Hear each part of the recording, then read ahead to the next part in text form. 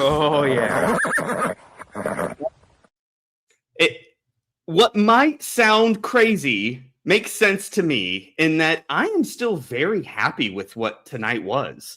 It may have been a dirty loss for the beginning of the coming home party for Bo Nix, and sour grapes in the return to the stadium for the fans as well, and obviously a disappointing 33-13 loss to the Green Bay Packers tonight. However, in Bo Nix's return, we got 2 for 2 for scoring drives. We had some other positive things. So, again, on this edition of the Buck Your Feelings post-game show, we're going to have different feelings. And there is going to be positives, even in a terrible loss such as this. So, with that, we'll get into it and have a great night. So, come on on the ride.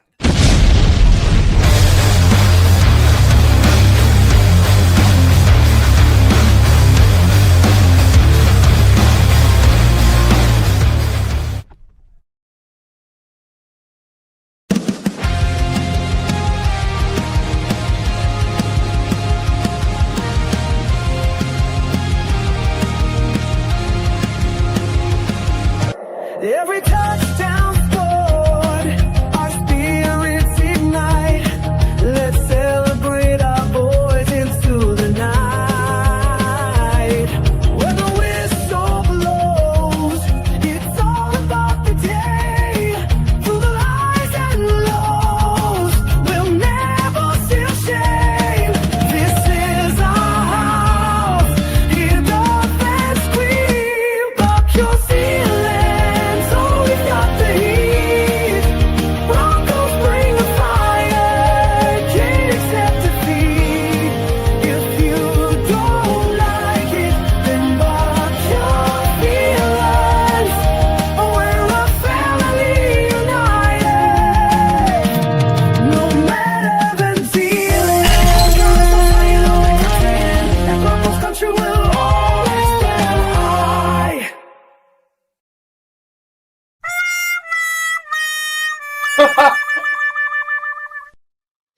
To the pit of misery we go.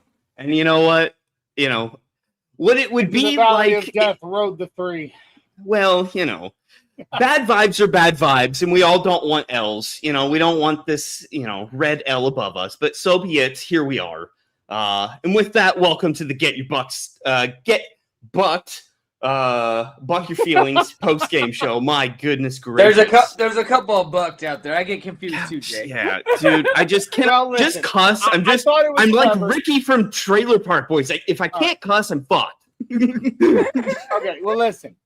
I thought it was clever to make all 3 of our game day shows involve some form of the innuendo of buck. The double entendre. You know what I mean? Like, get bucked obviously is get effed. Okay, and double entendre. The bucking booth is obviously the effing booth, right? And then here we are, buck your feelings is obviously F your feelings, right? I'm not saying it because our mother and your aunt and our grandmother watch all of our shows, and then our 91-year-old grandmother sits there and goes, "Oh, my heart." So I try to keep that at a minimum, Jay. I don't want to be the reason that we send our very wonderful grandmother to the grave. So I try. And I would say it's too late, but it is not too late for her. She is a night owl, so she is. You're probably right. Yep. You're probably right. All right. So then I'm sorry. I'm sorry out there. It's okay. We're fucked. There's a lot. There's a lot going on over here. I'm caught in the middle. Yep, you are. But you know what? All right, boys. We froze to no Oreo. I was gonna say. Me and Johnny have been, on the bucking booth, and we've been riding the train of, play-by-play here. But Tim, I want to get your, emotions, your reactions. Just what is your overarching observations to this game? All right, you know what? I love how you came into that. First of all, Jay, you know what?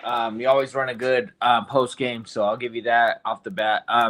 Second thing I will say, I'm not upset, man. Like, I'm really, truly not upset. I I saw what Bo Nix did on his drive to get down there and get us 7. I saw what we were capable to do with our starting defense. And that, to me, that's all that really matters. After that, it's key players who can come in when somebody needs a rest. Real quick, guys. Just sorry, Tim. Don't mean to cut you short. Samson. Come on. Samson wants to say hi to you guys. Oh, what's up? Hi, Samson. Sammy boy. He says, can we get a go Broncos? Sammy boy. Can we get a go Broncos? Can you say go Broncos? Go Broncos. Yeah, buddy. Right. Found it. Yeah. Nice. Love it, Johnny. Nice. Love it, Johnny. All right, love you. Get out of here. Anyway, I'm sorry, Tim. Finish your thought. You're fine. What I'm just saying is, from what we saw, the score wasn't really solidified of us losing a regular season game. Okay, preseason, people are out to prove themselves. Here's the difference: when our starters get hurt or they're tired, and we just need to find a key player for that substitution to make the game running accordingly of the game plan. What I will say, what I didn't like about the game, and I told you, Jay, Johnny, I told the whole network, Sammy boy is not going to be able to see reps with the starters. And you guys all disagreed. All of you guys disagreed with me and said, no, Bo's going to go in for his series, and then you're going to do it. I'm not going to say Stiddy looked bad, but trust me, I don't have trust in Stiddy. The most disappointing part of my night is not seeing Sammy boy with the starters, him getting wrecked because the offensive line collapsing, over him playing with the people that he shouldn't do. How do you get a read on a quarterback without letting him play with the big boys? You don't. You don't. That's my major takeaway to this as well, is that offensive line, defensive line, trenches, the two spots where last preseason game in Atlanta, I mean, we just dominated. This game, totally different. We could not stop the run in the same manner, and we could not run the ball in the same manner as last game. Just didn't get the push. And I think we kind of, pointed out that obviously the Packers are a better competition than the Falcons, but I think it's also some responsibility for us as well of just execution and just, especially on the defensive side. Just kind of unacceptable, I guess, to give up the run in the gashes that we were. I mean, Lloyd was running all over us. Yeah, who the hell is he anyway? Yeah. I don't know. It was a so-so game, at least from my perspective. The only big parts that I wanted to get out of this game was seeing the starters, and we got to see that, and they looked amazing, and everything was peachy keen until Bo came out, and then all hell broke loose, and it was a different game. So, tale of two games. Not equal portions of the games, but, tale of two games is my look at it. Yeah, and there's some particular things that were bad calls. The roughing the passer. He was in bounds. I get it. You're not supposed to go over him, but he was already in direction. That should have never been called. So they got points off of that. I thought the refs. I thought the refs looked more like rookies than the rookies looked like rookies. Yeah. Yes. Yeah. No. I'd like.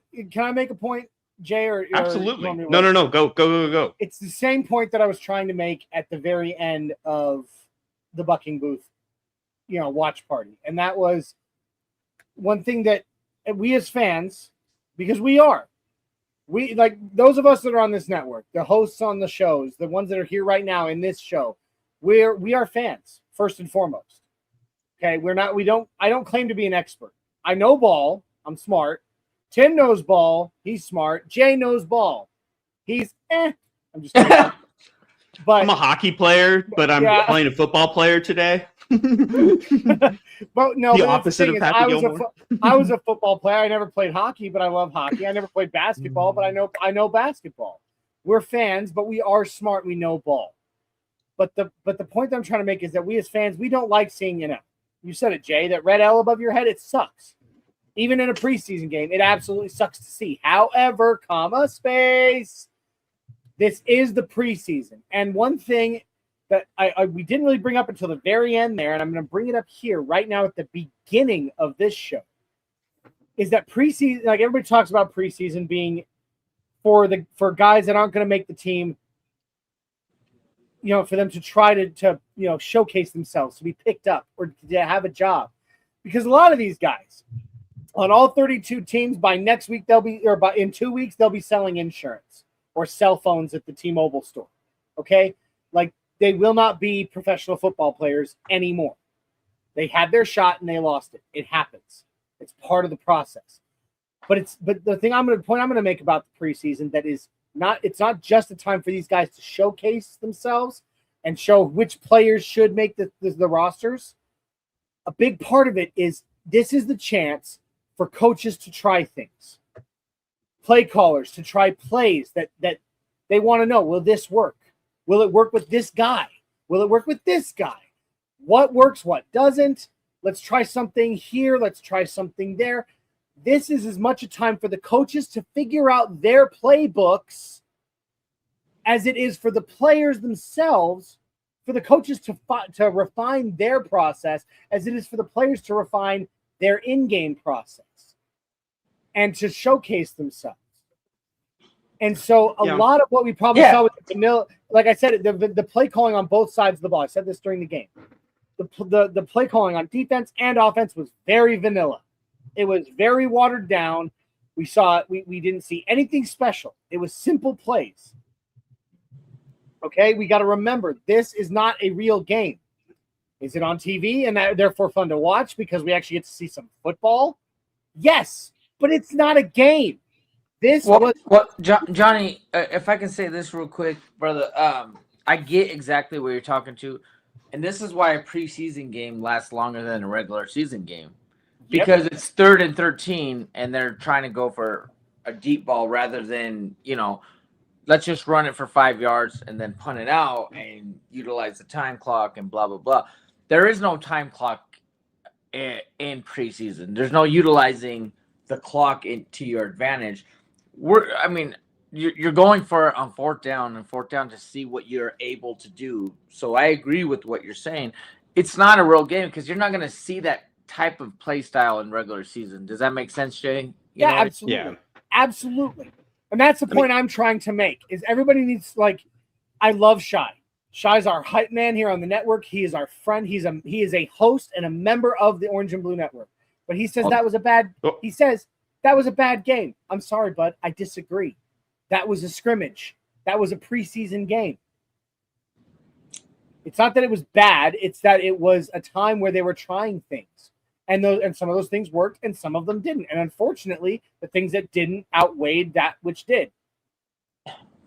Yep. And that's why I say it is the tale of two halves of games. Like there were two games in that game. There was Bo Nix game and then everything after Bo Nix. And like the everything after Bo Nix, who cares? Like it would have been far bigger deal if we had the reverse of Bo Nix looked terrible. Oh God! Yeah, but we scored 33 points after he sat after two drives. Agree. Jay. So we're there, brother. We're okay. Like the important part of the night went swimmingly, went great. That's about as good as a Bo Nix introduction after an injury like that is gonna be. The only thing that I didn't get to see out of him that I wish we could have saw was a scramble, some sort of run so that Bo actually could get hit, because I would rather him get hit like that, that he knows he's getting hit, than like take a sack, or something like that. So I can't wait for him to have his first, unleash his legs moment. No, and you're right. If it would have went the other way and Bo didn't perform, then we got to talk about on this podcast in a different manner, right, Jay? You know what I mean? Whole different thing. It's apples and oranges at this point, And what I will say is, I didn't think the Broncos made the best decisions of playing players at a certain time. I already knew. I said this last night on my show. I already knew Bo was ready. and he proved that tonight. He's ready. Just keep him out. I hope he doesn't even step on the field for. He for won't. The Vikings. He's not. He won't. No, he's not playing. He's not even going to touch the grass in Game 3. That's no.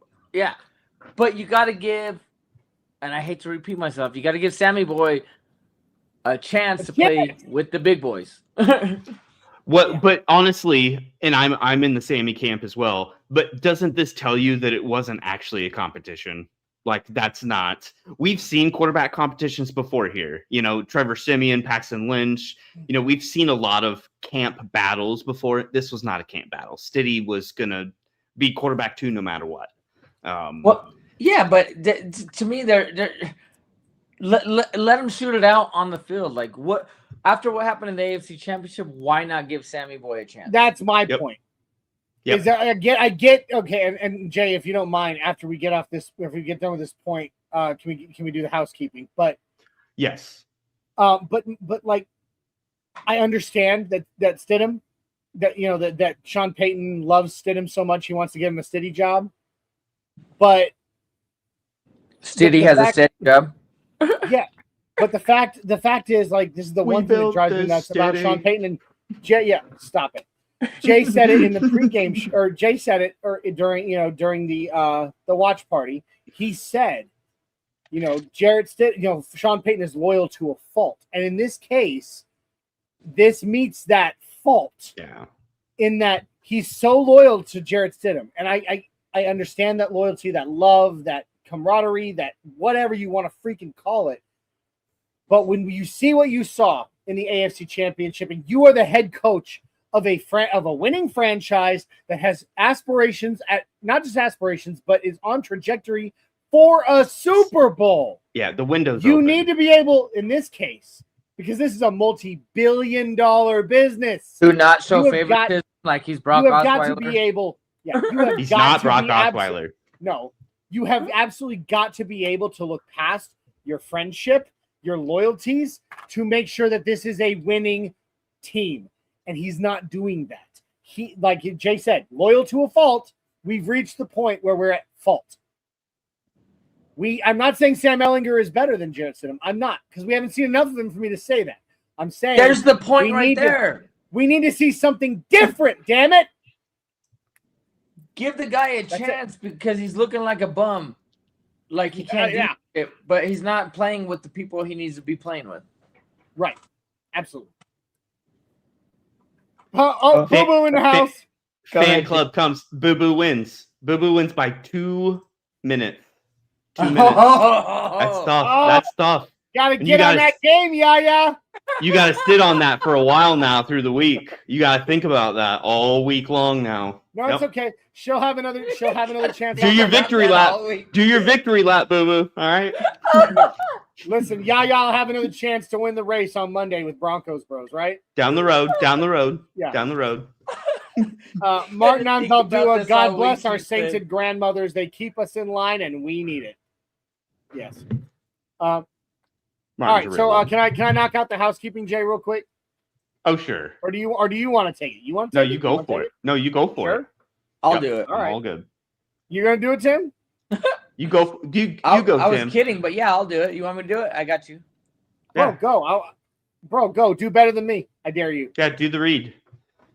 All right. So first of all, we want you to always subscribe, share, like, and comment. So everybody that's on Facebook and X that watches the show, please, we want you to go to YouTube and be a serious subscriber to the network. We want everybody on YouTube to transfer over. If you guys need any help doing that, please contact one of us. I'm sure you're on our social media. So please do that. On the other hand, we got a giveaway alert.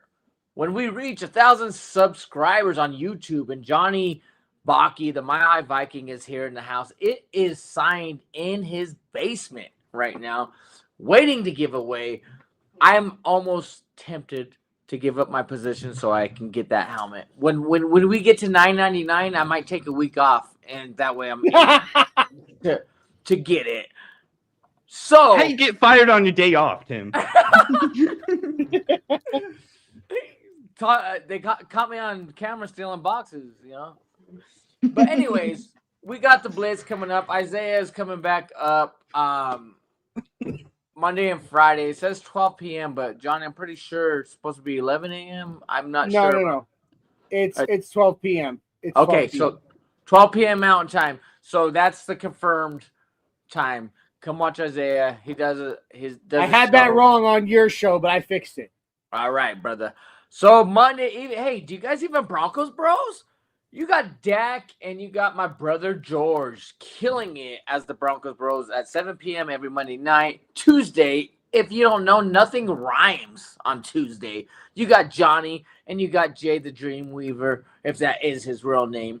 The Mile High Symposium comes on Wednesday afternoon at 2:30. I know a lot of people can't tune in live, but please rewatch our show if you can't watch it live, because they talk from everything from soccer to softball to tennis or whatever to football to hockey. These guys know their work, and I got nothing but respect. And then we got a Don and what's happening with the Bronco Libre?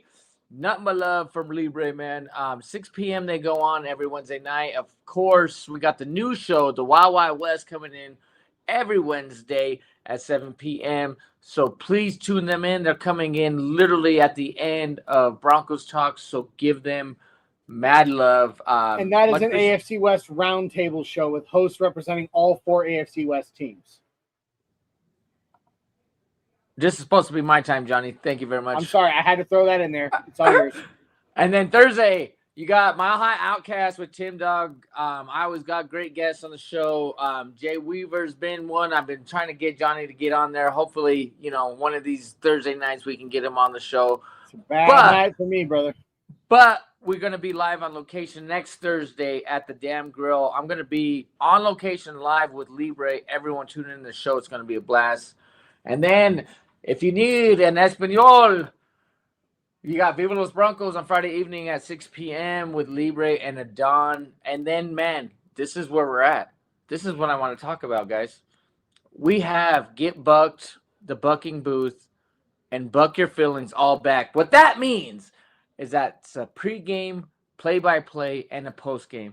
So everybody that's with us throughout those three categories on game day, it's on game day. We go an hour and 15 minutes before kickoff, and then it's a play-by-play, and then we come right after and talk about what we have to talk about, which is what we're doing now. So please, everybody that's out there that's watching these shows, thank you so much for tuning in. And, of course, the Fresh Squeeze, which is always breaking news. So, getting into that, I got to give my props to Tiz. Tiz, you were on the show last night, my brother. You did a great job. I got multiple texts from people saying that you did a great job. Mile High Vikings said that you did a great job. So, if you're out there listening, brother, or if not, I'll clip this and send this to you. Thank you so much. OrangeandBlueNetwork.com is now in effect. So everybody that wants to go out there and further their Orange and Blue Network experience, please type that in to the World Wide Web, as Jay would say. So tune into that. There's profiles for all of us. There's clips. There's so many different things on this that you can do. And I got nothing but appreciation for you, Tiz. Thank you very much. Let's get these sponsors done. Let's go. Oh, shit. What happened? Hold on, guys. I'm sorry. I was rolling, too. We got Dubby. No sugar, no calories, no maltodextrin, no fillers, no artificial colors. It's always a tongue twister to me. But bottom line, it is an energy mixture that gives you zero crash out. It is not like an energy drink where you're hyped for an hour and then dead for the next 2 hours. It's derived from a coffee fruit, so please check this out. And if you use this code OBN10, they know that the Orange and Blue Network, you're getting it from us, and you will get 10% off. Please, please, please check this out. And then, of course, my beautiful Lilly that's been fading my hair for 14 years. Check her out before game day. Check her out before an event. Check her out on a random Wednesday. Who cares? She will clean you up. She will braid you up. She will fade you out. She will trim your beard. She will do all of that. She's at 11776 Kearney Way in Thornton. So basically off 117th and Holly up in the Thornton area. Contact only 720-210-7996. She is closed Monday and Tuesdays, but Wednesday through Saturday, it's 9 a.m. to 7:30 p.m. Sunday, 9:30 to 5 p.m. Please let her know that the Orange and Blue Network sent you her way. And with that, our housekeeping is out of the way. So let's get back to Jay's show.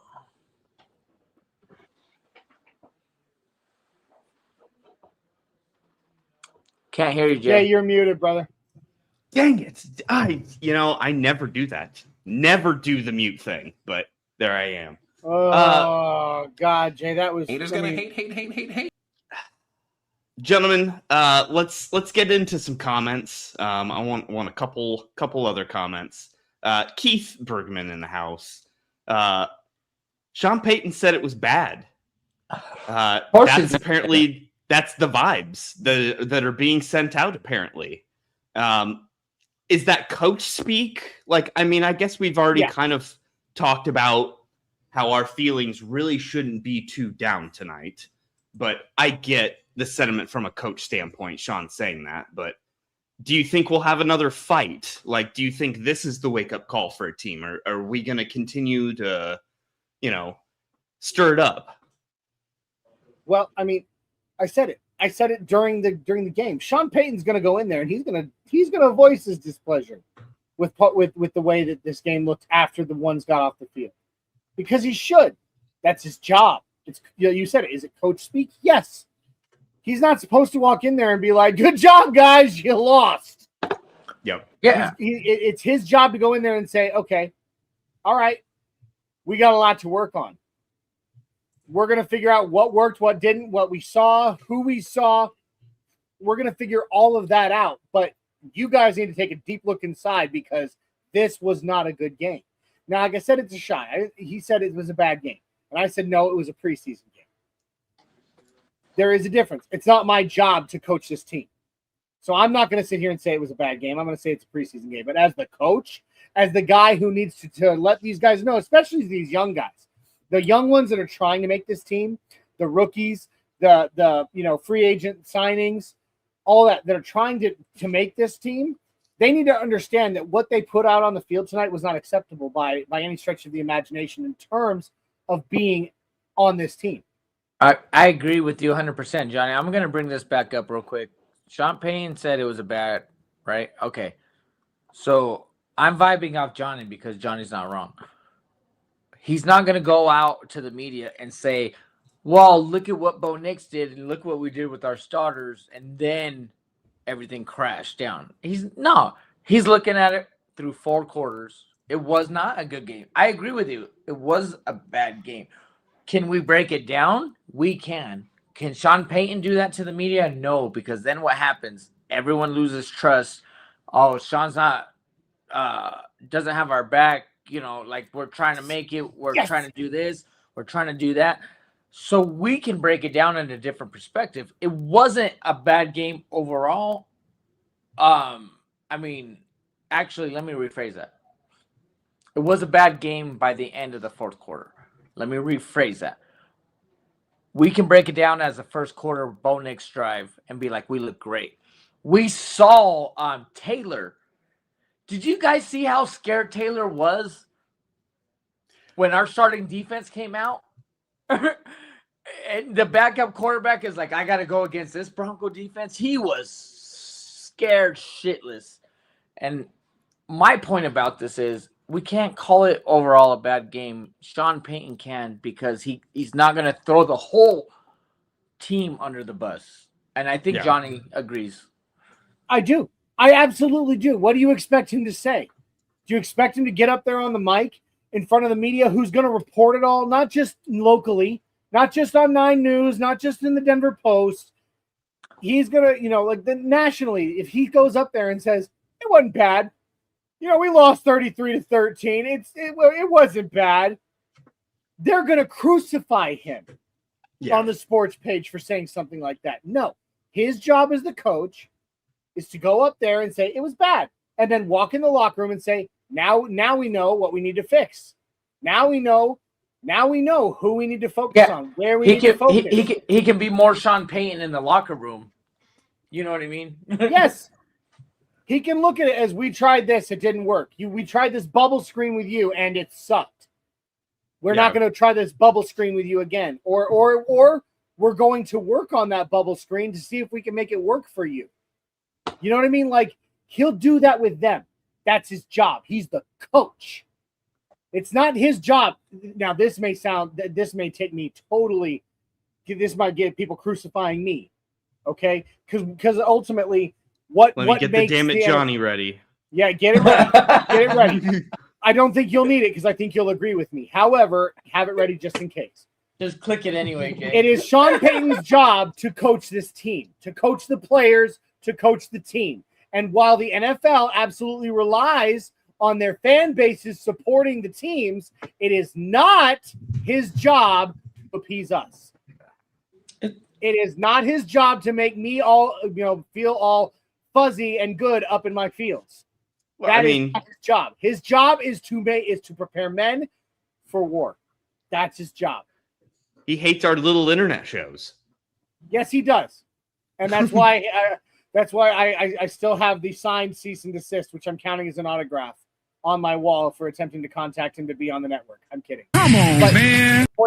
But I think I don't think you need the damn it, Johnny, because I like to think. No, I didn't hit it. You're intelligent enough to agree with me. Is that it's not his job to make us fans feel good at the end of the day. His job is to prepare men to go to battle. And like I said, I think we're on the same page here. And to everybody out there, please, I see the viewers up there. Thank you guys for being here so late. Leave as many comments as you want. Definitely, we appreciate you guys. Right. This is Jay Weaver's show, brother. So what do you got for us? Get yourself a Nick Benito helmet. Like, I don't know if people know this or not, but like that's a heck of a giveaway. Like, a lot of people throw t-shirts out and whatnot, but like, good Lord, that's autographed. I don't think I've ever actually mentioned what the value of this helmet is that we're giving away. It's a lot of doll hairs. But I mean, that helmet is authenticated. It has the QR code from its authentication. You can scan it, look it up. It is an authentic Nick Benito mini helmet. It's from his rookie season. It is in a beautiful mirrored display case that will come with the helmet for you to put on a shelf and display beautifully among your collection.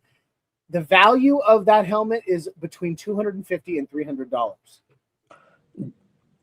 Johnny, Johnny, I don't know, man. I thought I saw you wearing it the other day. You know, my head ain't that small, brother.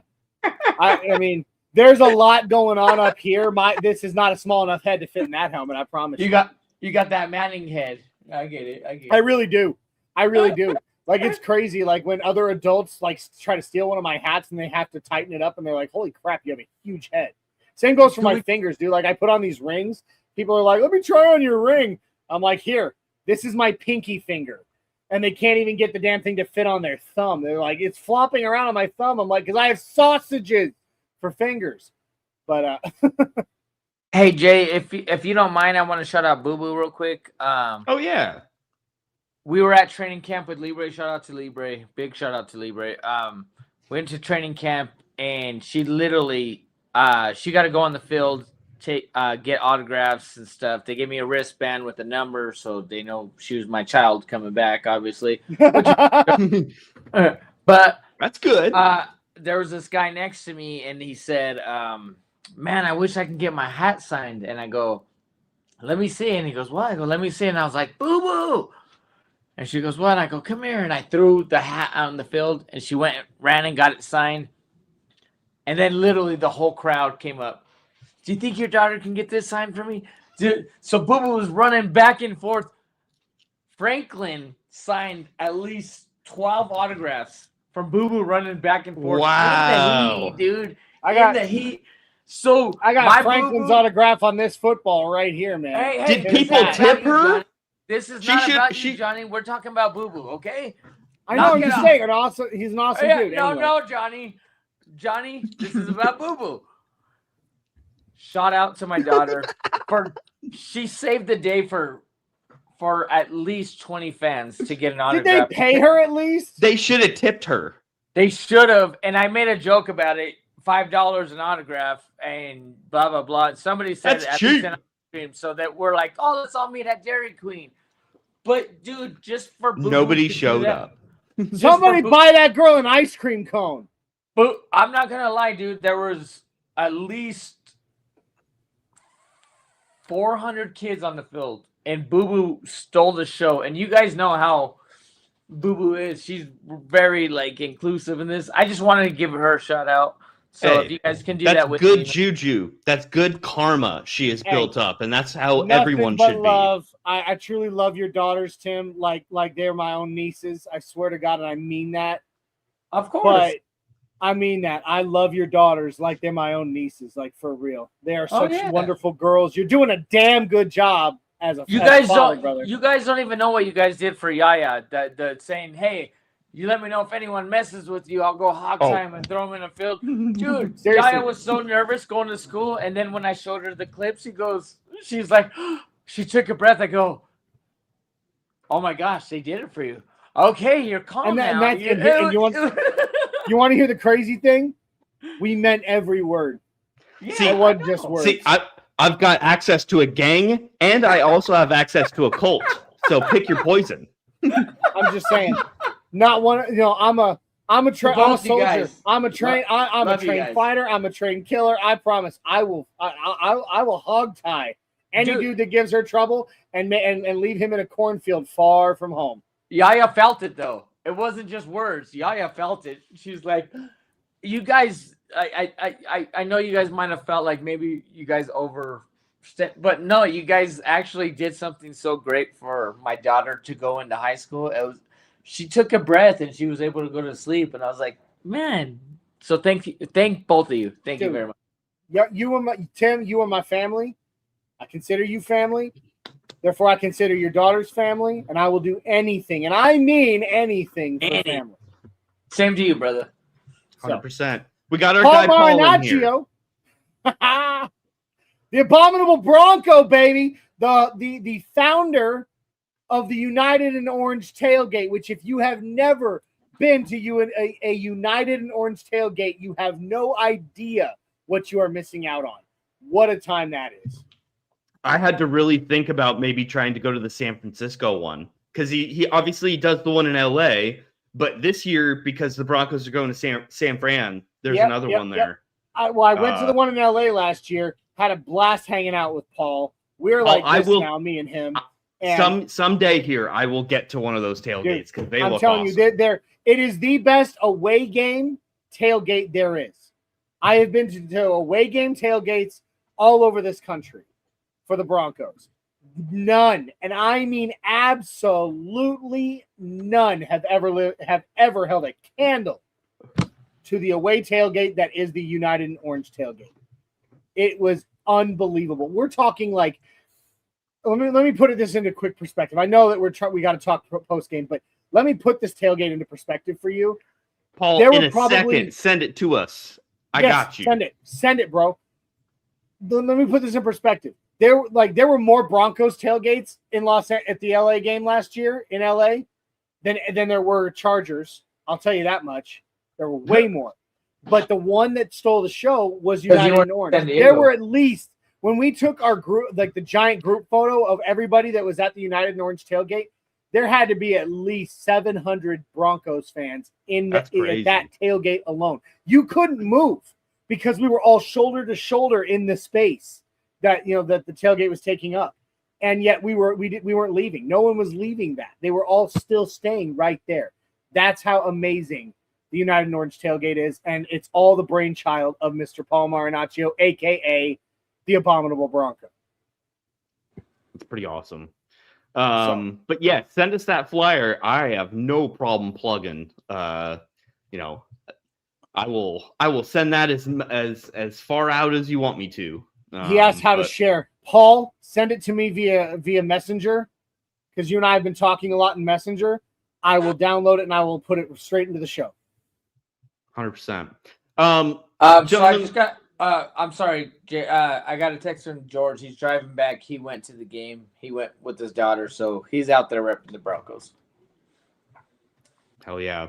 I want to get back to the game, and I know this is a little premature, but this is to kind of get us back on track, and I want to dive into some box scores and like look at some numbers for some players. So let's start throwing some balls out. A little early in the show, but let's do it.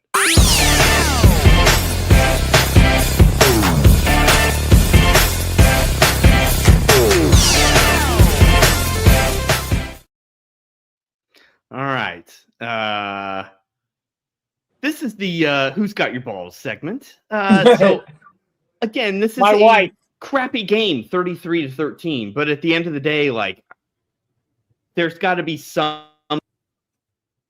There's some people that stand out. So I want to throw it over to Johnny. Johnny, I gave you first ball I knew last you would do game, that. and I'm going to give you first ball this game as well. Okay, so don't say I never did anything for you. So Johnny, you cannot get medlocked. If I get medlocked, Well, I mean, I feel like there's there's several different answers that could be given here, but yes, don't take mine. well, I mean, I'm just going to take the obvious, and if that means it takes yours, well, then you got medlocked. Anyway, I got to give it to Bo. I can't not. You're giving me first crack at this. I've got to give it to Bo Nix, and not just because it was good to see him back on the field. Uh-oh, we lost Jay. Oh, he's fixing his audio. Okay, I'll keep going. It's not just because Bo was back on the field, which of course we were all very, very excited to see after an injury that, took him out of the AFC, took him out right before the AFC Championship game. That's wonderful. But the reasons that I have to give this to Bo has nothing to do with his grand return. It has nothing to do with the fact that it was just good to see our starting quarterback back on the field. He came out on fire. Well, there's that, but I'm going deeper. I'm going deeper. It's how refined he looks tonight versus what we had seen the last 2 years of him. And this is what I'm gonna say. I talked about it at length, ad nauseum during the watch party, but this is what I saw. For 2 years, let's get Jay back in his square. There we go. Let's get Tim back in his square. There we go. All right. This is what I saw. The last several seasons with Bo, the guy's got a cannon for an arm. He loves to throw hard, rocket, laser passes. Oh, I know where you're going with That's this. what she said. Right? Now, and one thing that constantly we were also criticizing him for was his footwork. That he struggled with his footwork and that he was taking off too early, right? Running too much at the wrong times when there were still reads open on the field and things like that, right? Tonight, we only saw Bo Nix for 9. He attempted 9 passes. He completed 6 of them. But what I saw was a dude whose footwork is now suddenly refined. It was clean. It was proper. It was beautiful. There's no other word for it. It was beautiful footwork. He planted his feet before every single pass, which is another thing he struggled with. When he ran, it was the right moment to run. It was the right moment to run. He was not taking off at weird times and we're going, oh, but he was open. No, he was running at the right moment. But more than anything is I'm gonna highlight specifically the touchdown pass to RJ Harvey. Bo loves to throw a quick laser pass in the past. But tonight we watched as he had a beautiful touch, a float on that ball. That's where I direct, That's where right over the head of the back of the defensive back, right into the arms, in the breadbasket of his running back / receiver in that moment. And I'm sitting there watching it in slow motion going, what touch? What finesse? That was the right pass for that moment, and it went right where it needed to go. It was clean, and it was beautiful. It showed me that Bo has spent a lot of time during his recovery and in this offseason refining skills that have been struggles for him and is coming out, in my opinion, a far more dangerous quarterback than he's been. So that that was one of our biggest things last year is you got to put some touch on it. Just if you didn't laser it in, like you could have got over the defender. So yeah, good take. Layered throwing, being to hit all the layers, on the defense. But yeah, that is a really good one. I'm sorry. I know it's obvious. I know that it was the obvious one to go for, but it's what gave me true hope in this game. Therefore, that's the one I had to go for. That's what this whole game was about. I mean, start to end, it was just, how does Bo look? Because that was the only question I feel like we all had left, I guess, unanswered before tonight. Tim Dog, what's your first game ball? Okay, so Johnny didn't take it because I'm not as obvious as this guy. You know what I mean? This guy. I mean, Oh, here he goes. My favorite basketball player is Michael Jordan. But my first game ball is going to go to Riley Moss. He only played 2 plays, but in those 2 plays, that first pass breakup that he made was a great break on that ball, which a lot of people couldn't break up, man. And then the travesty did happen, but he was aware enough to know the ball's on the ground. They did roll it complete after are down, complete and down. Mm-hmm.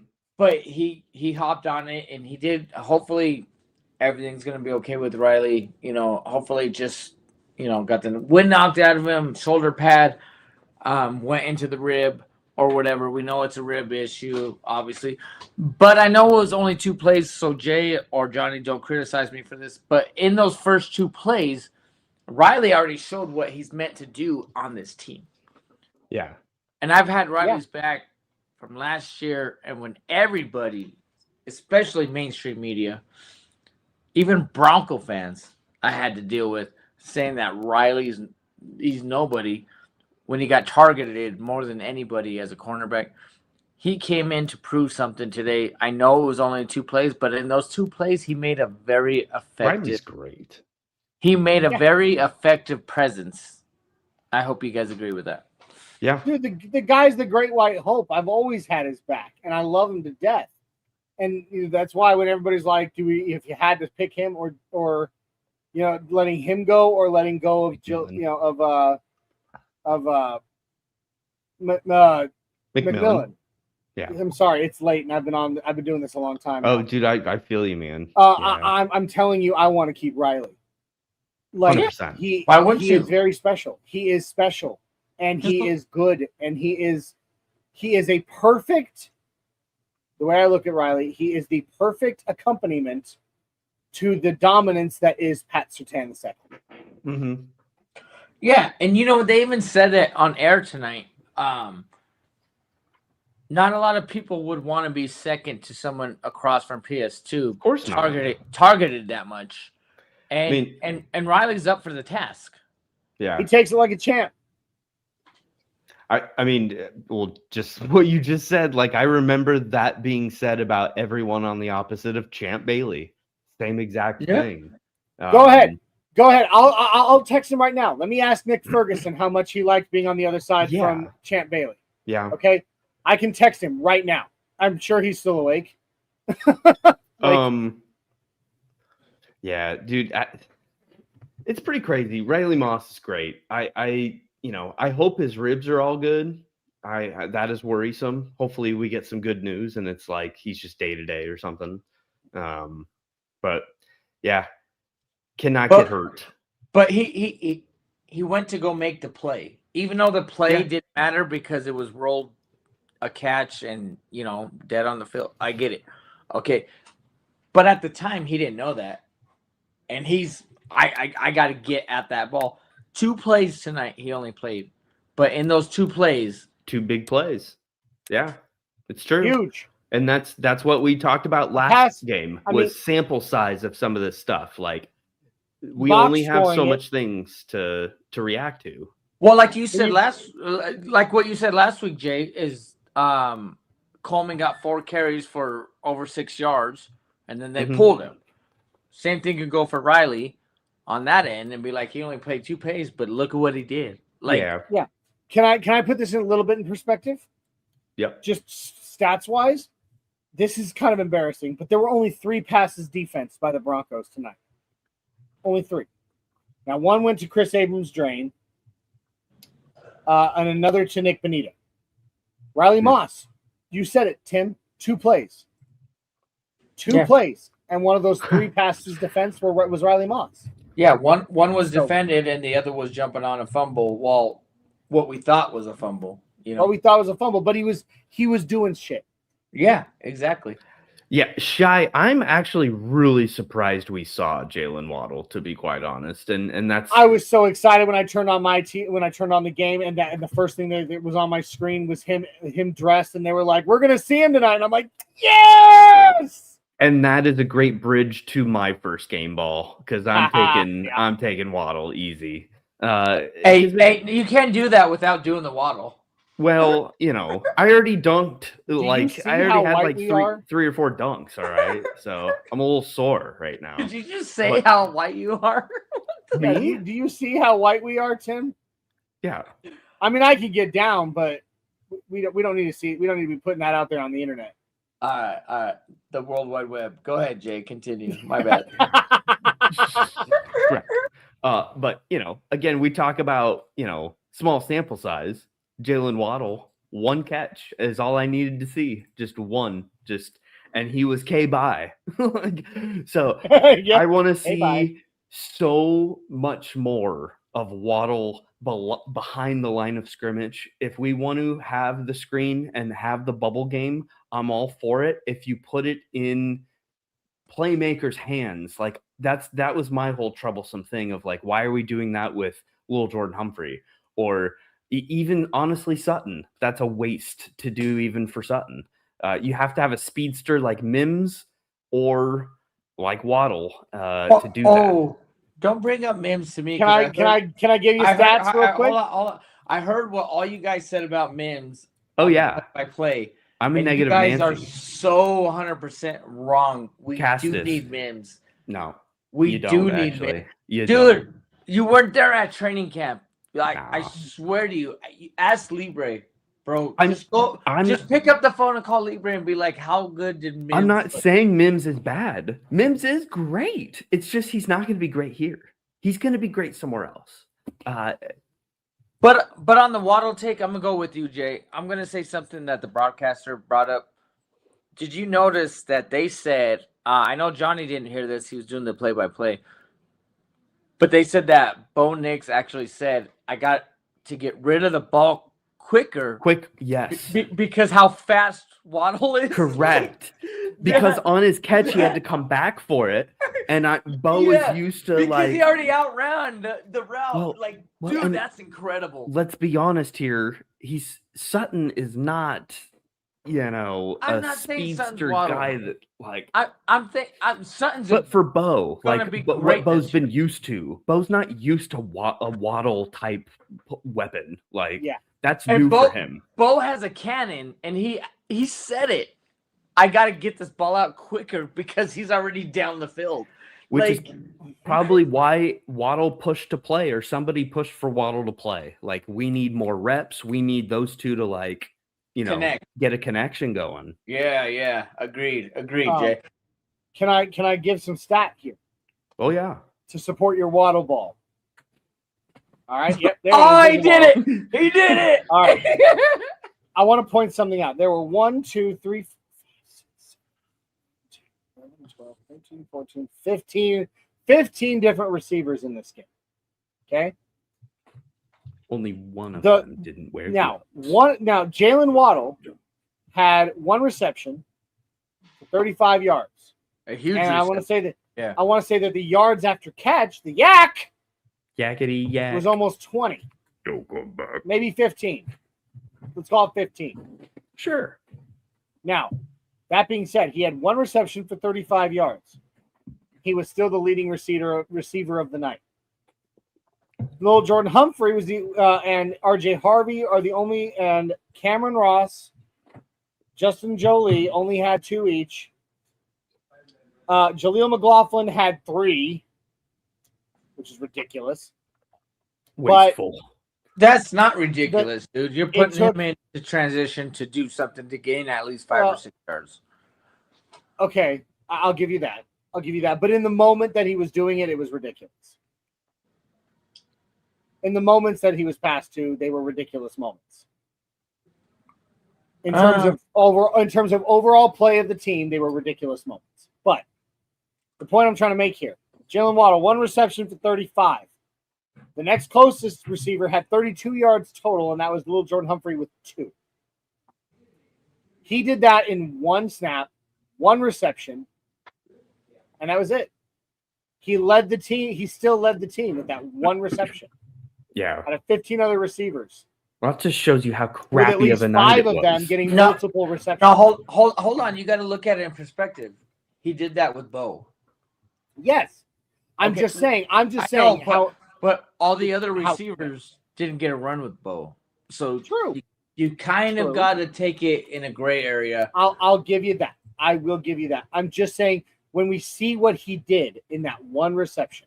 It was amazing. Catch, 20-yard catch, 15 yards yak, goes for 35 yards on that 1. It should shut all doors. Well, is there a bigger yak monster than Waddle, dude? Like that? No, but that's the point I'm making. For any Broncos fan, anyone in Broncos country wondering, should we have given up that 1st and that 3rd for him? Oh, yeah. The answer now should be an emphatic yes. That's no. If 100%. Anyone even thought that before they saw him tonight, come on. Yeah. That's what we had said leading in. Like, if you're not going to add a wide receiver 1, don't add one, because we already had a full room even before Waddle. Like, already had too many mouths to feed, all too many like same caliber players. But Waddle's just different. Before we move to his speed is impeccable, dude. I would love to see him and Mims go a 40 against each other. There it is. I was going to ask, can we bring this up real quick? And you brought it, Jay. Let me drop down our overlay for just a second so we can fully see this.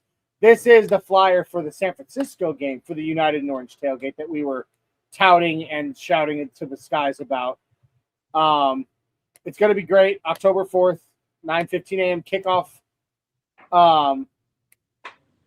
And I mean, the prices on the tickets. This is the tickets for the tailgate. $55 for an adult, $35 a child. But I'm going to tell you right now, after having been to this tailgate, that price is worth every penny. If you're going to the San Francisco game or you're thinking about it, you get access to the tailgate area, all the food you can eat or drink, live music and a DJ. There's games and activities for the adults and the kids. It's unbelievable. And the proceeds actually go to MVP, which is a nonprofit merging vets and players, which is trying to which is truly trying to help veterans link up with players and other things in professional sports. It's an absolutely unbelievable. The goal is to help both professional athletes and veterans transition into regular life and thrive together. Pretty cool. So obviously very different from each other, but kind of similar in that regard. Your career ends very early. It ends early. There is a level of danger involved in both that you have to accept. Yep. And when it ends, I think you spent your whole life or your whole career looking for one thing, and when it ends, you don't know what to do next. It's adrenaline highs, I'm sure. It's a loss. And that happened to me when I got out of the Army. I didn't know what to do with my life, and I felt completely lost because everything that I had worked so hard for years for was gone. So what a program it is, and it is an absolute blast. So I put this up for our friend Paul, but make sure that if you're going to the San Francisco game in San Francisco at Levi Stadium, that you really do consider supporting and coming to this tailgate, because it is worth every penny. I was gonna say, I'll see if I can share that on a bunch of socials. We need to get that out there. I'll send it. Paul sent it to me directly. I'll send it to you. Awesome. All right. All right, Tim Dog, I'm gonna actually give you the next game ball, even though Johnny's up next. we're gonna do a little switcheroo here. Okay. Little switcheroo. A little bit. All right. This one's gonna go to a player that didn't look sharp off the bat, but made a great reaction and a killer hit on the sideline. PS2. He didn't look the greatest at first. It's like, oh, okay, is this PS2? And then, you know, in training camp, Waddle got him twice. So at first, it was kind of like, oh, man, is this the PS2 that we know? But when he came back and gave that hit, yeah, even he tried to get trucked. And PS2 stood his ground and nailed him. My next game ball is going to go over to PS2 because he's not done being PS2. He is not. He's not a punk. Yeah. Maybe he had a little training camp little issue, this and that, blah, blah, blah. But what I will say, it takes a great player to give up a play and then come back and make a play. So I want to give it up to PS2 because that hit, dude, that was heard around the whole stadium, bro. Even the broadcaster said, we heard this from the booth. And he wasn't even. And I actually said that, Tim. I said that on the watch party. I was like, he gave up a play right before, and he redeemed himself with that because that's what he does. Nice. So yeah, Johnny's calling the play-by-play moment by moment, and I know he doesn't have the broadcasters in his ear. He's calling it as he sees it, and for you just to look at it like that, Johnny, without actually hearing it, you knew what happened, right? You know what I mean?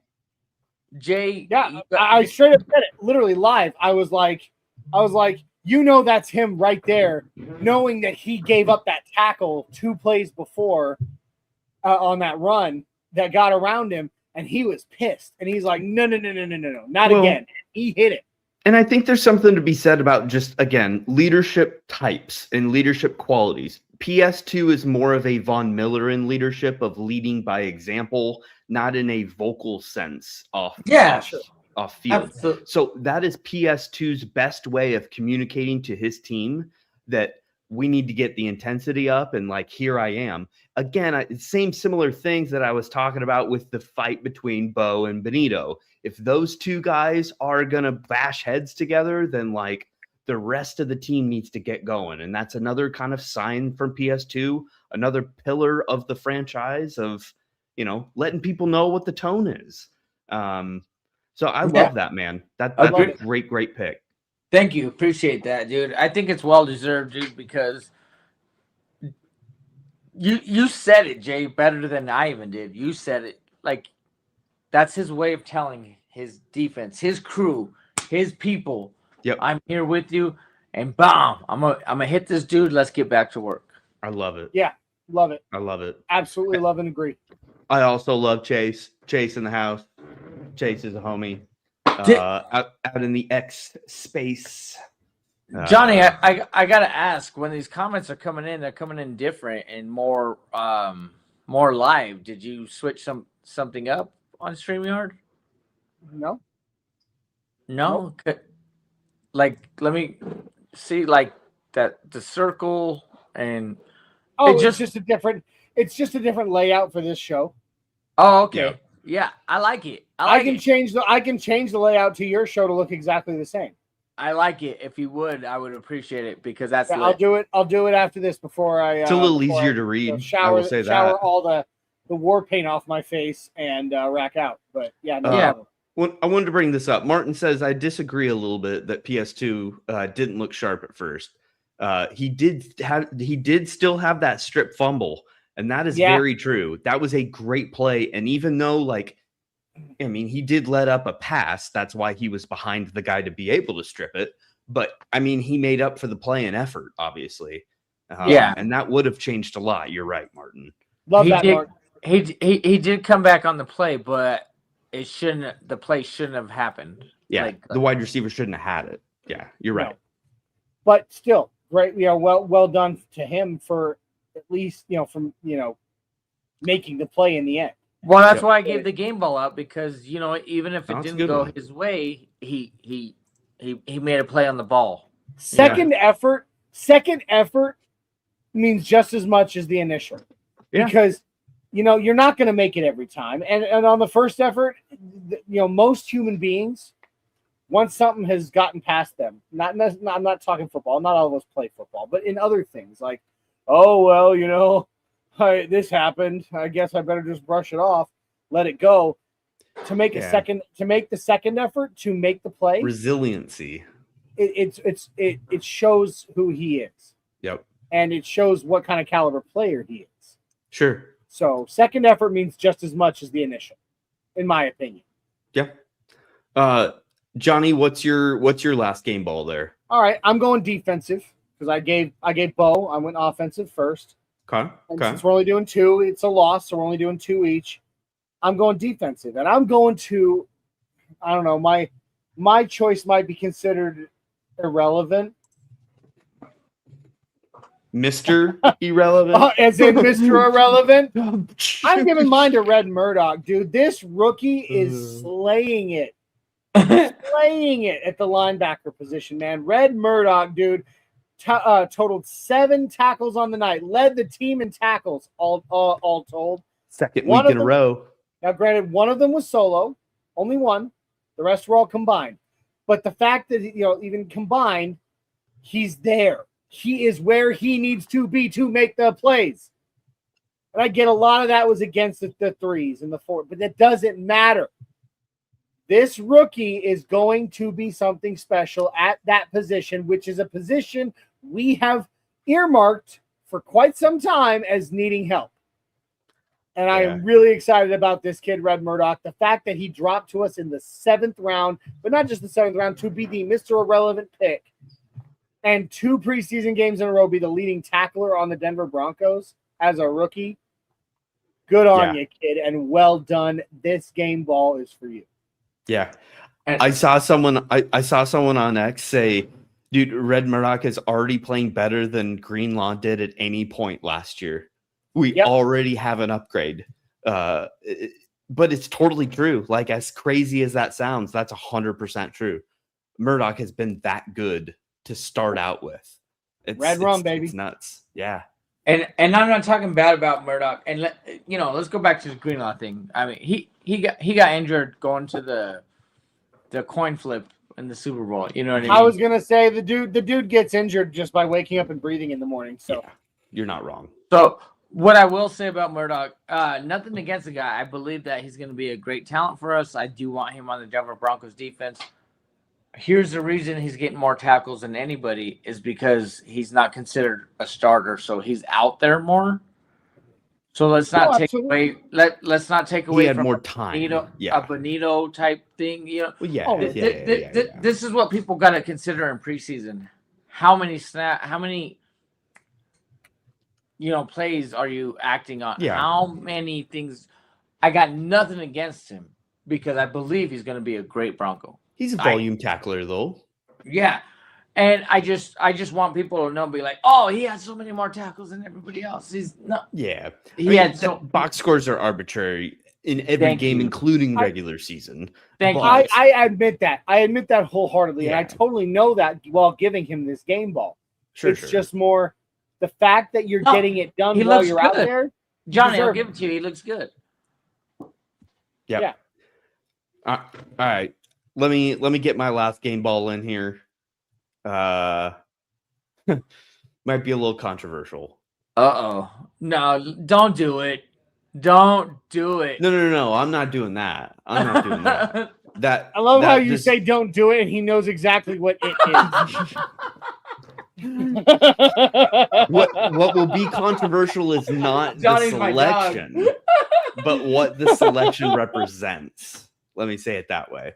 So my last game ball is going to Colby Castis. And the dude had a flash tonight in a return. It was a 40-yard kick return. Yep. And he looked the part. He looked decisive. He had they kind of say it in the same way as a running back, a one cut and just go. I know where you're going with this, and I know why you said this is going to be controversial.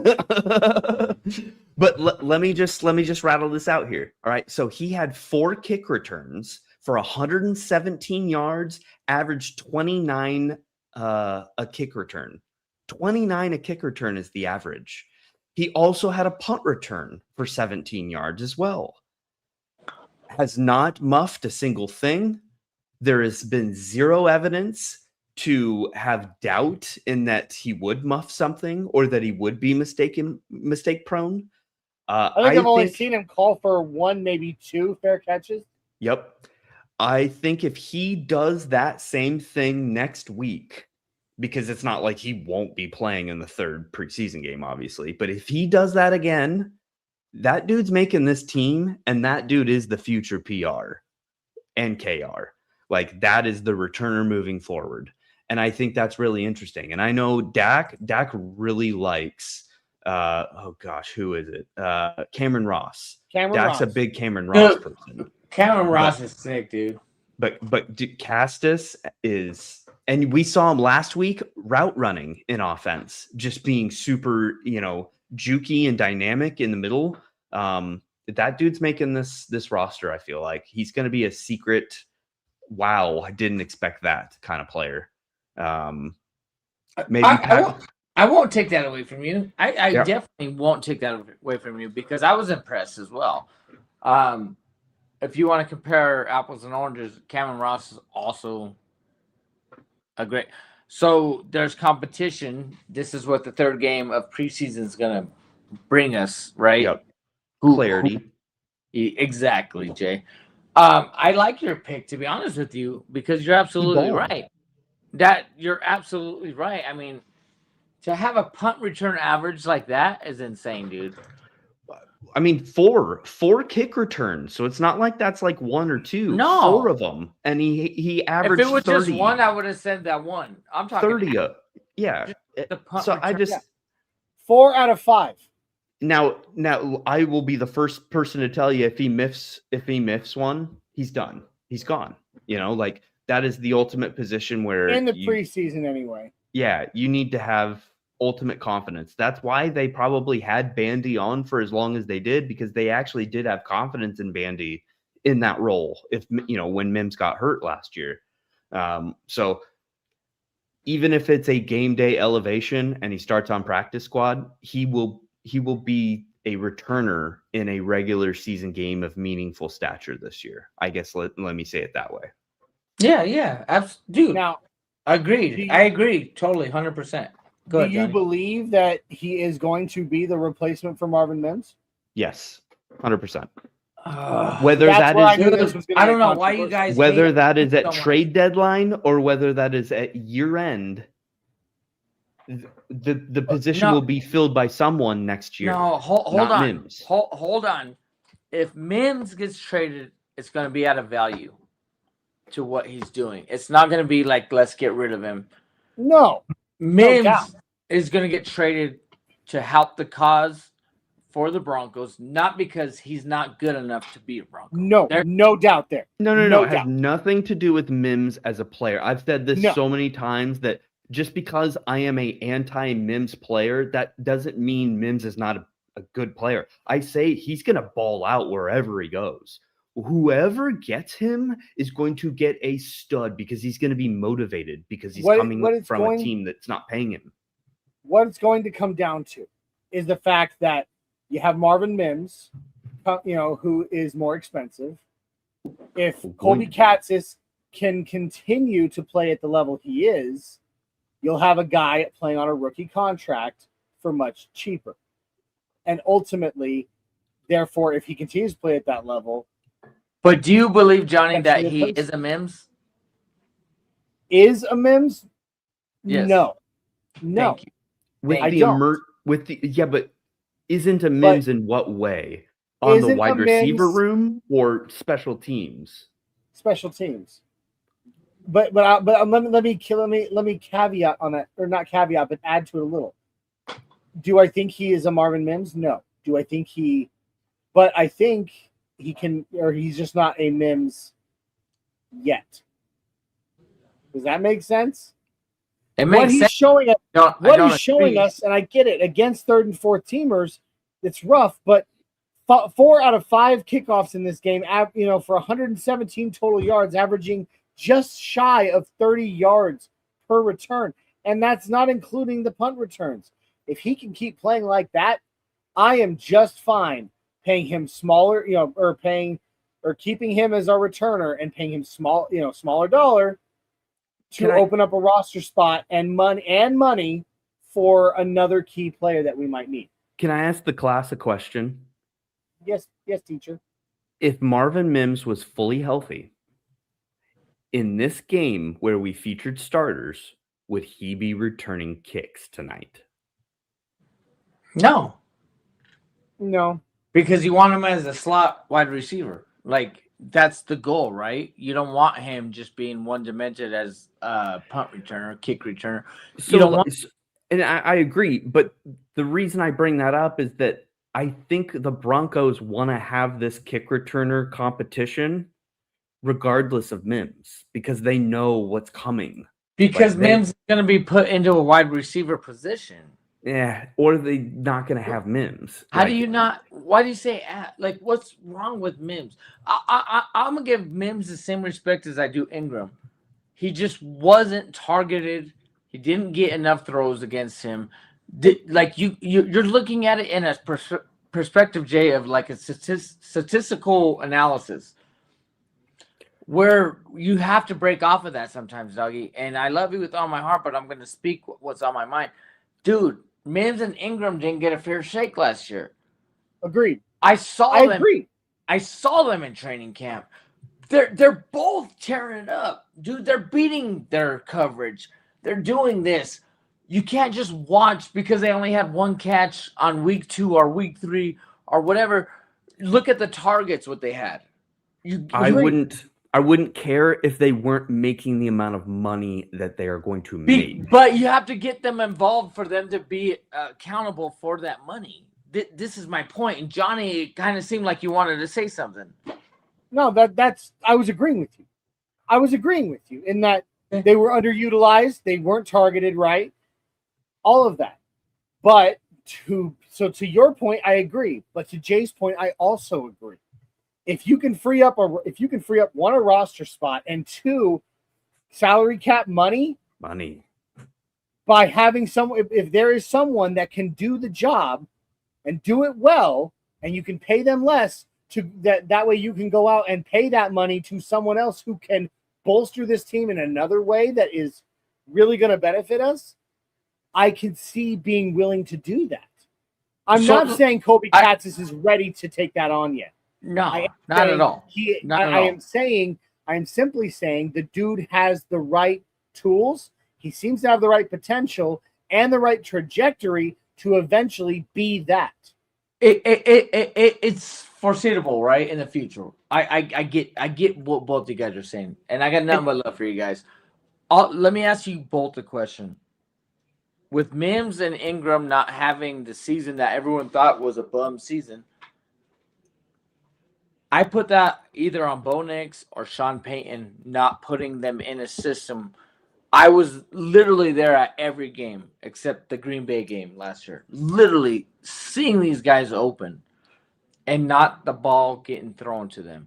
So everyone wanted to talk, and Johnny, this is to your point because you picked one of your game balls for Bo Nix, saying he looks more present, he looks better, his footwork is better, all of that. Would you guys attest to this? Is that a Bo Nix issue, not throwing to these guys, or a Sean Payton issue? I just don't want either of you guys to ever think that those two guys, Ingram and Mims, are not doing their job because they are. Yeah. Okay. I'm going to say, I've been saying this, but I'm going to say it here right now. Okay. It's both.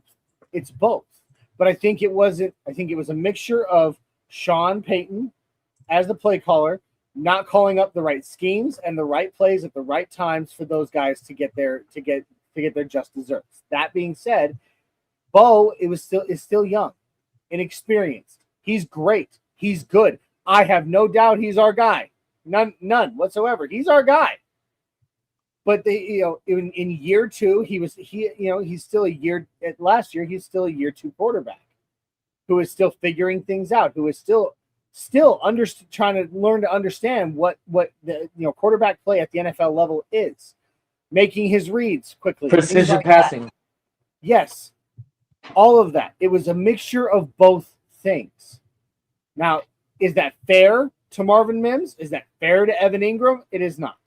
But I mean, I'm a poker player. I love playing poker. Guys, one night when we all get together, we're going to gamble.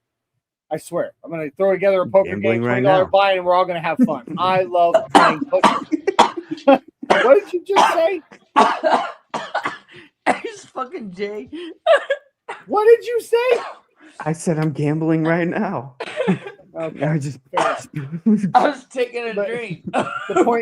The point that I'm trying to make, like, I'm a poker player, okay? 1 o'clock in the morning. And what do you do in poker? You play the hand you're dealt. Right? Was it fair to Marv? Was it fair to Ev that the two of them were underutilized? No, it's not fair. And it sucks. Yes. But it is what it is. You had a play caller who was not properly utilizing, and you had a young quarterback who's still figuring out his shit. And combined, it meant that these two are in their current situation. Now, that being said, regardless of whether that's fair or not, if ultimately the better, what's better for the team is to move on from someone in order to bolster the team in another way, that's what's right to do for the team. Oh, go Johnny, ahead. Johnny. All right, let's put a bow on this. A bow. I just, because at the end of the day, it doesn't matter why Mims and Ingram are in the situations that they are. It's everyone's fault. We all agree that. But at the end of the day, we at least have a little more runway of historical data to lean off of and interpret with Mims compared to Ingram. I give Ingram a little bit more of a pass because, yeah, he's not really been around, and we haven't seen him like really involved, but we have seen Mims for quite some time here, like many a year. So like we know Mims like the back of our hand. That's why I'm not as like we've seen the best of Mims. And it's just not going to work for us. Obviously, someone doesn't like him. 90-yard touchdown against the Browns, dude. Well, Cleveland. Cleveland. Yeah. The coaches don't care apparently, and we're not getting new coaches. So, like, and he also can't stay healthy. He's not healthy right now. Okay, but what you're saying, if the coaches don't care, I'll agree with you 110%. I'll give you that. But here's the thing: we can't act like Mims isn't a beast. Yeah, he's a beast. But it doesn't matter. It doesn't matter. No, it does matter because if he gets traded, if he's not used, then what does it matter? He could be Barry Sanders, but if the coaches refuse to put him in the game, it doesn't matter. Like, it matters to me because I want to appreciate the player for what he's worth. Absolutely. Appreciate him when he jumps off the page for the Panthers or the Titans, because he will. You cheer for him then, because he'll get opportunity. I appreciate him insurmountably. But you said it earlier, Tim. It's if he's not getting put on the field by the coaches, he's not living up to the money that we're paying him. And if he's not living up to the money that we're paying him, we're wasting that money when it could be put elsewhere. We are wasting it, and I agree with you there, but it's mind-blowing knowing that you have somebody there. I agree. Not utilizing. So I absolutely agree. It is. But if he's not going to be utilized, I'd rather him not be sitting on the bench getting that money. It's a waste of a resource. When you could send him somewhere, get some compensation for it, and save it. Buy someone that's not as good, but will actually use. Like, agree. But okay. So here's my next question then. You're going to pay someone less money that's not as talented as him and then use him in the system? Because that guy's not going to be used either. No. In special teams, I'm just looking for just don't F it up, whoever replaces him in special teams. Offensively, we're good. Give all of his targets to Pat Bryant.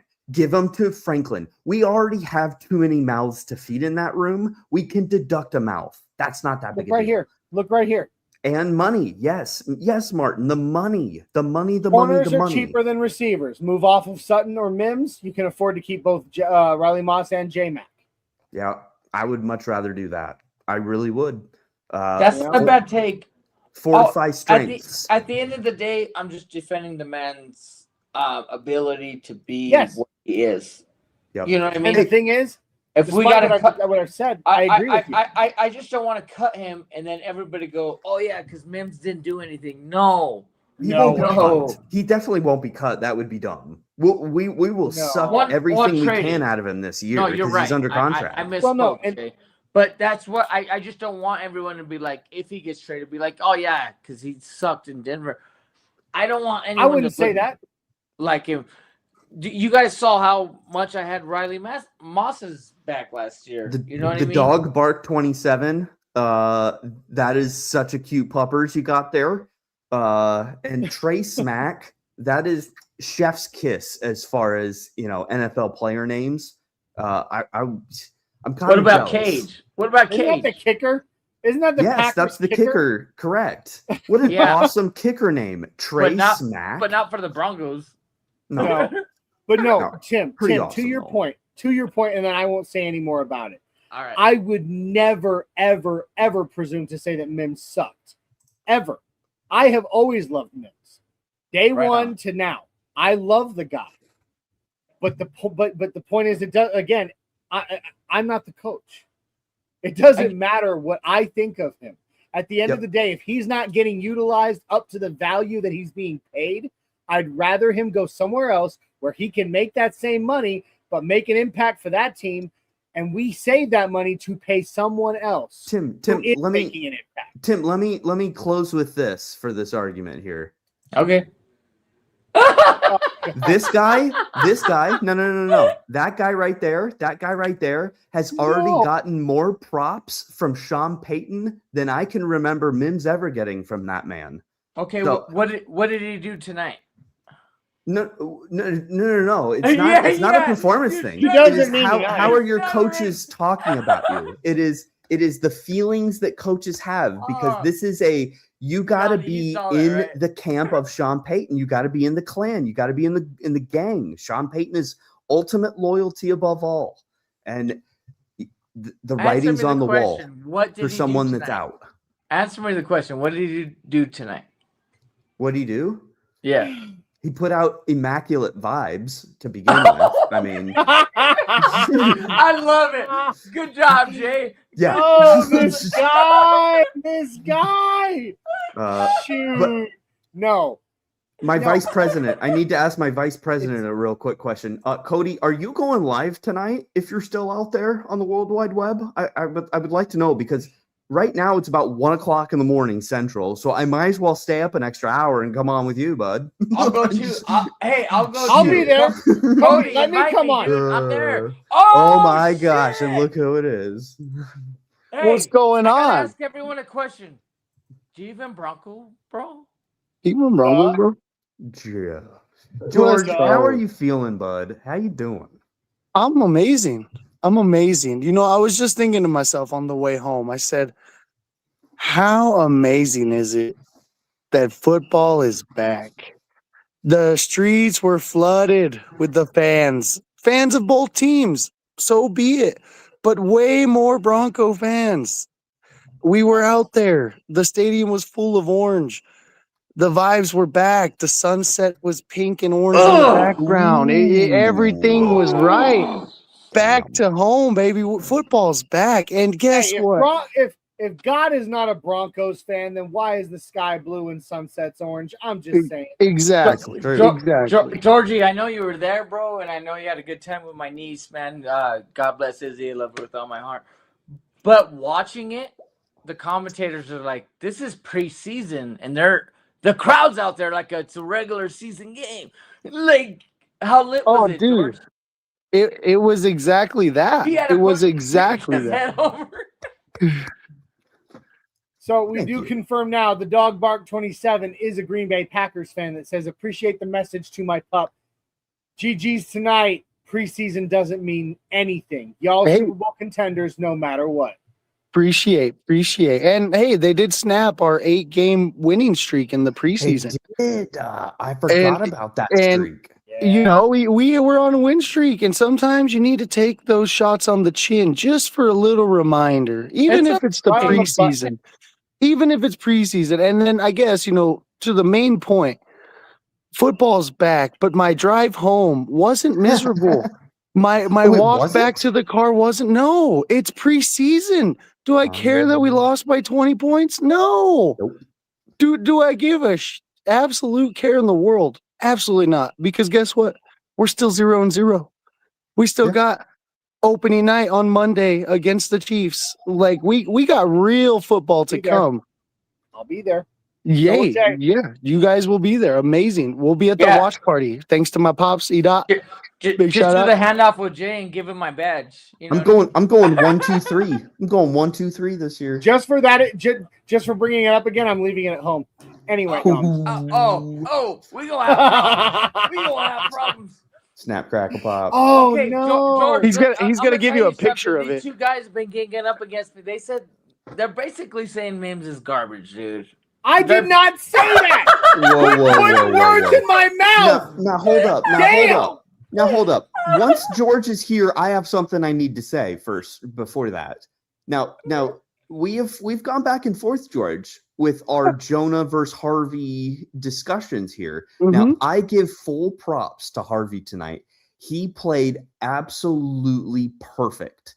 Out of his mind. What a big step up for him. What a big response from him after hearing all week lunatics like me go nuts about Jonah.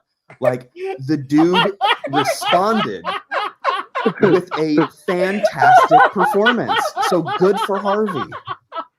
Absolutely. And I appreciate your modesty. Thank you for giving him the shout out because he was the best player on the field for a lot of the time tonight. And he was just, he looked right. And going through the tackles, going through the middle of the gaps, running hard, falling forward, like getting those extra yards. He played with some passion tonight. I don't know if you guys got this commentary or not, but the stadium commentary didn't even know who Tyler Bidet was. The whole time he was in the game, he said another carry by McLaughlin. And I was like, it's Bidet. No.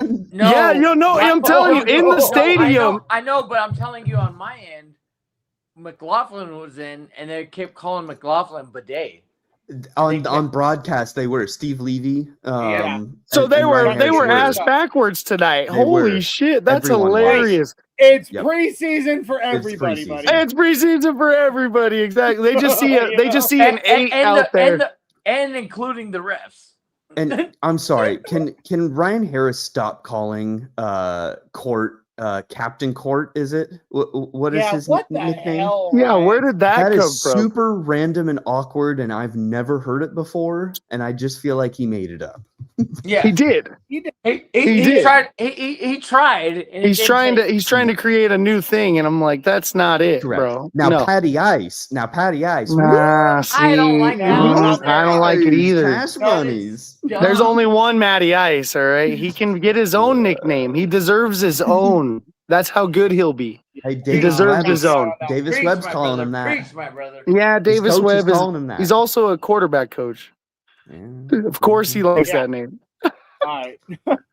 But no. Now back to what Tim just said when he insulted me a second ago for making up some stupid crap up there. Are you serious right now, bro? I'm serious right now. Neither Jay nor I ever said that Mims is garbage. I said I love the guy, and the guy's awesome, and wherever he goes, he's going to be a boon to that team. But they said get rid of him. They said get rid of him for capital. Okay. This is the same slander that people say I say about Harvey, and I'm not. I'm a pro Harvey guy. This is you taking what we said. You're not pro Harvey. Pieces and removing the context. Love him. No, what I said is that Marvin Mims is not utilized properly on this team. Jay said because he's not in the little Sean Payton club, because he's not, and you can't say that he is because that would be a bold-faced lie. Mims and looked at if his he's wife. going to be on this team, sitting on the bench, making the money that he's being paid, and not living up to the money he's being paid, I'd rather send him somewhere he can make that money while being utilized, and use that money to pay someone else who is going to make an impact. This is a great night because hold on.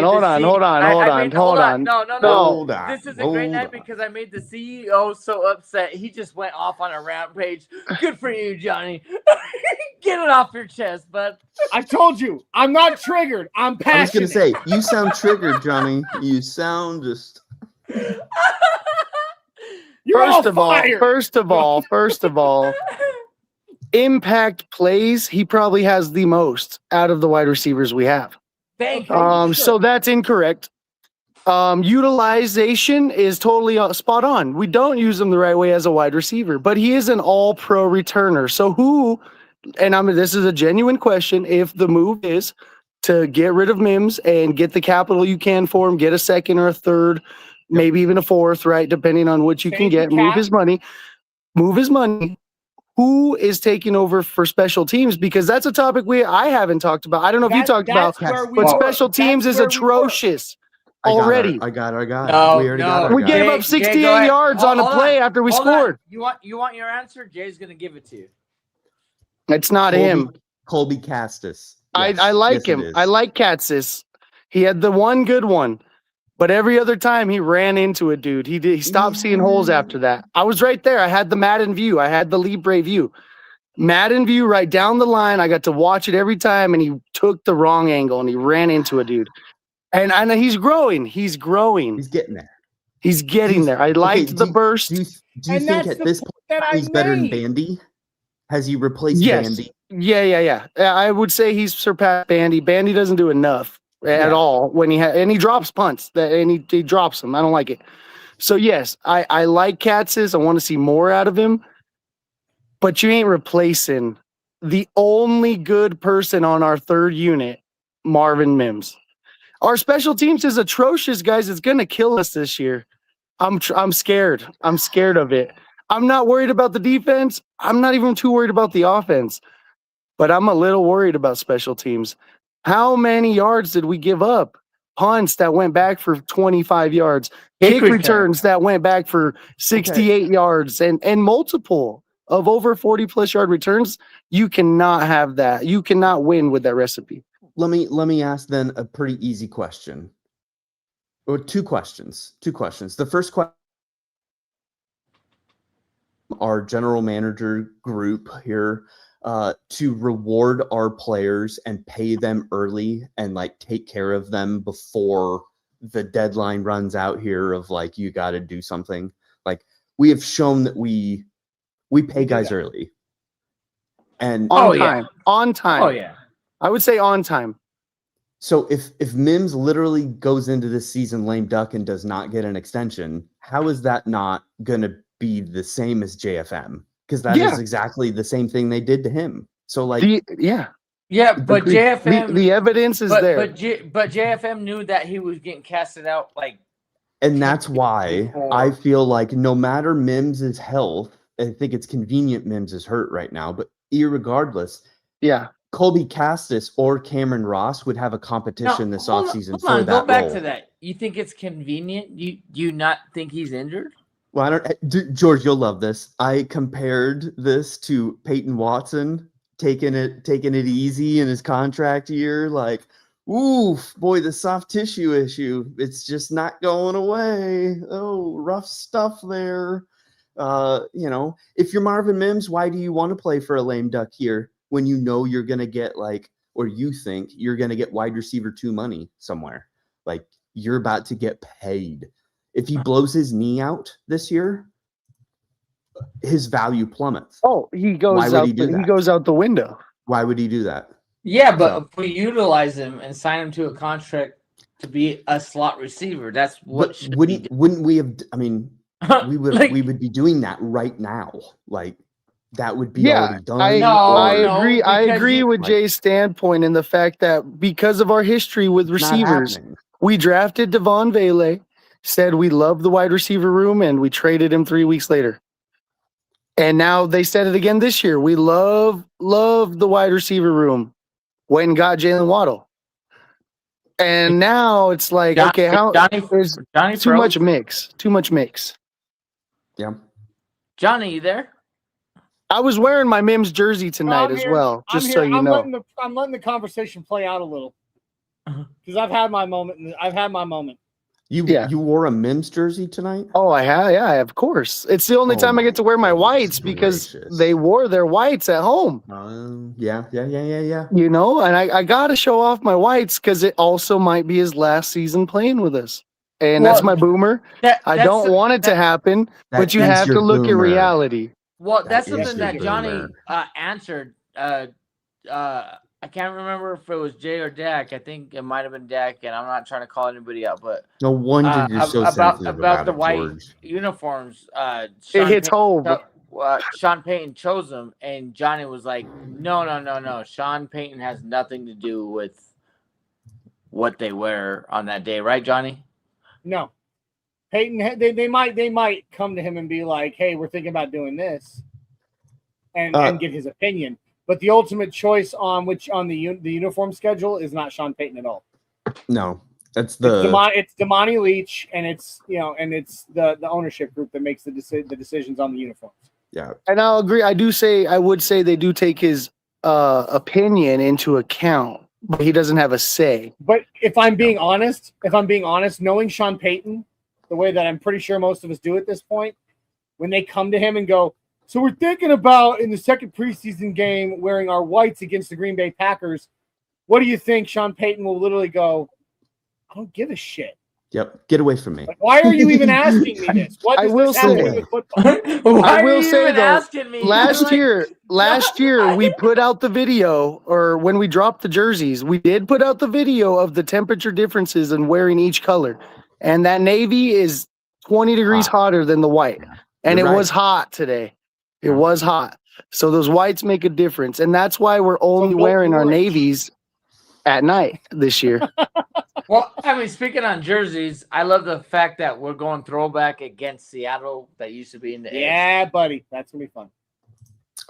So boys, I'm gonna wind her down here. I'm gonna wind her down. Yeah, we're at an hour 42. Yeah. We're 42. Just a quick shout out. We got another hour in us. Quick shout out. Will Shepard of the Green Bay Packers had himself a day. Colorado Buff legend, 6 receptions, 47 yards, and a tutty from a guy, Will Shepard. So good for him, man. Is Shepard 80? 82. Okay. Isaiah I was trying Noir to figure out which 80. one he was. Noir, I think, did he go to Nebraska? I think he did. He did. Isaiah Noir, yeah, number 8. Yeah, Noir. He was as well. Yeah. I would say he got cat a couple times early. Yep. Yeah, he did. So I don't know. 11th hour for Bonkers Broncos here. There we go. What's up, Bonkers? This is why we're staying up late, Jay. Jay's trying to shut down the show. Everybody out there, tell him we got another hour in us. Knock it out, Jay. Man, I'm just kidding, brother. They're on the East Coast. It's getting late over there. I got little Debbie to eat. I got I'm kidding, Jay. Does little Debbie know that, Jay? Oh yeah. I mean, we've had this on the calendar for quite some time. Is she still awake? She's getting woken up. She's getting woken up regardless. You know, I'm done. Let's go, little Debbie. I'm hungry. It's nom time. It's gonna turn dark real quick here. So before we turn dark, can we please like, share, and subscribe? All right, I really appreciate the plugs. Please just, go find us on all our social medias, and please, when you find us, subscribe. Get the little notification bell so that you never miss us. Make your profile public so you can be added for the contest. And Johnny, I know we should have this overlay, but honestly, I don't really want to see that L anymore. I kind of want to turn the corner, all right, with it, and just get those vibes out of here, because it was a great night. It was a great night. And that's the important note, I think, for tonight, is that Bo was 2 for 2. All right, putting up points, just doing both things. Bo's looking like a early MVP candidate, and I'm not bashful about saying it. I'm going early. All right, I say things early, just like this guy. All right, it's coming. It's coming. All right. Can I throw up one more thing? Yeah, he did great tonight, Jay. Absolutely. I just want to say, just to end this, I was on my best behavior tonight. All right, and I didn't even talk about Jonah. All right, because you couldn't. There was nothing to talk about. Okay. So no, Jonah wasn't that special tonight. No, he wasn't. Let me throw this up.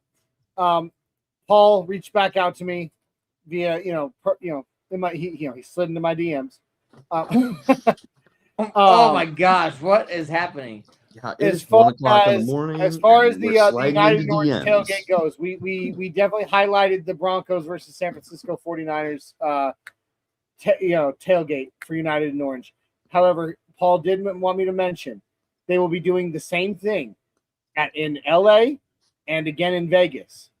Ooh, Vegas. So if you are going to be at any one of those 3 games, because this is United and Orange generally doesn't make it to the home stadium. They do these things on the road.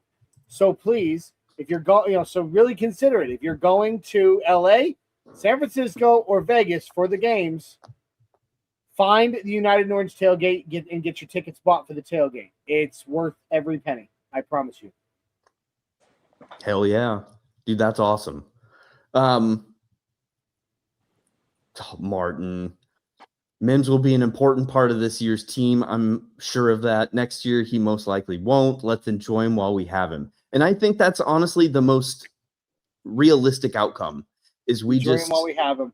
Take him the same way that Jay Jay, does knock it out, Jay. You're a hater on Mims. Knock it out. Let's enjoy him. No. Let's enjoy him while we have him. It's the same exact philosophy Jay takes with Little Debbie.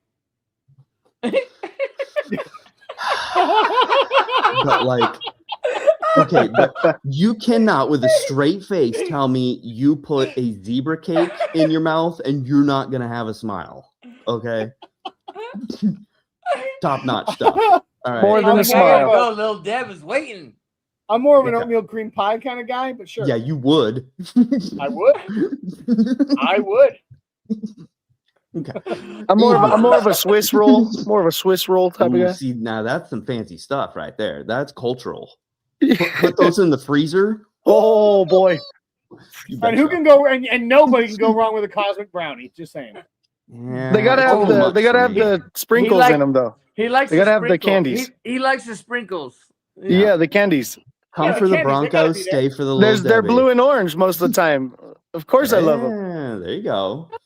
All right, John, I don't know what's going on. That's here. the stuff. Yes, we are still off the rails here. It's not even funny. But hold on, real quick, Jay. Before we get out of here, because I know you want to get out of here, can we all agree Coleman didn't do a fucking thing today? I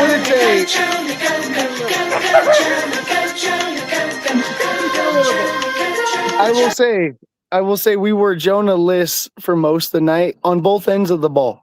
Yeah, Ellis. Both ends of the ball. And the runs I did see, Coleman looked a little unsure tonight of where he was going, because he had the outside off the tackle, and he had 20 yards of space, because I'm watching Madden View, all right, over the bird's eye.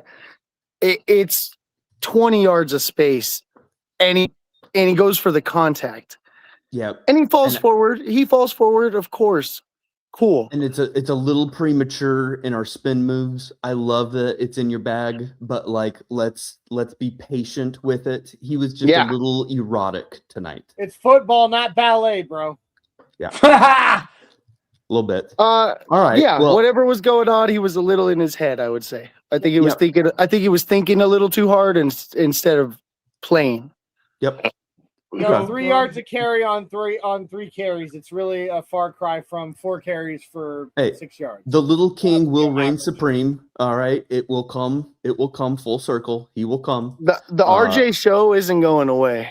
The RJ show is here to stay. And that's okay. We can have back-to-back shows, okay? Oh, do a Harvey show, and we're gonna have a Pound the Rock show. Absolutely. You know what what's crazy is I think it's Sean, but we really love Adam Prentice. Oh my God! Oh, dude, it is too yeah. late. We It is love too him. late for this. I will address this topic Tuesday They night, love him. Johnny. I can't with. They Adam love Prentice. him. I can't. They I can't keep still running him tonight. up the middle on No, short if he yardage, and he gets- keeps Dude, converting. it 2 or just 3 drives yards, me Jay, why insane. why you hating, baby? Dude, I- because There you it go, is an Johnny. extinct John, hold position on, for hold a on, hold on. reason. Johnny, say that Get again. gone with your fullback. Johnny, say that again. Why you hating, baby? Extinct. Extinct. Because he wants Damn it, Coleman to have the Johnny! ball. That's I'm why gonna he's hit. hating. I'm gonna hit you with the Malibu's most wanted. Don't be Yeah. hating. Do I Uh-huh. care who gets You the first draft down or a the goal touchdown? line No, I wrecking don't. ball, and But yet you're going to Jay give it to a wants fucking fullback. Coleman to Are have you all the serious touchdowns. right now? It's just, Hey, again, That's how you're I taking- felt when Adam Troutman caught that pass tonight. I Yo. was like, "Fucking, why is he catching correct. the ball?" Why are you getting a pass? Where's Ingram? Your That's- cousin in the bottom corner is a fucking fullback.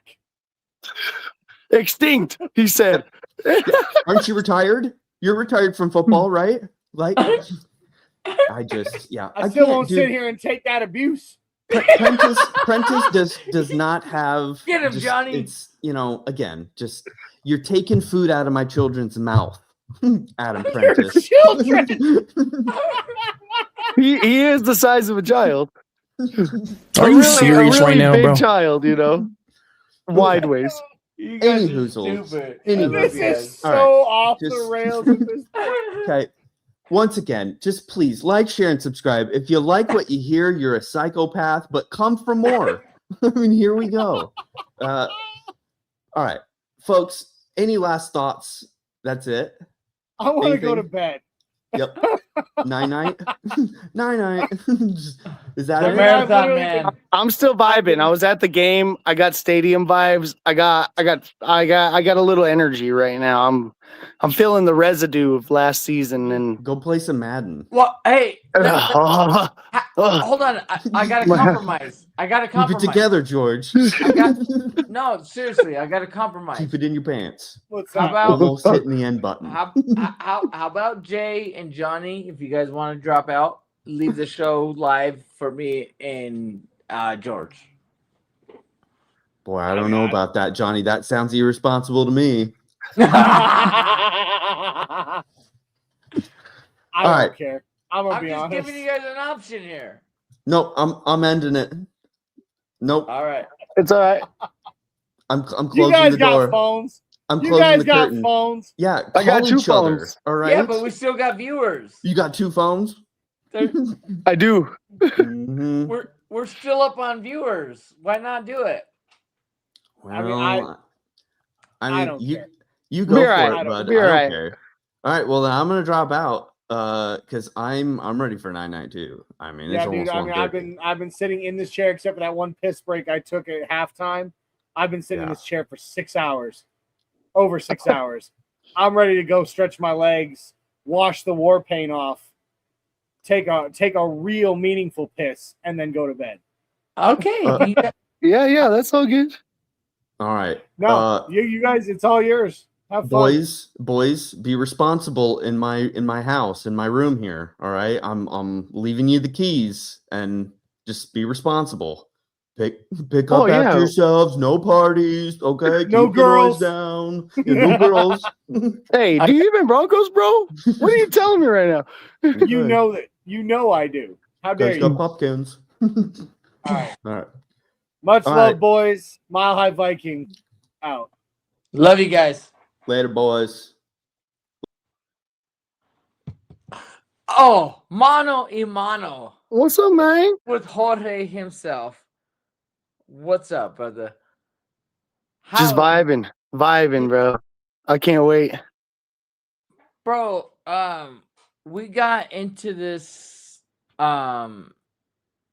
topic before you came on, and what it was let's not how did you feel about the game? And I wasn't mad about losing. When I saw Bo Nix with first string and what we did, that's us. You were at the game, so tell me, how did you feel? Electric. Because what what I needed to see happened. And that's exactly it. Bo Nix taking the field, looking like the leader and the commander of the team that he is, looking sharp, throwing dots, good play action rollout, good evading, look good mobility wise, right? That's what we're looking for. We know he's coming off ankle surgery. He looked better than he did last year, which is kind of crazy to see so early, right? First game action. And he was precise. He was able to get the ball out on time. He hit that waddle pass. The crowd went crazy, dude. Crowd went crazy. The waddle pass was amazing. Mostly because of the timing. I saw how it synced up, and I think they can obviously keep getting better. But the timing of it is he basically caught it in stride with the ability to make that move and get a cut across the field and turn it up, be that yak monster that he is. So I saw everything I needed to. I saw what we were able to do and drive down the field, get a stop. I will say defensively, I thought we were a little lackluster. Some penalties for sure that were questionable. And I think that's always been the name of the game, right? Defensively, but we did give up point for point, right? Like we didn't just destroy, but when they took that 68-yard kick return back, we did stop them 3 and out for a field goal. So that's that defense that I'm looking at that I'm like, okay, here when you need it, we can be a, bend don't break defense. Yeah, but what's worrisome to me, bro, and I appreciate every viewer that's still here. I know it's late in the night. But here's what's going to go down. I'm going to tell everybody right now, my high miss is going to be here in about 30 seconds, a minute, 2 minutes, 4 minutes, 5 minutes. I don't know. But she's going to be able to talk with me and George. I'm going to say something that my brother told me earlier in the show. And George told me, or told us, all of us, we got to be worried about these special teams.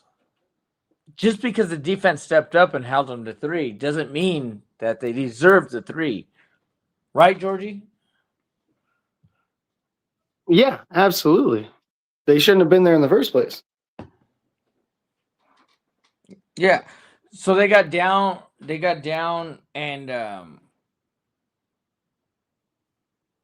sorry, hold on, I'm texting, brother. I don't want to lose it. Georgie, check it over real quick. No, you're good. You're good. 1 second.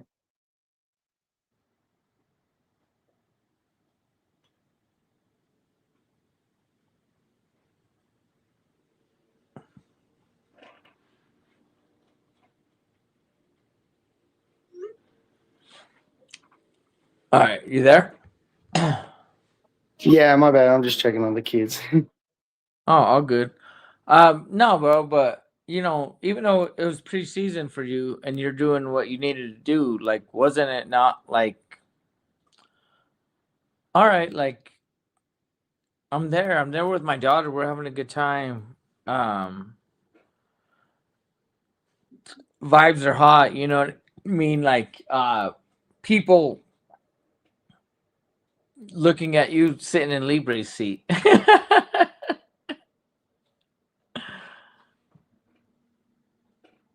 Yeah, exactly. We were sitting there in Libre's seat, and the crowd was hyping. It was good. Nobody asked anything, though, so. No, I'm not saying that, but they're probably like, this guy don't have a mask on. What the hell? Is this Libre without a mask? Yeah, right? They're going to see me and be like, it's Libre! That's dope, man. So I'm literally glad that you had a good time with my niece, dude. How did she enjoy it, brother? She had a blast, dude. She was My bad. Come on, George. We're doing an after-hour show. Come on. Hey, I'm on call, bud. I got to make sure my work phone's charged. No, my daughter, she loved it, man. She had a blast. She was the one telling me she didn't want to because she was hungry, but she didn't want to not watch the game. She was like, I was like, do you want to go get food? Like, we can go down and get it real quick, because you know how we do for our kids. And she's like, no, I came here to watch the game. I want to watch the game. And so I was like, all right. So it was awesome because I got to actually school her up a little bit on like football and how it all works and like what's going on and the processes of it, right? Because she's still learning to understand, watching. But she loved it. She was having fun. She actually is the one that she saw the cup, the helmet cup. She was like, can I get that? I was like, yeah, of course, but I'm keeping it. But I'm keeping it. Yeah. So no, that's hers, bud. That's you can hers. drink out of it, but it stays it stays at my house, okay?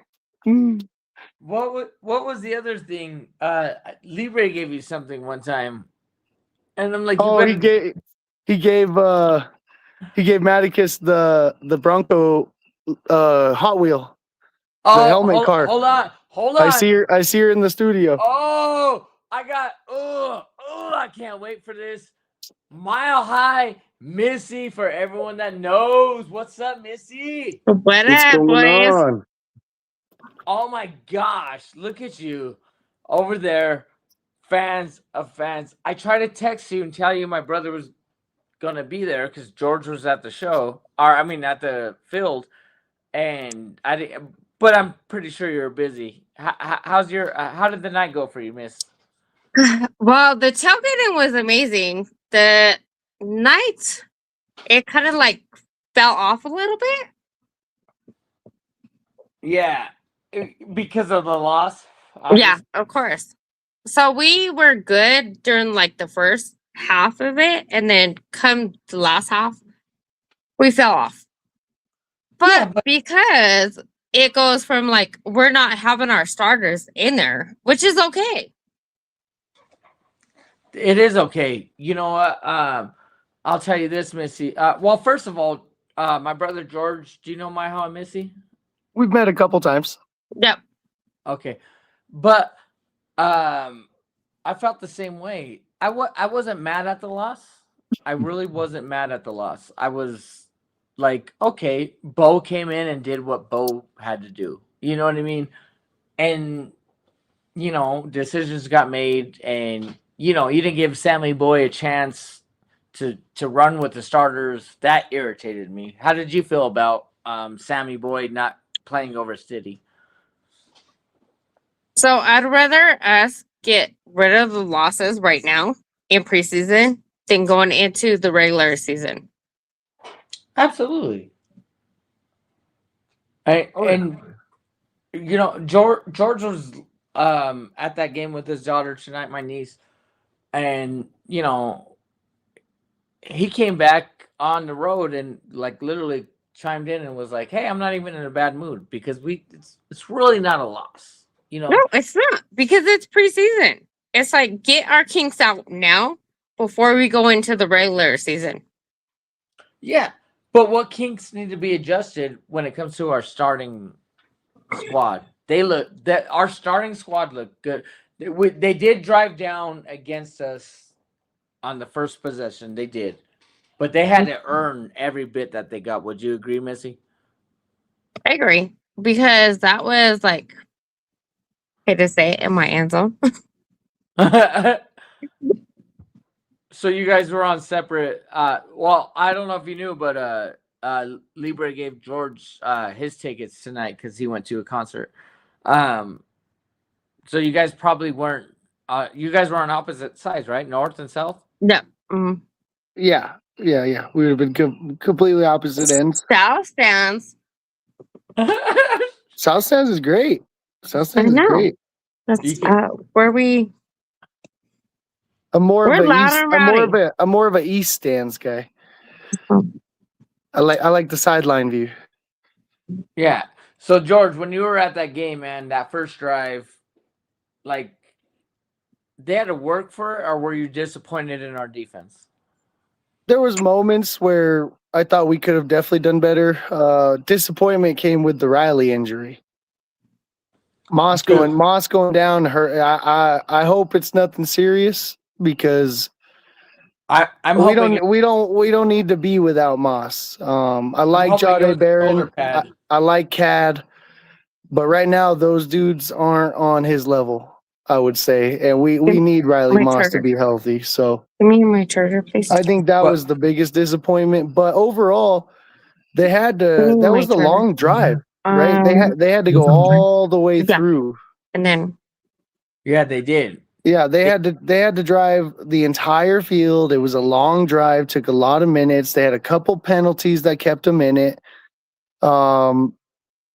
So it was kind of so-so. I wasn't disappointed all the way in the defense. There was moments that they got like it felt like regular season, like, oh, they're just going to keep their drive alive with this random flag for pass interference that's no contact, like when on Cad down the field on that deep ball. I didn't see it. Or roughing the passer. Yeah, I don't agree with it, but he did land on the QB, and that is against the rules in this day.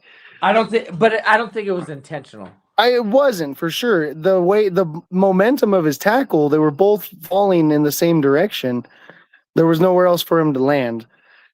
But because the rules are stupid, and they're the rules, it's a stupid flag. It shouldn't be thrown because it's not football. It's not roughing. He's a football player, But it's a business. They got to protect the QB. Yeah. So, absolutely. But other than that, yeah, I was mostly satisfied.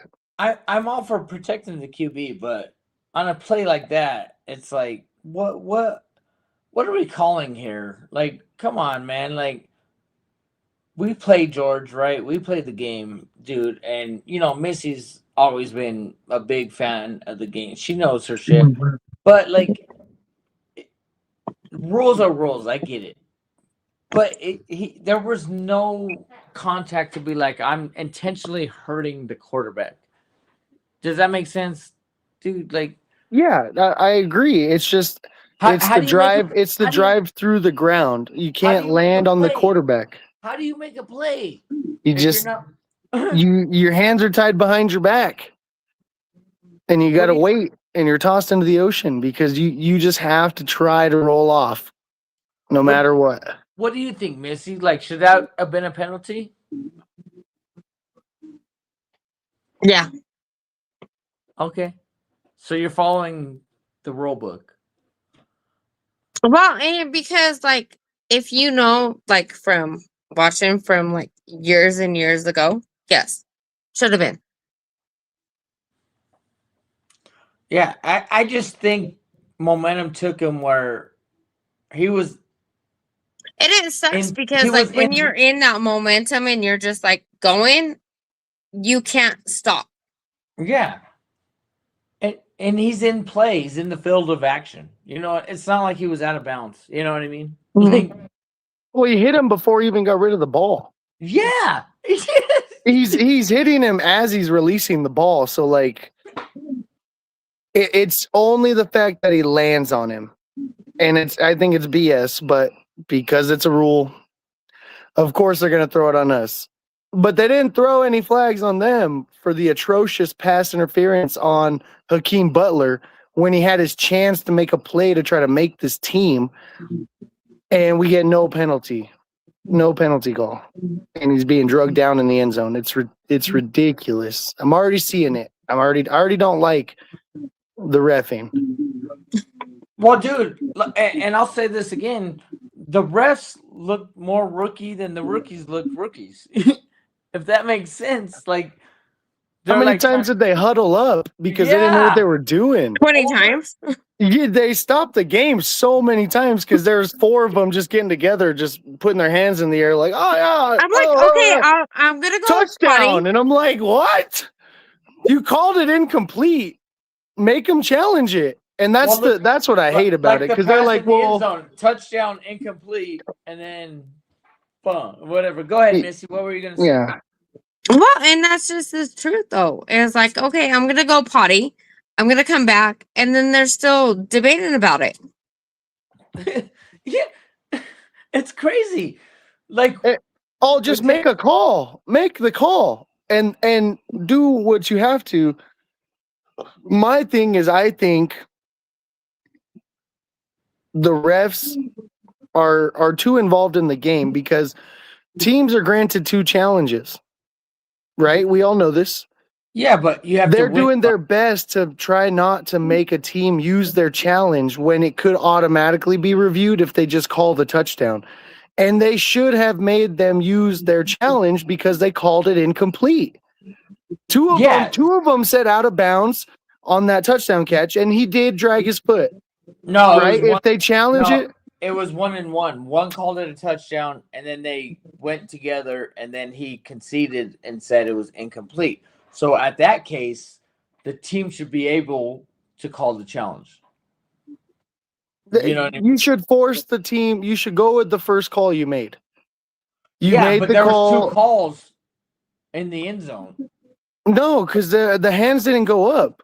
There was only the incomplete. The other guy came up to the ref and started talking, and then that guy put his hands up for a touchdown. So if I saw the other ref throw his hands up for a touchdown and there was a 1-1, I didn't see he didn't throw his hands up for a touchdown. Yes, he did, because I wasn't at the game like you guys were. I was watching it. Yes, dude, I saw it live. They called it on air. They called it a touchdown initially. And then the other ref said it was incomplete, and then they consulted, and this is what we're dealing with. What do you think, Missy? But all touchdowns aren't. Wait, hold on, babe. What did you say? Hold on. Rocky had to chime in on this one. What's up, Rocky? Where's he at? Tell him to say babe. What's up. I know he's over there. Now he's shy. He is. He's camera shy. But league, all touchdowns. By a league, all touchdowns are reviewed. Anyways. Yeah, but that's why they changed the call. That's my point. That's why you can't challenge it. You can challenge it if they call it incomplete. Thank you. There you go. That's why my point is that they could call it incomplete, stick with your call, and make the team challenge it, and then don't reverse it. Yeah. But you have one saying incomplete and the other one saying touchdown. It's absolutely challengeable, because if the ruling on the field is an incomplete pass, which it was finalized, you have the opportunity to challenge. And then if it was initiated as a touchdown, it'd be automatically reviewed by the booth, no matter what. So either way. Yeah, I got one too. It's in my car. So, did anyone get me one? Missy, George, anyone get me one? Week two. You gotta be there. Oh yeah, it's my birthday weekend next weekend. Oh, well, happy birthday! 6th, happy early birthday. Yep, my birthday's on Saturday. Bronco game's on Friday. Stupid. Can I talk about that? Bronco games on Fridays are fucking retarded. Sorry for my language. I apologize. Take it back. Friday Night Lights are supposed to be for college, high school. Thank you. Not the NFL. No, why is the reigning AFC freaking, we should be the AFC champions. The Patriots were trash. We would have whooped them with Bo. Why are we the 1 seed playing on Friday in the preseason? We've never played on Friday in preseason. We always play on Saturday. It was a nightmare. It was a nightmare downtown. I got a better one. It was a nightmare. This goes to Rocky, because Missy couldn't come on the show last night because Rocky and the Raiders. You know what I mean? So you let him know. I was a little disappointed. I'm just kidding. You watch Mendoza? You watch Mendoza throw that pick six?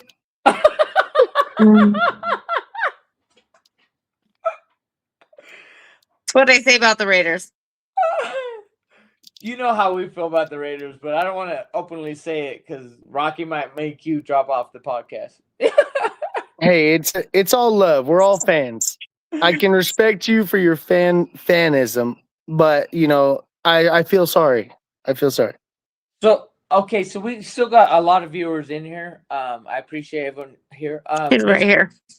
Missy, I want to give you a little shout out. Now that you're live, you're doing Friday. I got my Cub Raiders. Wait, hold on. They can't see it.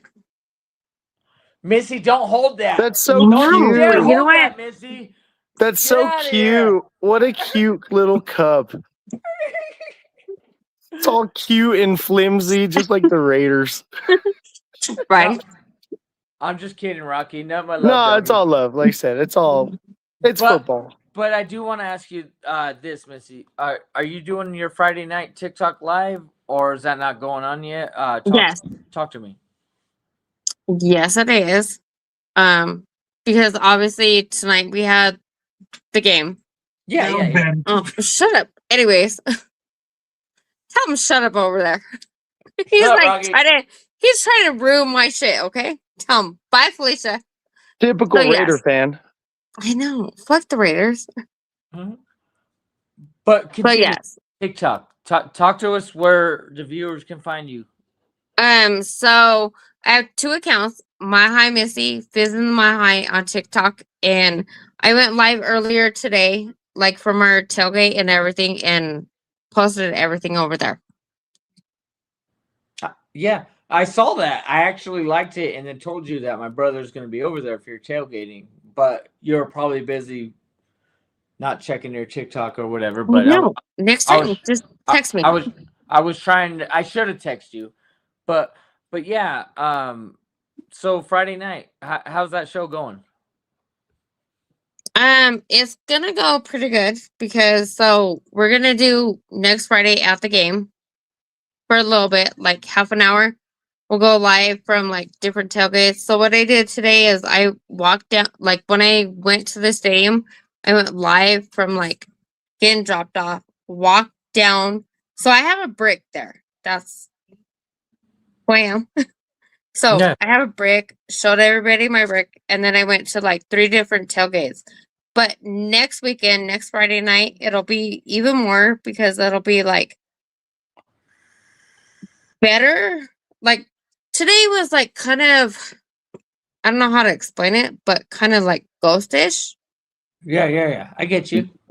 Because it was the first tailgate, the first preseason, and then next weekend it'll be more. Oh, I hear him. Babe, pause it. Sorry, I hear my echo.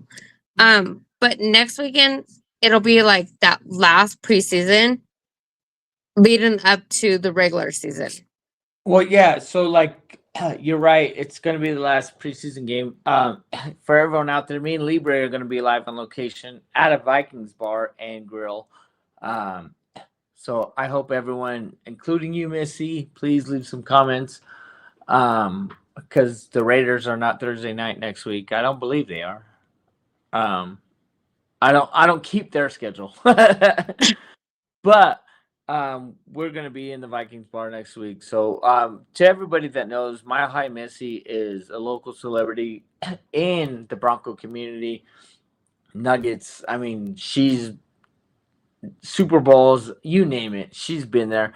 I want everybody 3 to Super Bowls, 2 Pro Bowls, Hall of Fame, NFL draft. Well, she yelled at me through a comment in my own show, and she goes, "We don't speak about Super Bowl 48." We don't. Never again, because I was there. Yeah, I was just referencing, you know what I mean? So, George, what do you think? We gonna promote Missy on her show or what? Oh, absolutely. Gotta always hype up the content, hype up the fans, hype up our hometown. Love what you're doing over there. Keep it going with the tailgates and the content. And tag us on TikTok, tag us, and we'll like, share, and subscribe. You know what I mean? Of course, we're fans of fans. Maybe put a Bronco jersey on Rocky. You know that. Hey, AI exists. AI exists. We can just go on the profile and do it ourselves. Send me a photo. And I'll put Rocky in a Bronco jersey. Just kidding. That's a behind the scenes. Yeah. On another note, this is off. We got Johnny. Oh. Yeah, he said, dang. If I had known my Aunt Missy was gonna join the OBN Orange Blue Network party, I wouldn't have left. Johnny, you're always welcome back. Get your ass back here if you want to meet my Come up. My High Missy's. You've been summoned. You've been summoned. I know.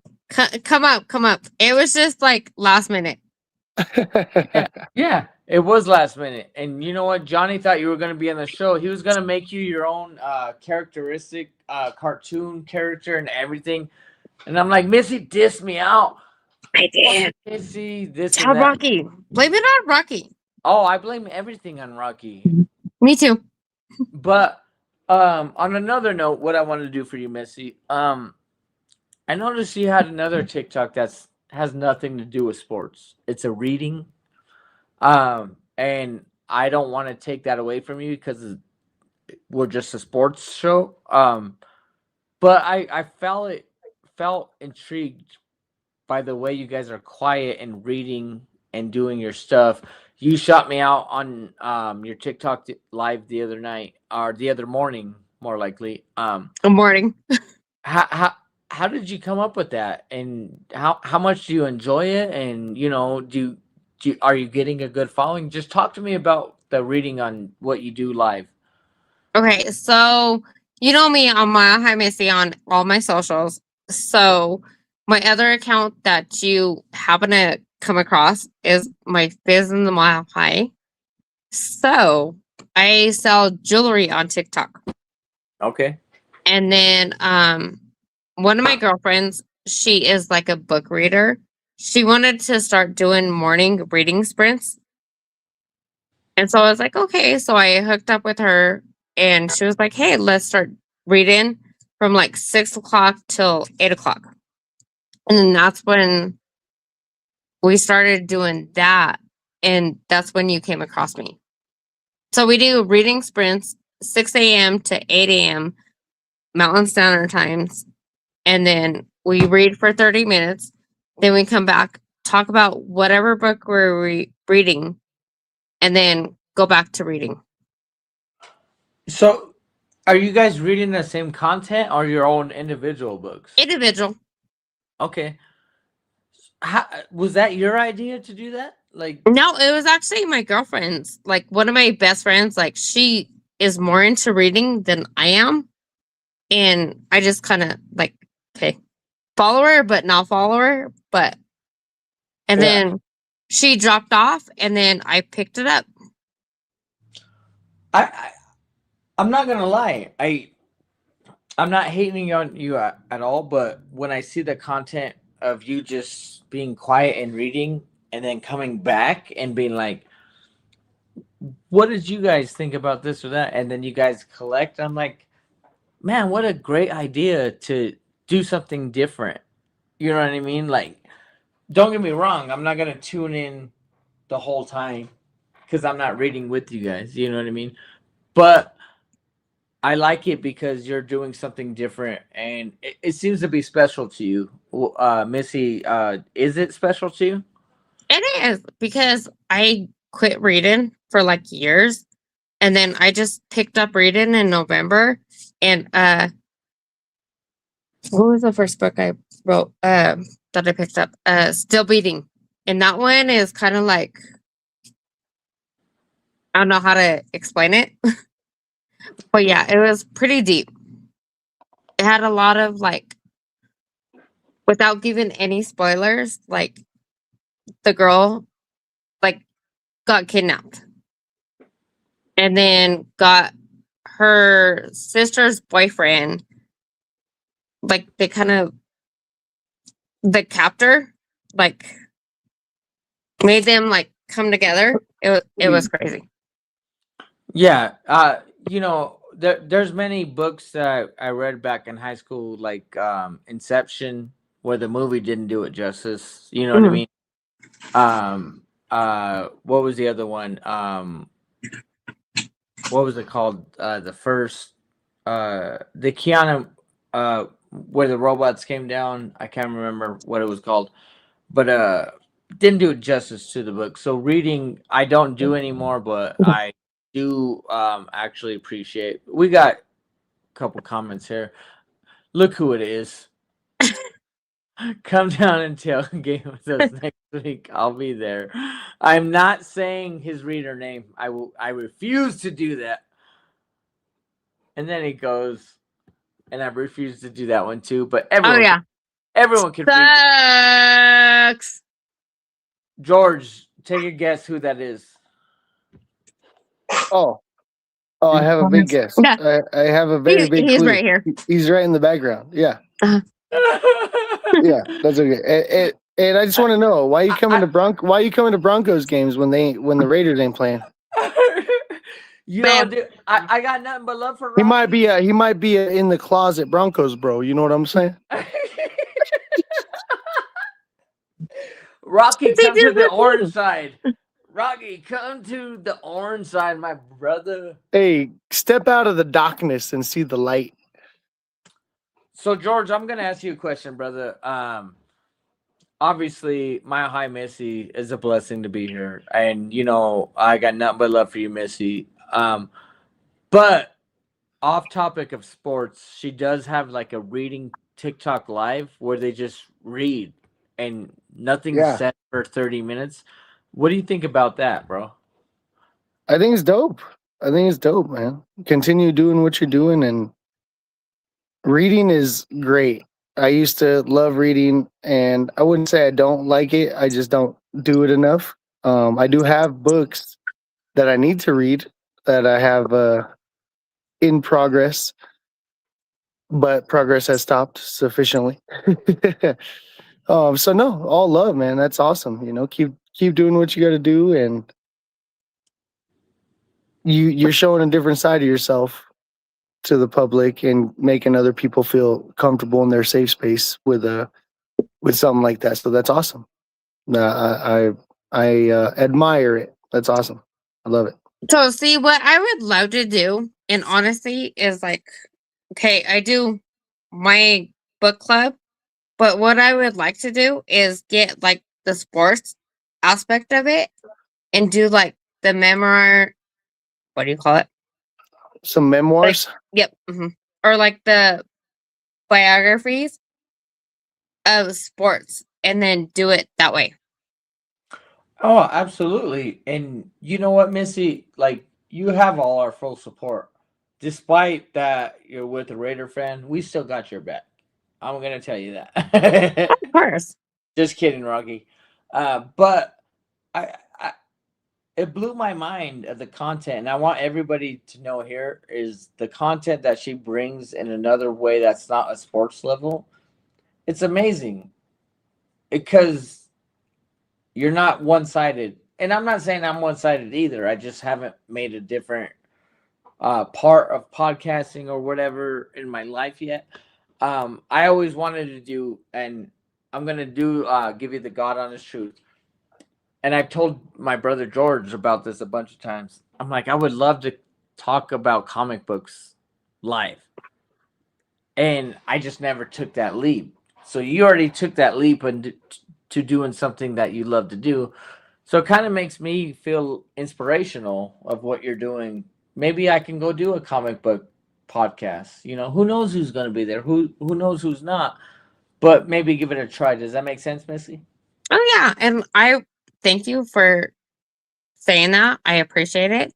But you know what? If you want to do a comic part of it, I've never read comic books. But I will support you and read to put you. Hell yeah. Hell yeah. But hey, it takes like what I'm doing to push somebody else to achieve more than what I'm doing. Yeah. It's inspirational. Just like the way you're like, hey, you know, what's up? How you doing? You asked Libre, like, I need to get in touch with Tim. You know, this is what we're doing all for each other. It's nothing like, oh, I'm the best podcaster. Missy's coming to my show.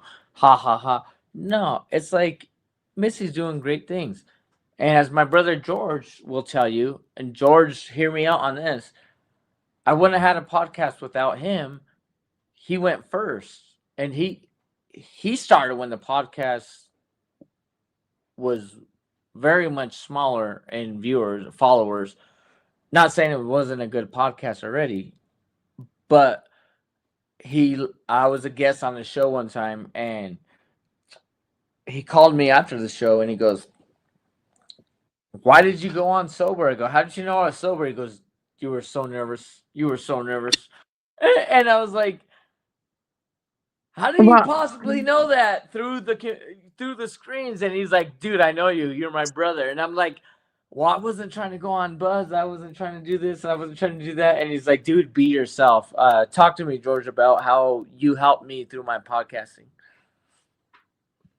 I mean, honestly, he got an opportunity and he came to me about it, and I told him, like, if that's what you want to do, you should do it.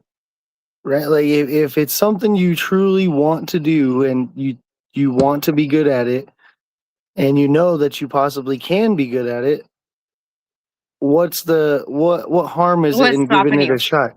Well, what harm does it do to give it a try? Try it.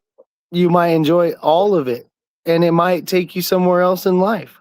And also, it just might become something that's a bigger part of somebody else's life, you know, like Missy's saying, how she's, you know, being herself and being open and vulnerable in a different aspect to show people a different side and growing as a person, you know. So it was a no-brainer, you know. I had to make sure he knew he had my blessing, of course. It was like, make sure if you do it how you want to do it, right? Don't let anybody influence you on how you should run anything. Don't let anybody tell you how you should create content. Do it with passion and genuinity, because that's who we are as people. Right? When you meet us in person, we're the same person we are as you see on the podcast. Yeah, and, right? and Missy already knows I am who I am, man. I'm a loud, crazy guy, this and that. And Missy, I got nothing but love for you. What you're doing over there, podcasting world, or events or whatever, your guys' tailgate, very impressive, obviously. The Prophet, you know very well. He'll be on the show, I think, in 2 weeks. So maybe if we can collab and get you and Prophet on the same time on Thursday night, that would be dope. Yeah, let me know. Yeah, and I got nothing but love for him. I got nothing but love for you. I got nothing. Look, the thing I like about us all getting together is not. Oh, Cody is saying, "Damn, are you guys? You guys are still up? Still up? Hey, it's not still up sports, but we still up. You know, Still Up Sports is telling me, are you guys still up, Cody? Jump on. I will give you the link. Bud. I think he had pun intended. You know. I get it. Are you but still I gotta up give or him what? Shit. I gotta give him shit. And he goes, pump to come. Hold on. Press the button. Pump to come hang out with you guys in Denver in November. I can't wait, Cody. Hell yeah, dude. It's going to be a blast. Dude, if we can do a side-by-side podcast, that'd be sick. But if it's just the game, you're going to have to meet Mile High Missy because she's the shit. So, okay, so when is he coming out in November? Give me the date, Cody. I know he's coming out for 2 weeks. But to let you know, Missy, he has it's called Still Up Sports. So he has a podcast that goes on like from midnight to 2 a.m. He was doing like 24 hours. And he had a great idea as a podcaster. He goes, you know what? I am not he goes, I'm gonna do something different. No one's up that late and having a podcast to watch live. And his following, he goes, into the dark hours and like. Okay, so I'm gonna tell you this right now. So you know me, I'm on TikTok. TikTok is like my job right now. And the other night I jumped in like I don't even know whose live it was, but they were debating like football, whatnot, and Rocky was like right next to me. He created an account. I've been trying to get him to create an account for 3 years. And he finally created an account. And I was like, he goes, yeah, because I want to jump in there. And because I was like, hey, I paused myself. And I was like in a box. So do you guys know about TikTok? Oh, yeah. You get in the boxes. So I was in a box and I was like, okay, babe, let me know when you want to talk something. I'll unmute. You say what you got to say. And then he was like, well, no, because it just says Missy. Visit my high Missy. He goes, I want to say my own. I want them to know that it's me. And I go, this is all it took for 3 years. And now you want to create an account? Hey, football and sports will do crazy things to a man. I know. And I'm like, really? And he was like, okay. Truth be told, okay, love my Denver peeps. But the thing is, do you know K Smith? Yeah. Okay, so I tried jumping in his box, got declined. Tried jumping in 2 other TikTokers. So Washington Redskins, Jeff, the Hog Farmers. Like I jumped in like 3 different ones that I know personally deny me. And this guy, I don't even remember what his name was. He was the only one that let me up in a box. And I was like, dude, I know all these ones. And you know me, I'm Missy. But they denied me. And this one accepted me in the box. And like, they were debating like the whole fucking night. For like a whole hour. Are those the people you went with live last Friday? No. So that was a different thing. Okay. So, okay, Nikki, she's coming out here for the Jaguar game. So, okay. Truth be told, Tim has asked me to be on podcasts like before. And I was always so scared. Yeah.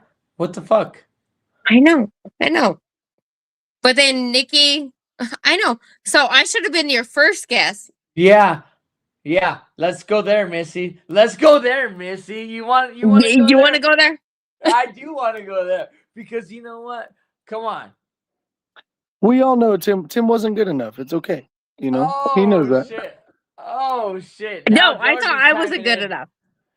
But dude, you don't even know. Missy, I'm looking at giving her hugs at tailgates and this and that.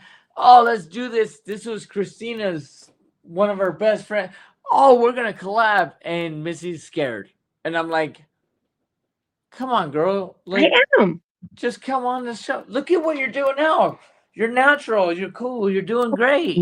I see you doing your readings. You're doing great. I appreciate it. Like you could. I was always so scared. Why?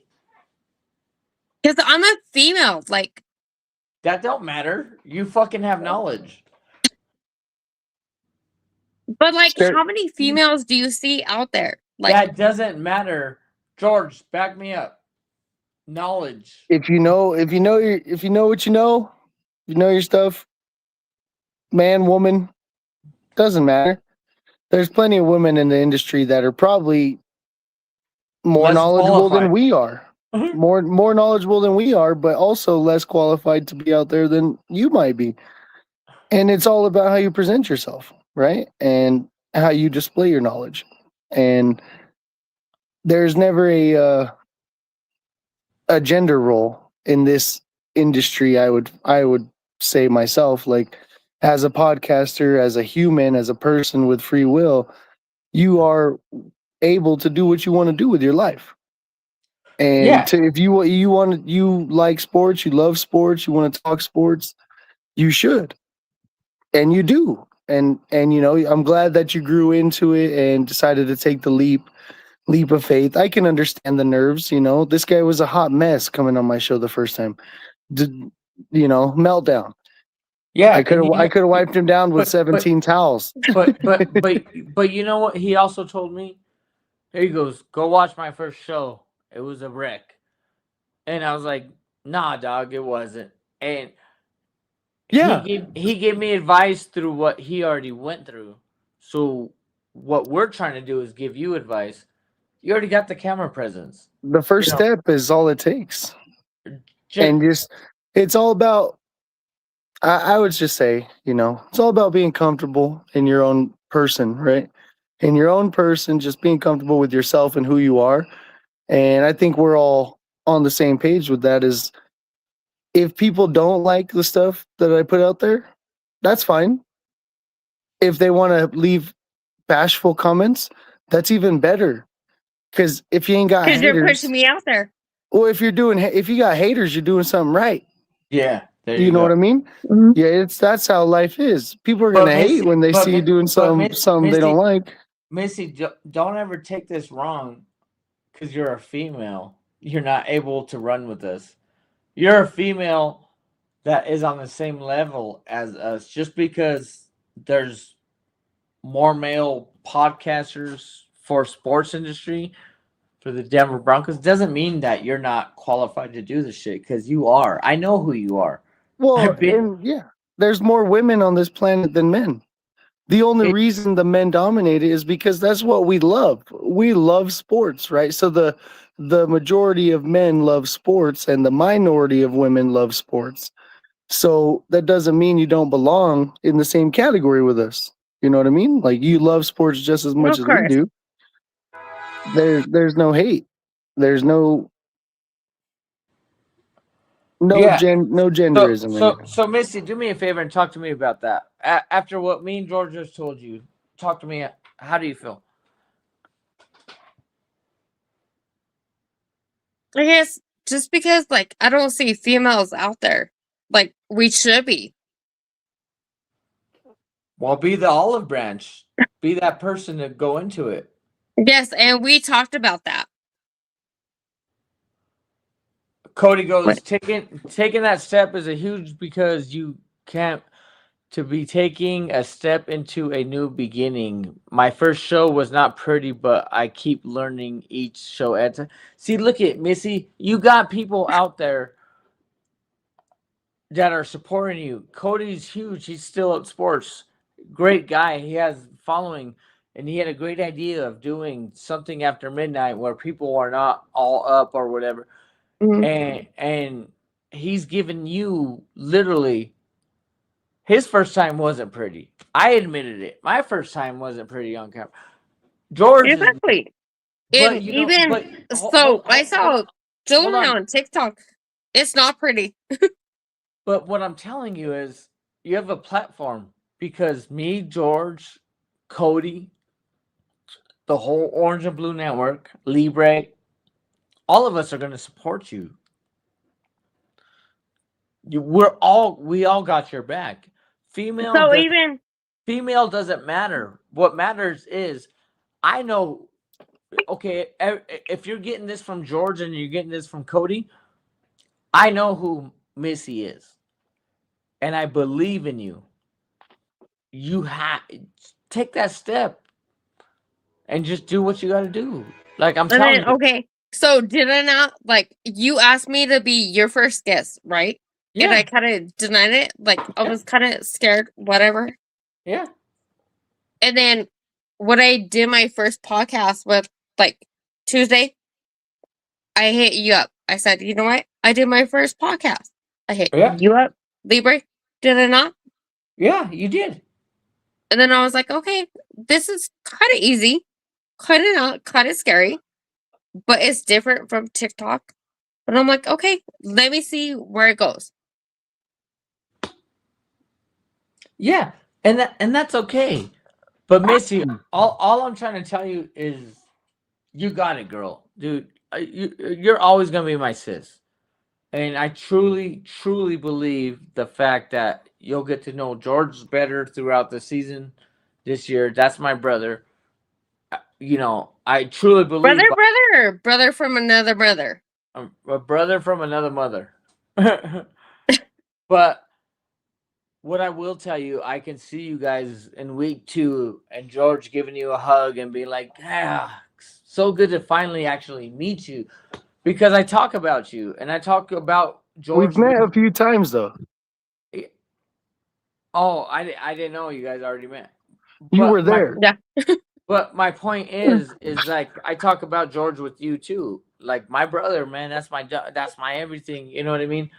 Right or wrong, Missy? Do I not like always be like, my brother George? Even tonight when you were live on TikTok, I threw it out there. I go, my brother's gonna be there. You guys should link up. And I know you were busy or whatever. And George, I wasn't on TikTok tonight. I was drinking. But the point of everything is, Missy, you got something that you don't know that you have, and that's camera presence, a good personality. If you can do readings on TikTok without talking for 30 minutes, imagine what you can do when you're just talking for 30 minutes straight. Like, you got this. I'm trying to build it up, okay? I'm just giving you a nudge. You're on your way. You're on your way. It's Thank you, great. George. It's great to see. What? All right. So we got Cody back in here. George. Oh yeah, I put this one up because he said I'm less than 4 months into streaming. I wish I started sooner, and I think we all do. I just hit my year back in June. And you'll be hitting your year here come October or so, right? October, right? Brother. October, brother. And it's been nothing but a great time. It just gets better as time goes on in this world because of his next comment. I want to show this one. All right. Broncos country watches over its own. He said they accepted me into the streaming world with open arms, even if I was a little new or different. Thank you, Cody.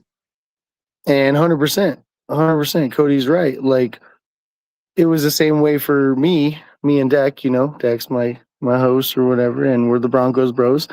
But coming into it, we had lots of support from the community. Like, everybody was like, heck yeah, start your stuff, show the content, and as you grow, you start to get your own fan base, and it's a great thing. So just keep it going. And through the network, what we have is there's a lot of the same fan base, but there's also a lot of individual fan base, which George is like talking about. I got people on my show that only comment on my show. George has people on his show that only comment on his show. And there's nothing wrong with that. It's not like, and that's like TikTok too. Because I start like my stuff and then I co-host with like 2 other girls, and then it goes like, okay, she commented on her stuff and not mine. Okay, I'm not hating. Good for her. But then like lately I've been having like more people follow me because they expect me to be there from Monday to Thursday. Yeah. And it's like just growing my community. Yeah, but that's where it starts. Growing your community is great. And Missy, like, I'm not gonna lie to you, man. I promise you on everything that I love, I have full faith of what you're doing. Here's the next question. Okay, so any females out there that want to read sports romance, hit me up. Let's read sports romance. Just for the camera, Big and Quinn. Have Rocky put it in the comments so they can see it. Rocky, like, you know what I mean? That way you get the full. We got to see that guy again. So I gotta have him change his name. He's probably not even listening. He's probably sleeping. But what I'm saying is we'll shout you out and get you whatever you need to do. here's a question for you. Let's get back on a little sports topic real quick, and I'm gonna go to you, Missy. Missy, Yes. were you at all worried of Oh, the wait. fact Hold on. of is he there? Yeah, he's too loud. He's getting ice. He's drinking. He's making a drink. Oh yeah, makes sense. It's late, but who cares? We're still up sports. Cody, you hear me? We're still up sports. How about that, Cody? No, what did you say? But how do you think the Broncos are going to go to the regular season? Do you have belief we're going to be the number one in the AFC again? Truthful, yes. You were hesitant, dude. I am. Because, okay. As long as our players could stay healthy, yes. Like J.K. Dobbins. But one thing about Bronco players is we're known for injuries. Well, we stayed pretty healthy last year, except for J.K. and then Bo Nix, which were too big. But hey, we should have went to the Super Bowl. I would say that is changed over the last 4 seasons. We have been the healthiest team in the league every year, technically, based on how many starters. But yes, I mean, our biggest key players got hurt. Well, I mean, we got hurt in the AFC Championship game, right? Like divisional. We literally. But that's what matters, or in the divisional, yeah, we got hurt going into the exactly championship game. Because that's what kept us out of the Super Bowl. Oh yeah, I should have been there. We should have another trophy. I should have been in 4 Super Bowls instead of 3. Yeah, but you were at 48 and got mad because I mentioned it on the show. I did. I called you out. So I went to Super Bowl 33 or 32. Missed 33. Hold on. Went to 48. Went to 50. Oh, hold on, Missy. George, you're on the right track, and I agree with you. Our injury projection wasn't as bad as people make it out to be, correct? Oh, not at all. We lost our starting quarterback in the divisional round. He's missed 1 game. JK was our biggest injury, of course, and that set us back a lot. But overall, the players that we have had here have been healthy. And it's a testament to the owners and the team for doing the stuff they do in the facilities that we're creating with the new practice facility, right? They have a lot more access to other things that they can recuperate with their body. Absolutely, yeah. So, Missy, I know you're gonna be at the watch party week 1, right? Yep. Hold on. Please. Are we gonna link up? Are we gonna do a video together? I mean, can we do like a brother sister type vibe and be like, we're here for the Broncos? Are you gonna be there? I'm gonna. Yeah, we're set for the first 5 weeks. Like that. We're not all season ticket holders, but so unless I go out to KC, I'll be there. Oh, so that's still an option. Mm-hmm. It's like debating. We're gonna be at the watch party. There's no KC in our world. And okay, so if I go to KC, then you had 2 tickets to the watch party. Well, send them over. If you go out to KC, send them over so I can give them to my yeah, daughter. that one will be like I'm debating. It's like last minute. Well, very last minute. And that's why I'm asking, because I already know that you got offered the tickets. So if you go, send them over. And, I can take my daughters or whatever, or whoever else wants to go. Me and George are already going, so we have those. But if we can get 2 more tickets, then that'd be awesome. And Right, then, George? are you going to the October 11th one? The Chargers game? No, the what is it? The 11. The Or is that the Seahawks game? Thursday? no. No. So Carolina It's, Carolina is what is the one that Libre posted? The That's the Chargers. no. yeah. Yeah, the watch That is- party. The watch Yeah, party is that's for the Char- Chargers game. Yeah. That's week So 5. I have one extra ticket for that one.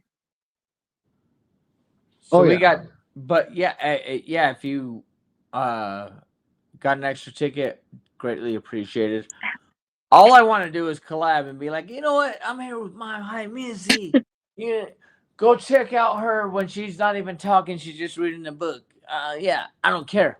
You know, I'm always shout you out. I'm always build you up. Oh, And- you do. Even like the other day, like I told Rocky, I go, listen to how much he's like shouting me out. And I'm like, really? Calm down there. Yeah. But no, and that's like, I love support like that. Because then it boosts me up. Like, Well, when we're at That's what we're DeFranco's, all for. when me and Libre were at DeFranco's, like we talked the next day, and you're like, you didn't have to hype me up like that. I was like, no, bullshit. Yes, I did. I do that for everybody. You know what I mean? I'm never a hater, like thinking, oh, if I talk somebody up, they're gonna outshine me. No, because what happens is when you're on your show, and this is a true story. Look at the other morning when you went live on your reading, and I chimed in, and you're like, "Oh, this is Tim from the Mile High Outcast." For everyone that doesn't know, he's part of the Broncos community. He has his podcast.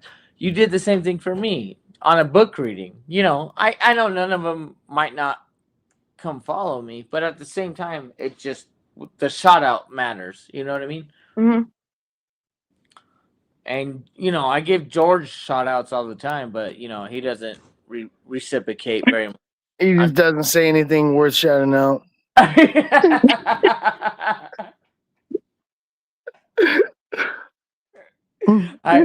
Missy, I hate him. I can't stand him. Who is he again? Who is he again? That's my brother. You know, do you even Broncos, bro? Mm. Come on. Like, Yeah. Do you must not Broncos, bro? Because you know, if you did, you'd know who it was. Look at I was there. Were you there? Still, sports is still sports. He's still up with us. I'll definitely reach out when I come out, boys. Oh For yeah, sure. we're getting together for sure. Cody, dude, I'm telling you, everything you're doing out there is amazing. You're doing great work. Your content's great. Anytime you want to come on the Mile High Outcast, let me know. I know your work schedule differs, but you're doing great things, brother. Shout out So to where Cody. is he at? East Coast? No, he lives in Vegas. Yeah. Oh, he's really. Yeah. But he does a podcast that's amazing. You guys had him on your show, right, George? Yeah. I was a guest with him. Yeah. So, yeah, we had Cody on the show. Cody, now, not to promote anything, do you do anything for charity?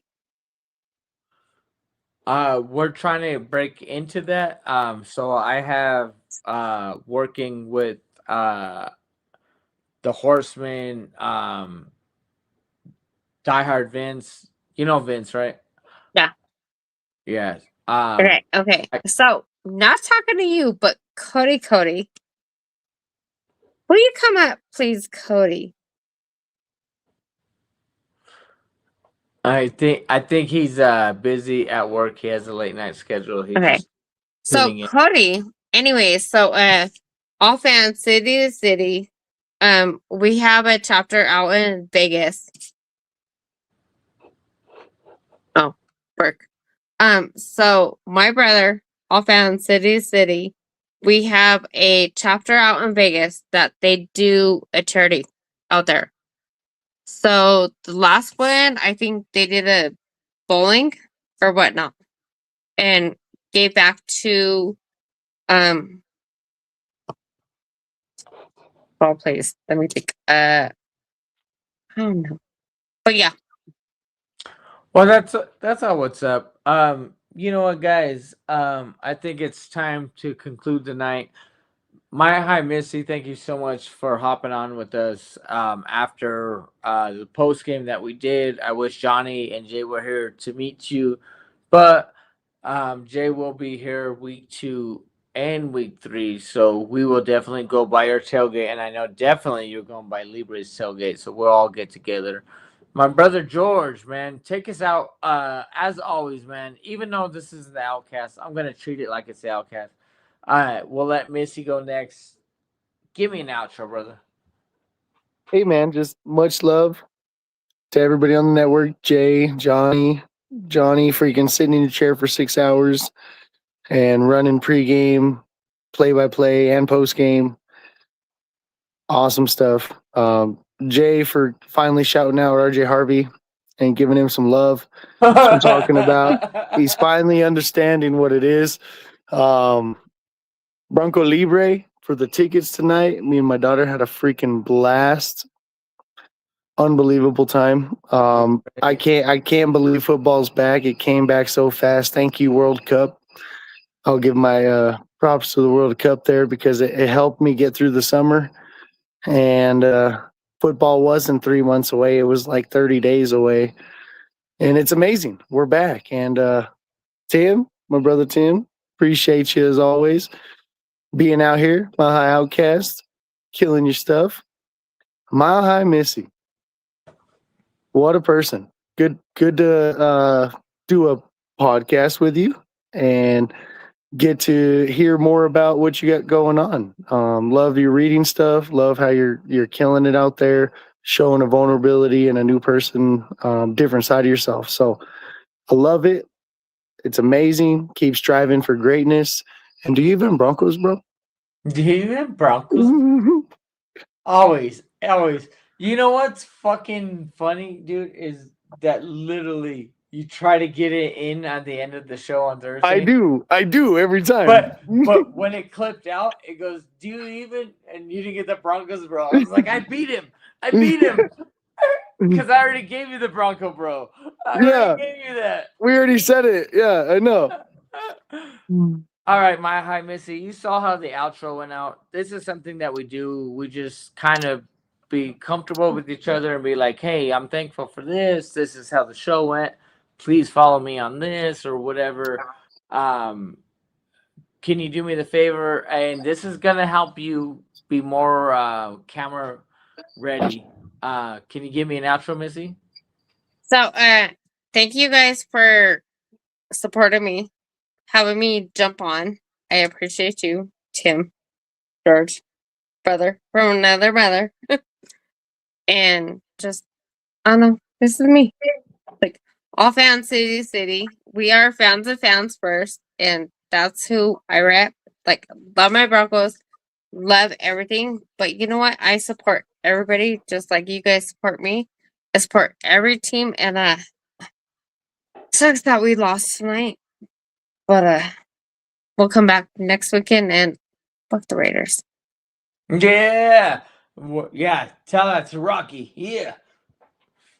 But all right. So I'm gonna take us out, guys. First of all, I'm gonna say I appreciate everyone that's still live on this program that's watching right now. I appreciate everyone that views the content and listens to what we have to say. First and foremost, you guys are the ones that make me, not me, us, want to do something like this. We had a long night. I'm going to go straight to my brother, George. I hope you had a great night with my niece, taking her to the game. I know it was a loss, but it really wasn't a loss. I ain't worried about it. But Preseason. to my niece, Izzy, I hope you had the time of your life with your dad, because I know guaranteed he could have called me and be like, let's go. But he chose to take his daughter, my niece, which was awesome. Awesome. And I believe you guys. As a female, that's what I love because that was my grandpa taking me. So you know what? You are growing the future females like me. So thank you. And that's what it is. George is a great dad, and you know what? He needs to be acknowledged about it. Georgie, my dog. Do you even Appreciate, Broncos, bro? yay. What, Dougie? Hey, Izzy Broncos bros. She was hype. Missy didn't hear this part, but my daughter was the one because I knew she was hungry because we were already running late. My sister watched the kids and she got here at like 6, so we had to drive down there still. So we got in as they were driving the ball. But she was like, "We need to get to our seats. I'm trying to watch the game." And I'm like, "Yeah, let's go." And I was like, "Do you want to get something to drink?" She was like, "No, I want to watch the game." And I kept asking her, 12 minutes left in the second. I'm like, "Are you hungry? Like, do you need anything?" No, she's like, I need to "No." watch it. She's like, when does it end? And I'm like, when the timer hits 0, it's halftime. And she said, "Okay, then we'll go and get food." And I was like, "Okay." And we did. We literally watched. She don't know the life of the Bronco life yet because you go with 2 minutes left. Be a little bit of a crowd. But I get it. She wanted to watch the game. That's amazing, dude. That's awesome. But then being a female, like I love that you took your daughter because that's how I got into my sports was because of my grandpa. So kudos to you. Good dad. Thank you. Great dad. Mhm. Great dad. Like I said, I mean, I can make the comparison that she might like me a little bit better. Uncle Tim might be, her favorite. I'm just saying. Hey, But Auntie Missy might be her favorite. She hasn't met me yet. Oh, let's put her in the fucking bowl. Let's do it. She probably got you beat. See, she's got female energy. It's hard to compete with the daughters. It is.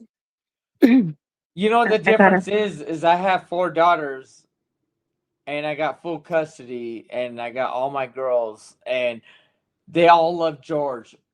They're like, "Yeah, George, anything George does is right. Anything Dad does is wrong." And I'm like, "What the hell is happening tonight? We just go watch fireworks for the 4th of July." And they're like, "Yeah, well, George." I'm like, "You guys can," but I will tell you this: my littlest nephew, my youngest nephew, my Maddie, my heart, that kid, Uncle Tim, the way he says it and runs up to me in his diaper, runs around in the backyard. We're throwing balls with him, this and that. That kid, no matter how I come into the picture, when he sees my face, call me like George, Uncle Tim. Yeah. Every time. Well, they haven't met Auntie Missy yet. Yeah. Well, that's what we gotta make happen, Missy. That's what we gotta make happen. It's like we're always doing things. Like, last night, I plugged in Vader's show. I know we're supposed to do in the outro, but we're keeping going, so let's just keep going. Vader texted me and was like, "Hey, I put my song out there and there's a voting thing." And I'm like, "I'll plug you into the show." So Vader came on the show for 10 minutes. Uh-huh. And I'm like, "Everyone go vote for him." And I played his song over the thing. That's what I do for everybody that I love. It's a respect factor. There's no narcissistic tendency in my body to be like, I'm the best and everybody else. You always just put everybody out there. But James, you know what I mean? Vader, and his wife is Izzy, which I call sis. She's getting a job for my oldest daughter that graduated college. And that's what people do for people that love each other. You know what I mean? Like, that's my point. So, Missy, I really want you to get in on this content of what is going on tonight and go with me and George on our journey of what we're doing. of just being fam, puro gente all day. And I know you got your tailgate that you're obligated to, but at the same time, I can go visit your tailgate. You come visit Of course. Libre's tailgate. You know what I mean? And being on each other's podcast. And it doesn't stop there. Just throwing a text. Hey, how's your day going? You know what I mean? That's what friends do. Right, George? Absolutely. We're the 3 best friends that anyone could ever have. Let me tell you about my best friends. Oh, let me throw some comments up here because it's all Cody. He's coming in. He said, got a big interview lined up next week. Hey, keep it up. Keep it up. Cody, and come on the show. He said, grateful to the bros for having me on that one show. Hey, it was only the first. You'll be back. Season's here. I don't even Broncos, bros. He lives on Broncos, bros. What do you mean? But yeah, it was a pleasure to have you on the show, Cody. You're killing it, and you got some good stuff going on. He said, this one's for you, Missy. He said, in the future, he wants his 24-hour shows to be only for charity. Oh, look at that. Missy, look at you already having content. Dude, this is what I mean. Don't get me wrong. We all want he's working his way home. We all want that female presence, right? We all want it. And I'm not gonna lie. But it's not necessary. But on your point, when you're talking about, but I'm a female, and I'm like, bullshit. Fuck that, because you're here with us now, and you've been rapping with me and George for at least an hour. Hour and a half, babe. So, like, I might not have a boyfriend after this. Just kidding. Well, if you don't, there's a bunch of Bronco fans waiting. Just kidding. He's probably sleeping. Yeah. No, and that's what I love about him. Like, he supports me, like, because I do my TikTok, and he's like, he'll like come around the corner, and he's like, what are you doing? Are you live? Are you not live? Can I talk? Can I not talk? I'm like, I'm good, babe. Yeah. But and he supports me to the fullest. I got nothing against Rocky. I got Besides, he's a Brandon fan. Other than that, yeah, exactly. Because that'll never stop between us. You know what I mean? That'll never stop. Every time I see him, I'm gonna be like, we're opposite in every sport. What? So okay, hold please. So I'm a Bronco fan. He's a Raider fan. He's a Nuggets fan. No way. For real? I know, right? Okay. Now, okay. Tim, you're probably going to hate me on this one. So, he's a Nuggets fan. Warriors. So, he's a USC fan. Wait, no, he's the CU fan. Right, I'm lost. All right, I can't do it. I can't do this. It's unbelievable. Yeah. How can he be a Nuggets fan and be a Raiders fan? What? The Warriors is fine. I'm okay with that. It's Chef Curry for forever. No, she's saying that she's a Broncos fan, but not a Nuggets fan.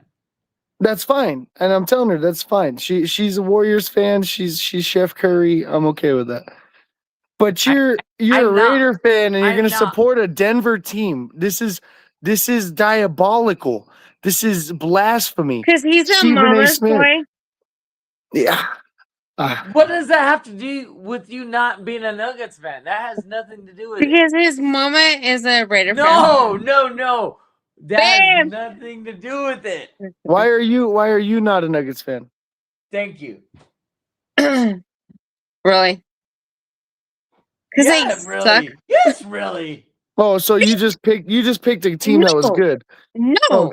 Okay. So honestly, until you guys got Joker, they have not been good. You guys?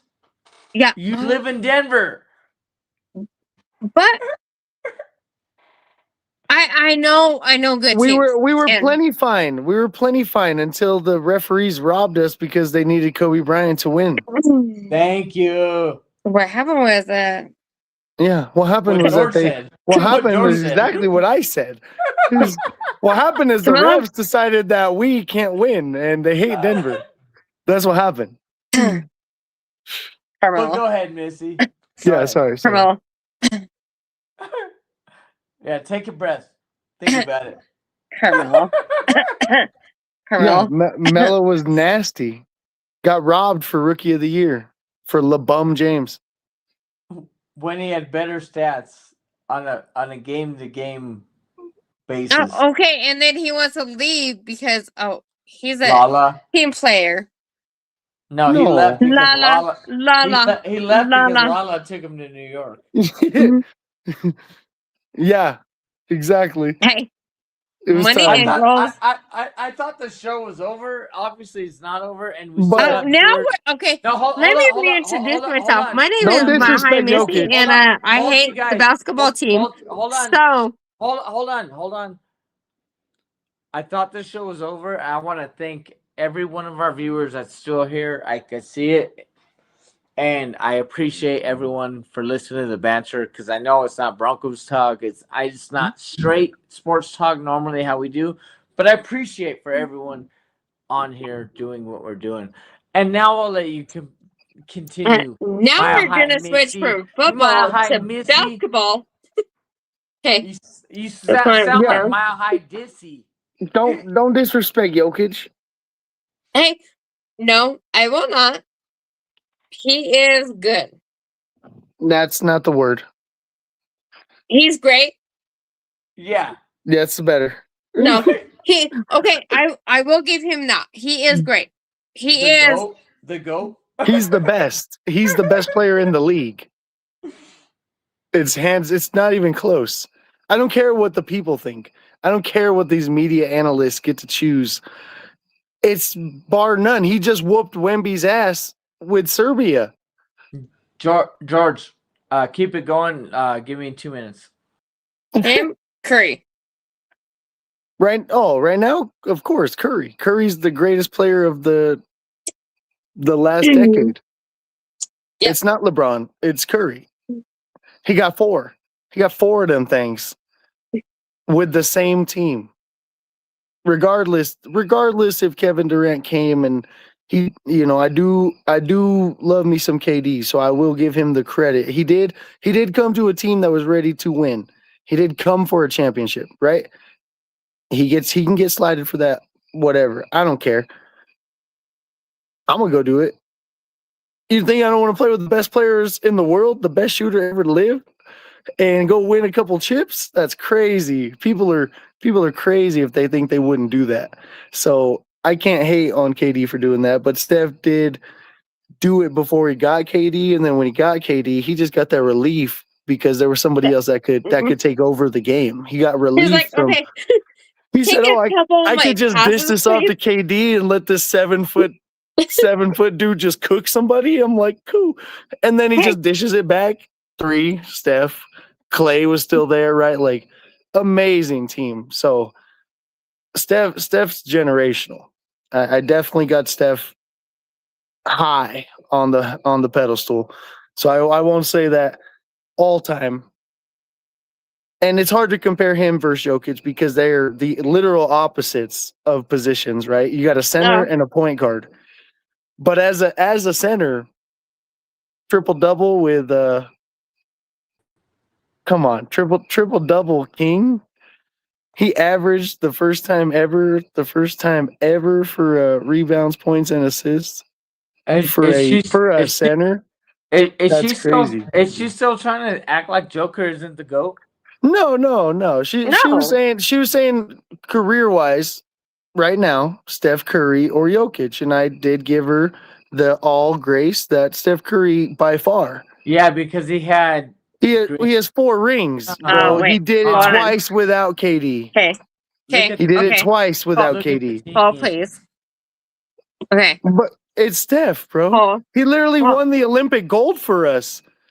He literally won the Olympic gold for us. Where? Passed up KD and LeBron to shoot and double. Yeah, you can, but you just got back, so you got to get the business first.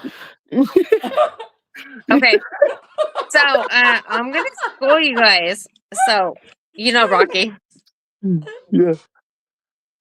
Oh, the Blake Street Bombers. I can name all 4 of them. I challenge either one of you to name all 4 Blake Street Bombers without Googling it. You go first, George. We went way off topic here. And I don't have it on top. That's what I do. Blake Street. We're going Don't even Larry. have one. We got Larry. Bunker. Dante Bichette. Yeah. Okay. You're right. Bichette. Shit. On the spot. I might be fumbling. There's 3. I like that. You name 4th. No, I'm fumbling. I fumbled the bag. I can't even think about it. James. Galarraga. Okay. Yep. There's Galarraga. Yep. Okay. And then, so sorry, I don't like this team. So he's known for his jerseys. What is it? Oh, CU. Okay. So okay, I'm okay with that because me and George are gonna go to like 2 or 3 CU games here. Which actually, George, I wanted to tell you about. It got confirmed. The second home game we're going to. I don't know who we were against, but hell yeah, those tickets are ours. Big Ed hooked us up. Hell yeah. Do what? To the CU we'll game. be at the CU game week 2 or second home game. I don't know what week it is. Yeah, I don't know either, but either way, we'll be there. Missy, just to let you know, me and George found a way to go to CU games. I'm not a huge CU fan, but I told George this last year. I'm like, dude, going to a college game is so much different going to an NFL game. And we didn't get a parking pass, and we parked. And you and that fucking parking pass. Yeah. But my little brother told me, he goes, it's okay. We'll walk up. We get the experience. And then we walked up to a watch party and this and that. And it was actually so much more funner not walking it's better out than okay. So I love my Broncos. I love my tailgate. But you know what? College tailgate is better than NFL. But because I went to USC. Oh, okay. Oh yeah. I thought you went to college with Christina. No? She was Michigan. Right? Oh, well, no, just going to a college game, USC. That's my team. Oh, yeah. Yeah. And it's crazy because it's so much different. You know what I mean? Oh, it is. Like, college football, like, love my NFL. Don't get me wrong. But college experience, even, so I took Rocky to his first college game. Crazy. Take him to a Bronco game. See what we do. I do. I'm kidding.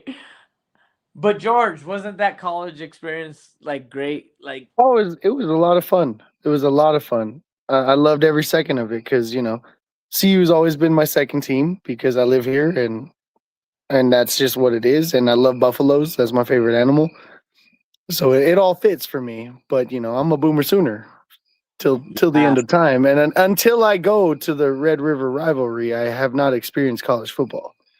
Well, it's the same with me. I want to go to the Big Ten champion. You want to go watch your team lose to Michigan? Yeah, fuck you, George. Fuck you. I'm just kidding. Sorry, I'm just kidding. Fuck you, George. Hey, we've got beat the last 2 times against Texas, so I'll give you that.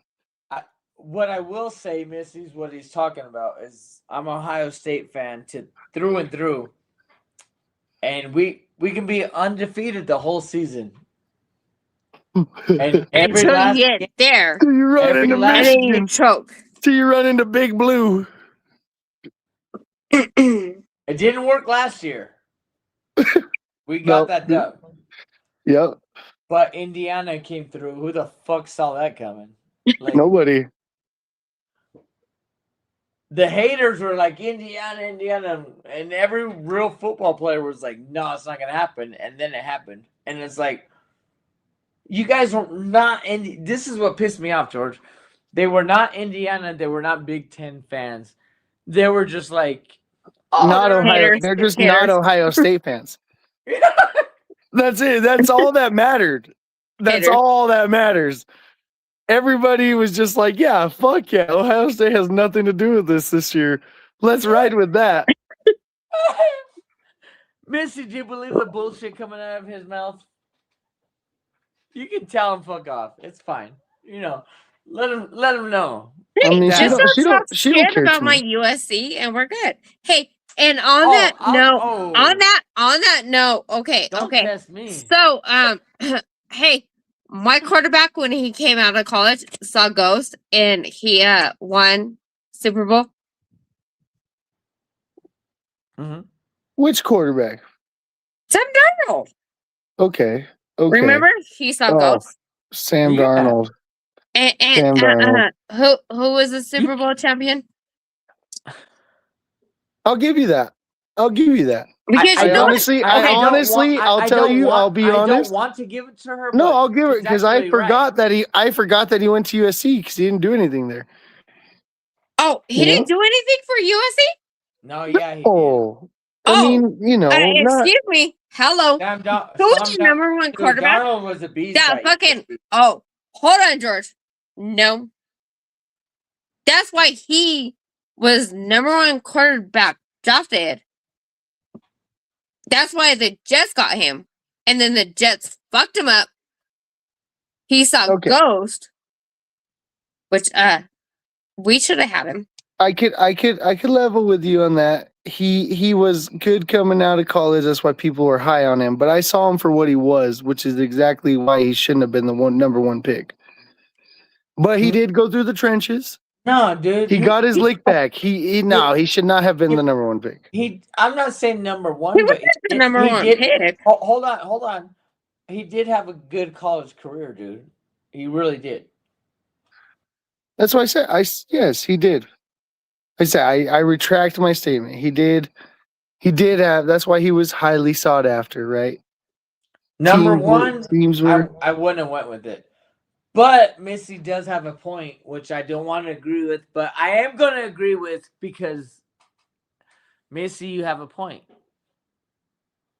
He did do everything you said that he did do. Do I want him to be ahead of a Bo Nix? Hell no. I feel like he got into a certain rhythm. He got put in a great system. He got put in a great team that was already. So he went from like shit to a good team. Because hold on. He had a 14-win season with the Vikings the year before, and they just didn't pay him. So you guys got lucky. Not you guys. I'll say USC as far as USC goes. They got lucky that the Vikings let him walk and go to Seattle. Oh yeah. And I even said, why the fuck did the Vikings let him go? I agree. Because I was like, why? Because they should. He just won 14 games. What are you mad about? Like, fix your team. It was paper. He won now. It was paper. That's what he it was. Yeah. And I'm like, okay, what other quarterback could win you that many? Okay, and then you want this one? Let's be real about this, Missy. I'm going to tell you straight up. He didn't do fucking a quarterback fucking job the way Bo Nix did or anyone else did. I would fucking put Dre out there. He coasted to a Super Bowl. I'll say I appreciate and I'll give him props for he does have a ring. But he didn't win that ring on his own because he had a terrible Super Bowl. No, and that's why you have your team, though. Yes, then that's why Kenneth Walker won the fucking MVP. He did not have to do anything to win the Super Bowl. He's a great quarterback because that's what your team's here for. Oh, we barely beat New England. Can you imagine if Bo Nix was healthy? Fucking both those teams would have been murdered. Like we'd have beat the Patriots 28-3. I would have went to that Super Bowl again. I And would have went to four Super we'd Bowls. have beat Seattle. I believe it. Missy, I swear, if we make it to the Super Bowl and if you go with Rocky, I'm gonna be so mad because we're here. We're clicking. Right? Babe! You're my sis. Yeah, you better not take his ass. You are my sister. Actually, no. I prefer him to be there because then he gets to watch us win a Super Bowl. Oh, please. As his own, like as a Raider fan, watching us win the Super Bowl. Okay. You don't have to be in camera, but just down right here, please. Okay. So check this out. So when Rocky and I first got together, I'm gonna call you out, babe. He was a Bronco fan. No. So when I first got together with him, did I not ask you to go to the Super Bowl with me? Yes. What'd you say? No. All the more reason you could take your brother to this year's Super Bowl. Yeah, George. Yeah. No. Okay. Good. So when him and I first started talking, that was Super Bowl 50. And I told him, I go, hey, I have an extra ticket. Do you want to go with me? Yeah, and I kicked myself in the ass for that. I should have whipped. And he said no. Yeah, you would have got to witness the greatest Super Bowl performance of all time. Von Miller. I don't know about all that, but hey. You know all about that. You'd have been crying tears of pain. Dude, Rocky's never going to concede to anything about Bronco goodness. Oh, I know. It's a diehard. He's a diehard already. He turned it down. He will sometimes. I feel sorry for him, man. We're all getting up in age, dude. You turned down a trip to the Super Bowl. That's crazy. I know. I regret it. You can't tell me Mendoza is going to go and change everything around for the Raiders. Not this year, but give him a couple years, yeah. Yeah, we'll wait 6 years. That's fine. We'll see, brother. Oh, okay. We'll see. Then ask him about Max. Oh, he gone. Rocky, you there? We'll see. My dog, bro. You know I'm just messing with you, brother. I know it's all love and fun. Yeah. Hey, let me ask you an honest question, Rocky. So the Raiders haven't won a Super Bowl since 1983. Did you ever hate on the Broncos when they were in the Super Bowl? Like, I got to lose? Because I'm going to be honest with you. When that bullshit call happened on the tuck pass, when New England in the snow, I was actually rooting for the Raiders over New England. Did you ever root for the Broncos to go win it? No, I never rooted for the Broncos to win it, but I wanted you guys to get to the Super Bowl. I like seeing you guys get there, but I like seeing you guys lose all the time. So, like I said, my Nina and Nino were diehard Bronco fans, and they had season tickets in the North stands, and so. I get you. At least you're honest, brother. Appreciate that. No, I give credit to your team, but because between your team and my team, hey, I'm going Raiders all the way. But do you remember the tuck? NFL is better when both teams are good. So, do you remember the tuck rule when you guys lost against the Patriots? Oh yeah, I thought it was bullshit, and then they changed it the year after. Exactly, and then so when we went to the Super Bowl against the Buccaneers. In 2002, me and my mom went out there for the Super Bowl in San Diego. And so we went out there, saw them get their ass kicked. And so the day after the Super Bowl, me and my mom went to have breakfast at Denny's. And so right there when me and my mom were eating breakfast at Denny's, Clinton Portis was sitting having breakfast with his mom and his sister. And so I got a picture with Clinton Portis. That was his rookie year with the Broncos. And I was a big fan of his coming out of Miami. So I got a picture with him after they finished eating. I didn't want to bother him when he was eating with his mom, but I was like, hey, I'm a big fan of yours. Can I get a picture with you? And so I got a picture with him at the Super Bowl. Oh, that's dope, man.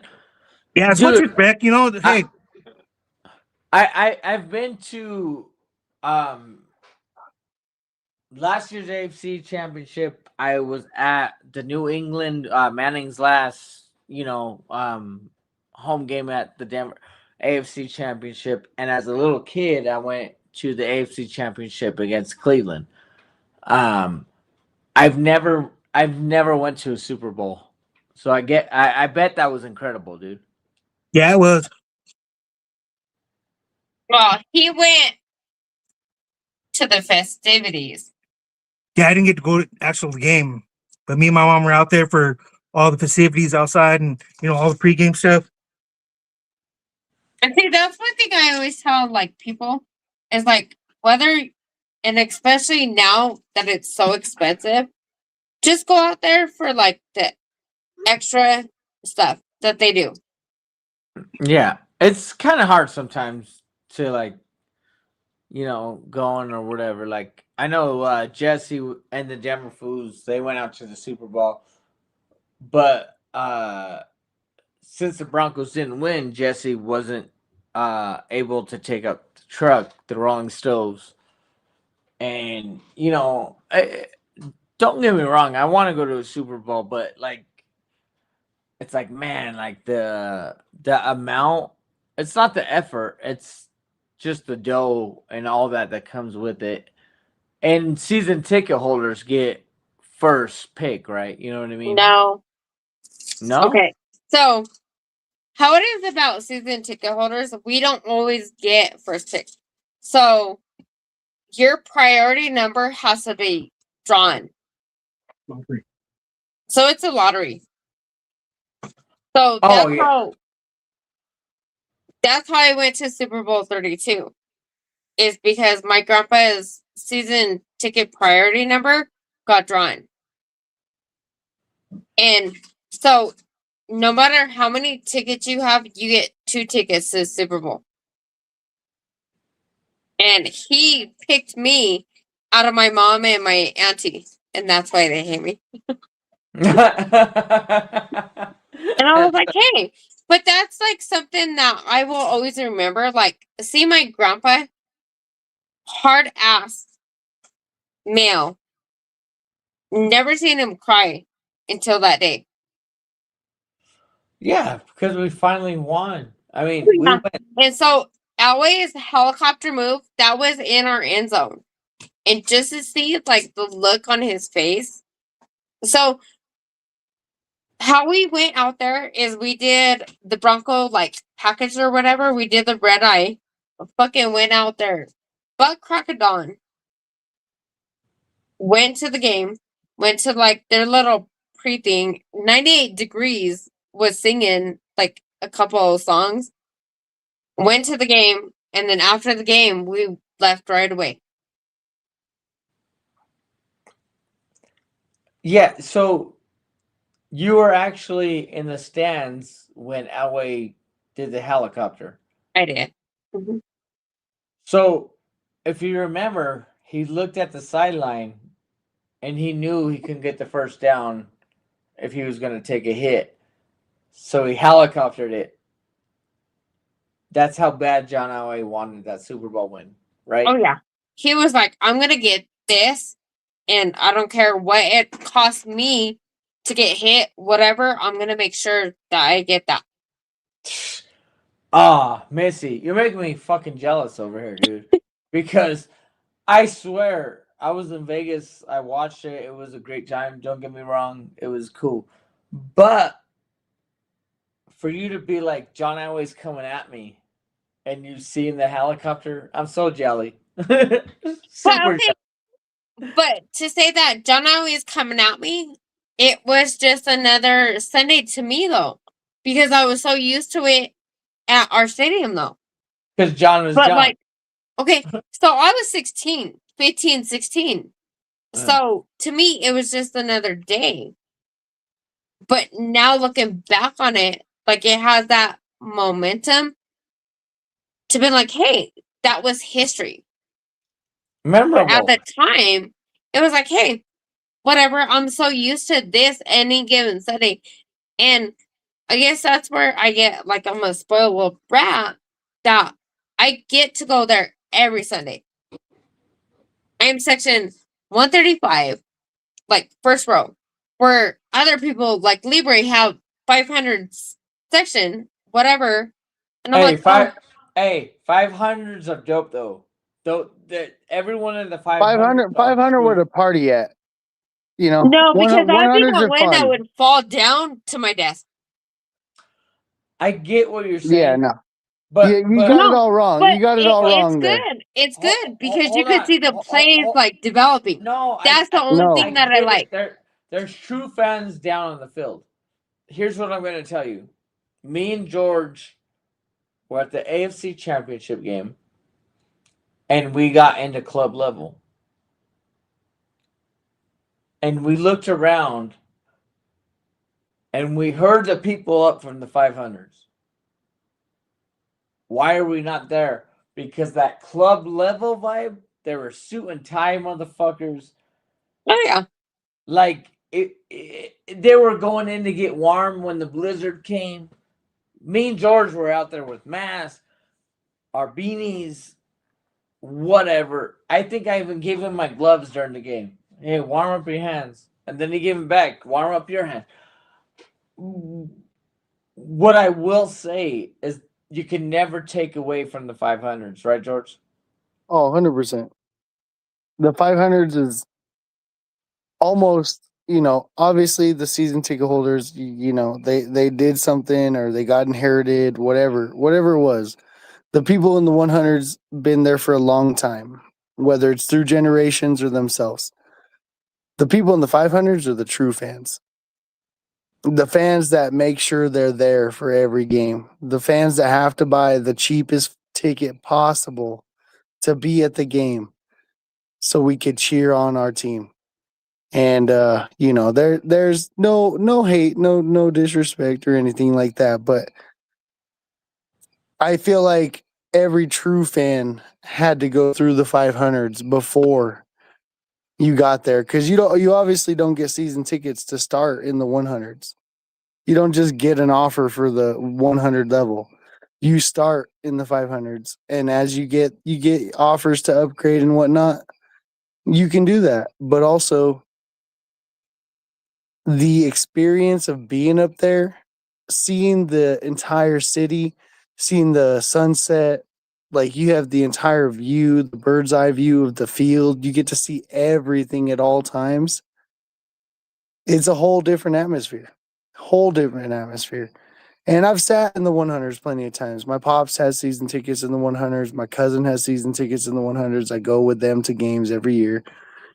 And I love it. It's still a blast. There's no hate. It's an amazing time. Everybody's hype, but you miss a lot. You miss a lot in the 100s because you have a direct, straight line view of the field. You don't get to see the game. The development of the play. Exactly. You don't get to see the game, the development of what your play call is and the motion and this guard is pulling. You only see the outcome. And most of the time in the 100s, you could correct me if I'm wrong, most of the times you're looking back up at the screen to see what actually happened. Right? You're looking back up at the Megatron, the big old jumbo. Because it's You're looking me, because I never like, look at it. okay, they're over there on the 30, and I'm like, you're 75, 80 yards away. You have to look at the Jumbotron to see what happened. You don't have to do that in the 500s. In the 500s, you could be asleep and your brother could hit you on the shoulder and be like, hey, I don't understand. What are they even running? And you could be like, yeah, it's a 5-2, and you can go back to sleep. So you go to sleep in the 500 section, and I'll be in the 100 section celebrating. Okay. Hey, we're not knocking you as a what we're trying to say is you can celebrate and watch it on TV in the 100s. Enjoy. Let me finish. What I'm saying is we have to figure out how to get to the game every week. And when we go buy tickets, okay, we got rent, groceries, kids, gas, blah, blah, blah, all of that. So it's like, all right, let's just go grab these seats in the 500s. And we do it week after week, not as season ticket holders. We just figure it out game by game. And a lot of people have asked me, how does it feel to be a season ticket holder? I was on the first training camp. I got asked, how's it to be a season ticket holder? I go, I'm not. They're like, well, you got your fast pass and you got that. And I'm like, no, because I'm not a season ticket holder. We celebrate the 500s because these dudes are banging on the aluminum. Bam, bam, bam. So when we got club level, I'm not saying it's the 100s. See, and that's what I meant. You're spoiled in the 100s. But I will say this: the club level life was garbage. These ain't true fans. These ain't true fans. No, these ain't true fans. Because they want their little wine glass with my little pinky up. Yeah. So I thought club level was gonna be all great. Different. And literally, we missed half of the third quarter in the AFC Championship watching it on a fucking thing just to get a fucking hot dog. Yeah. Like, because you're inside. Yeah, because club level's too congested with people that don't want to watch the game. It's and that's not 100s. 100s isn't like that. They want to watch the game. Not like that. They're I'm live, but they're spoiled because they don't have to take the hike. They don't have to hike up a mountain of stairs every time they go for a beer. I want to. And yeah, it doesn't matter. That doesn't matter if you don't want to. You don't have to. No, you don't have to. But you know what? I would honestly, I would be that fan that hiked it up and then fell down to my death. Yeah, I believe that. Tim knows.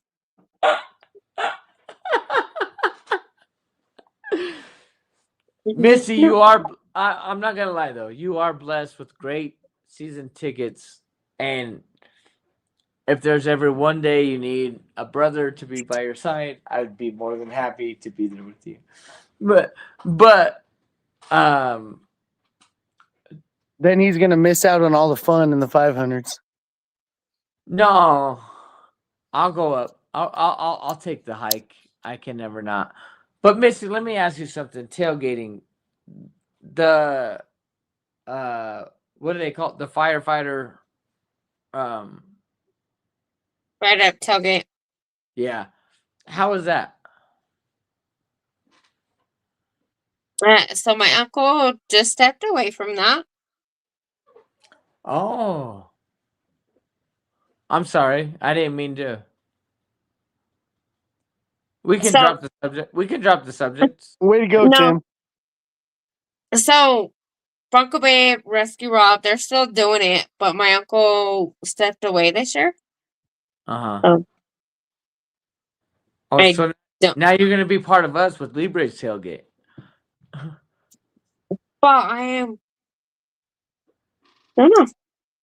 I jump around. Jump around. Jump around. Well, you're always welcome at our tailgate. I didn't know. I know.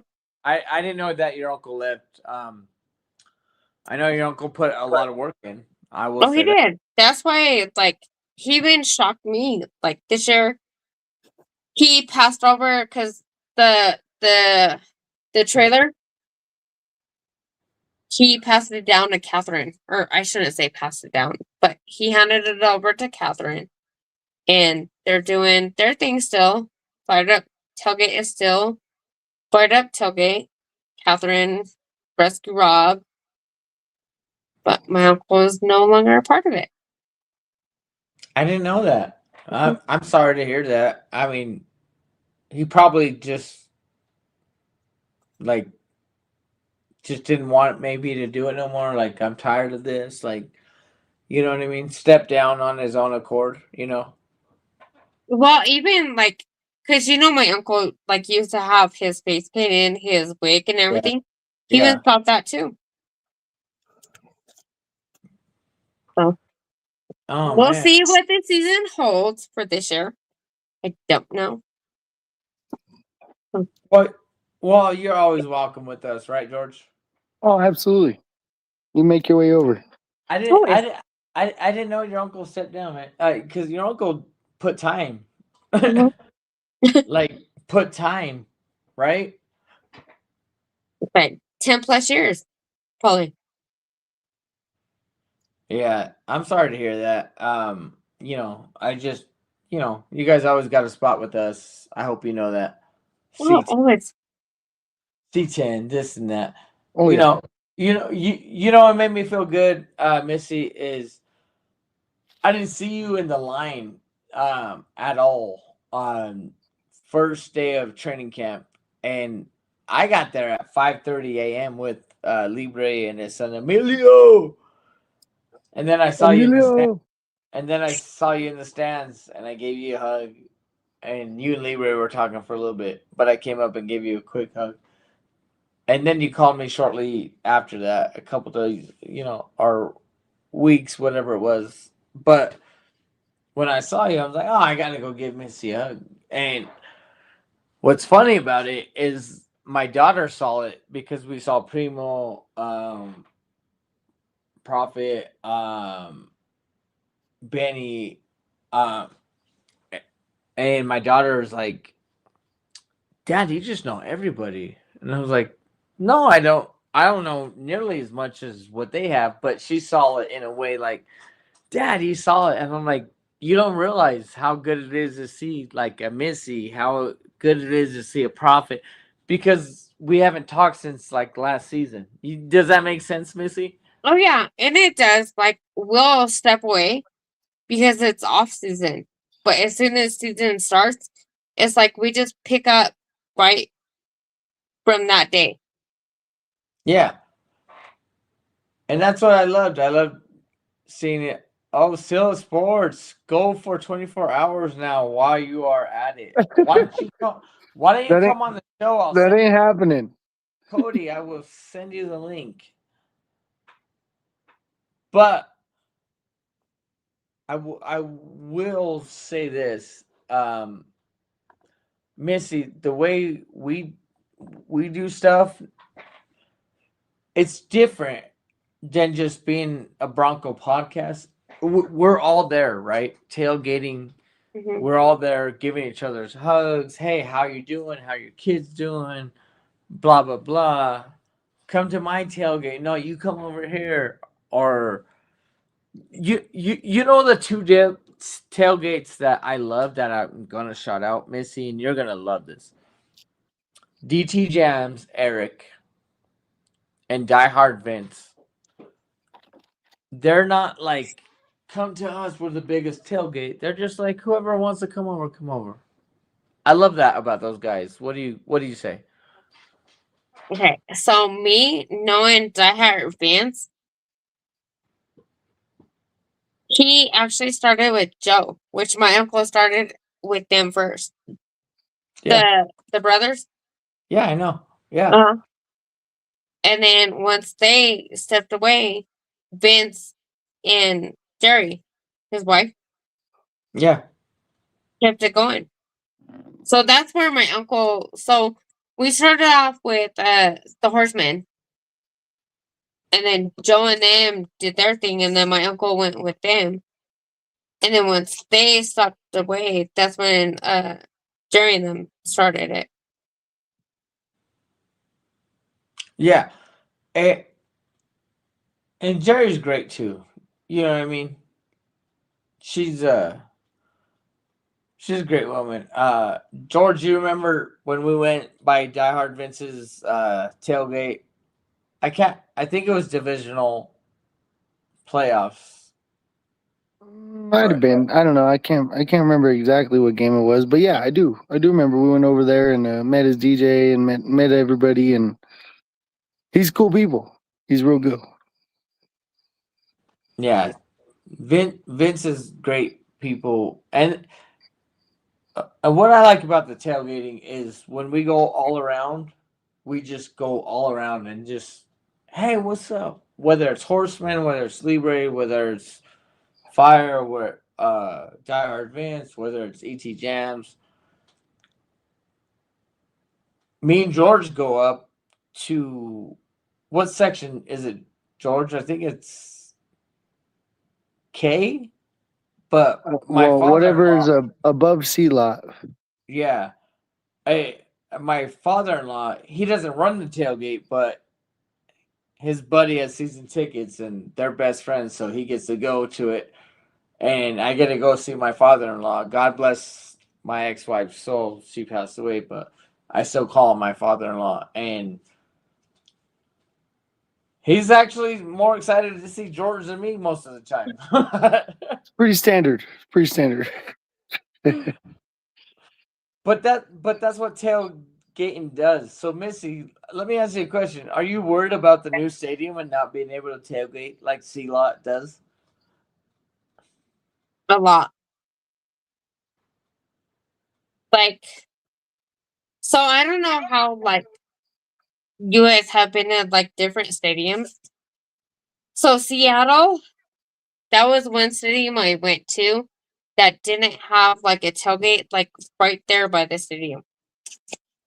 And it sucked. Like, you had to go, like, off campus area. I guess you call it campus area.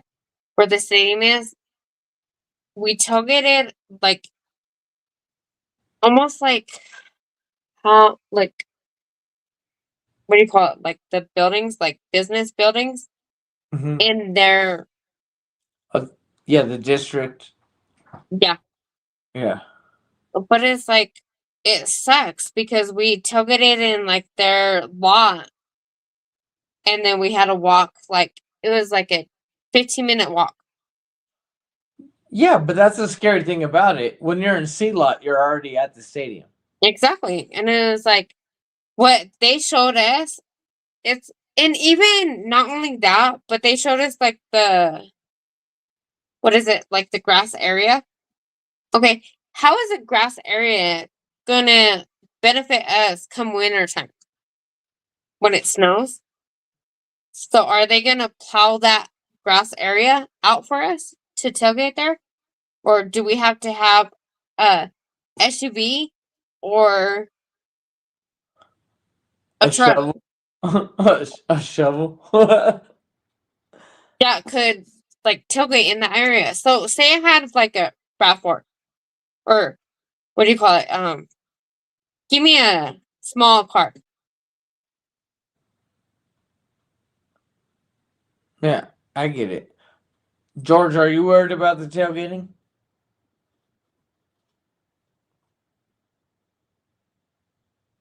You're muted, George. I am muted. Yeah, 100%. It looks like shit.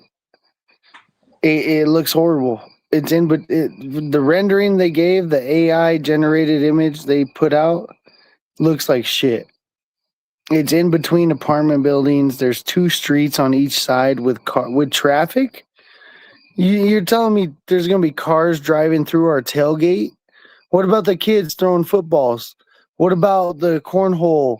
Where are we gonna do that when like you got you're limited to this freaking tiny grass area? That's disrespectful to the fans. And I don't give a shit about those people that live there. I don't give a shit what they want. I know the city does. Or the city ordinance. Why does the city care so much about these guys and their neighborhood? We're about to blow your fucking train tracks out the water, and we're gonna build a whole new city, and you're complaining? Get the fuck over it. This is why I hate, because we are the minorities, right? Born and raised in Denver, Colorado. Puro. The fucking minority, because there's only about 40% or less of people that actually live here that are from here. So it's all these high prissy prance, stupid ass, money grabbing motherfuckers that are like, oh, I don't want my neighborhood. This ain't your neighborhood. This is Broncos country, bro. We are a football town. We are a sports town. Georgie, We have done it for years. I hate it. Georgie, I'm fully with you, and I'm gonna ask you this next question, and I'm gonna let you just go off about this. I already see what's gonna go, but I'm gonna ask it. People want a dome so we can have more concerts, more revenue, and this and that. But doesn't that only bring more noise to the people that are actually gonna fucking buy apartment buildings next to the stadium? It doesn't make sense to me to do all this work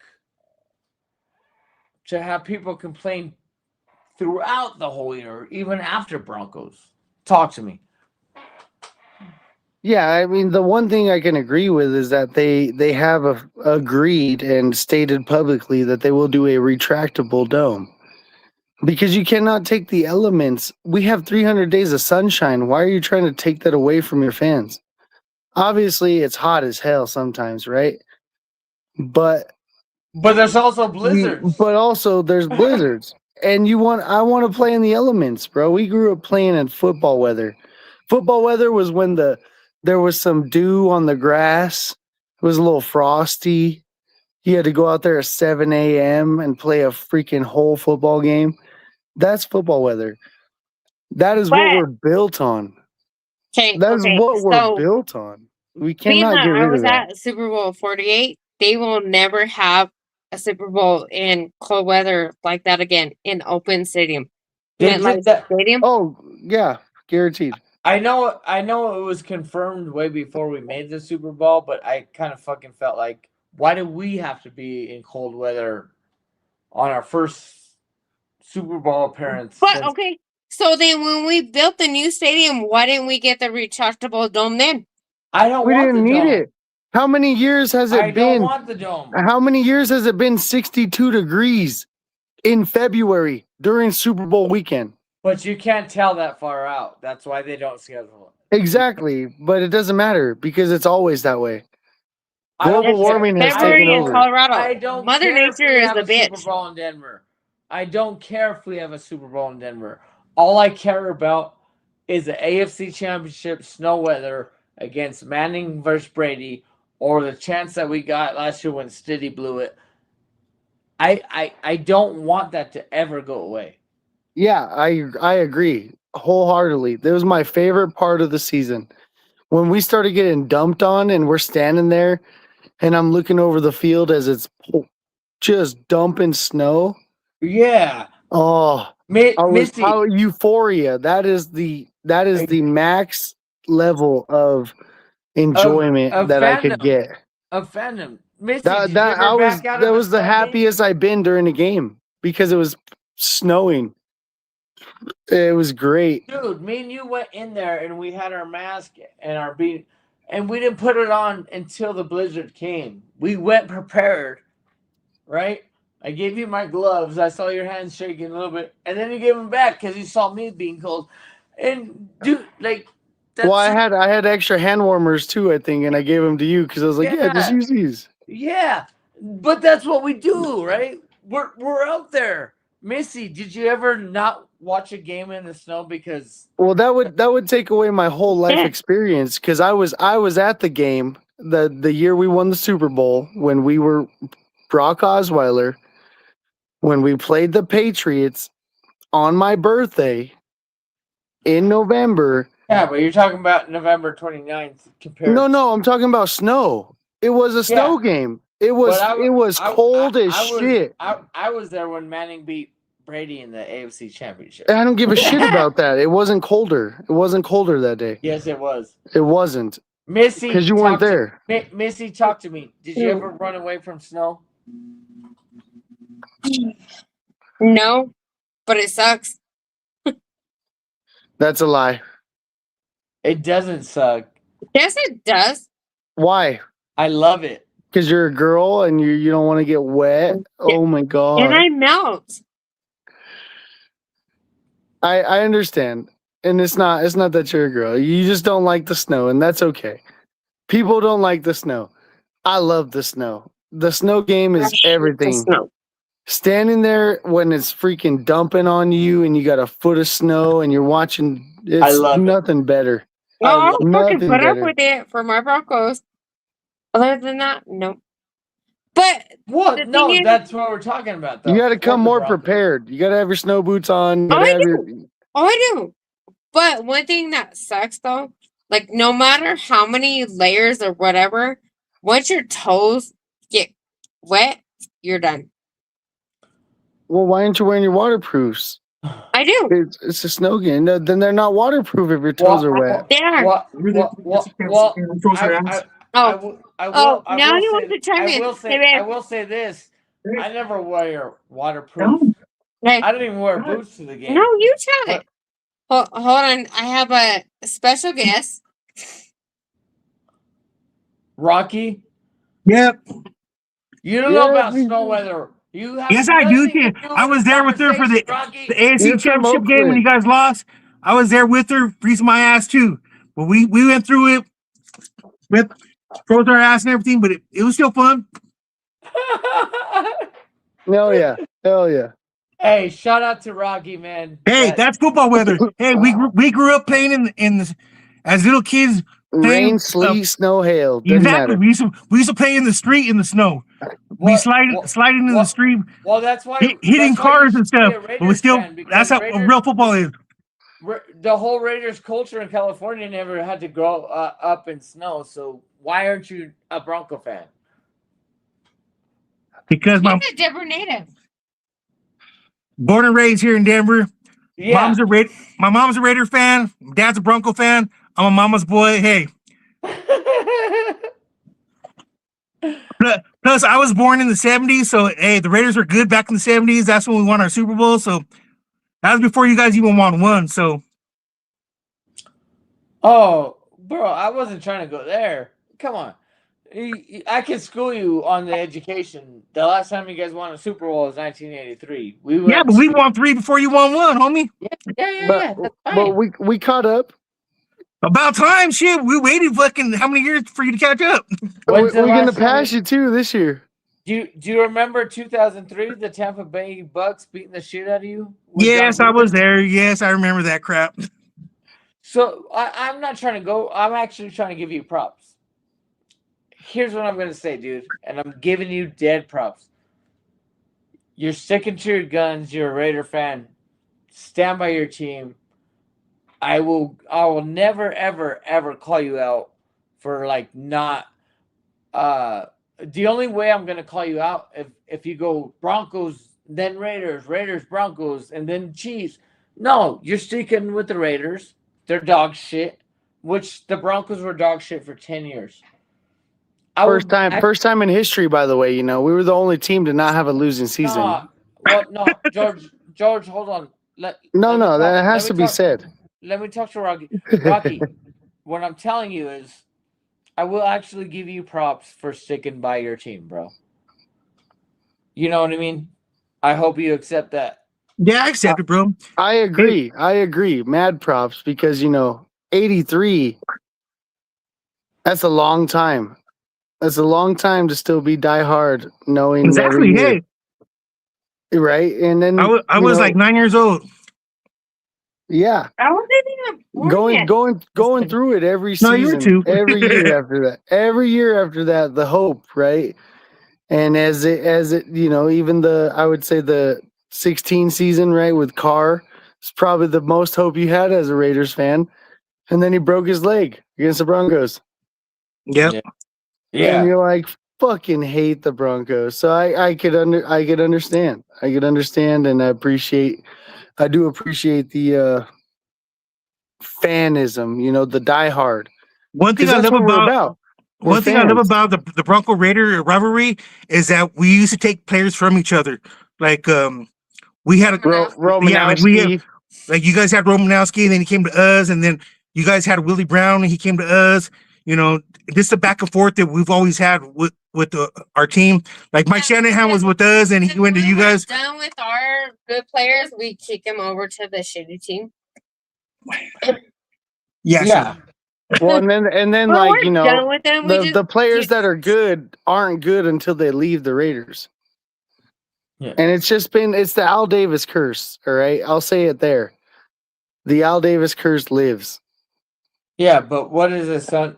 Don't get me wrong, Rocky, but I'm going to say this. His son took over the team and has made zero adjustments to. It's the Al Davis curse. Who's his dad?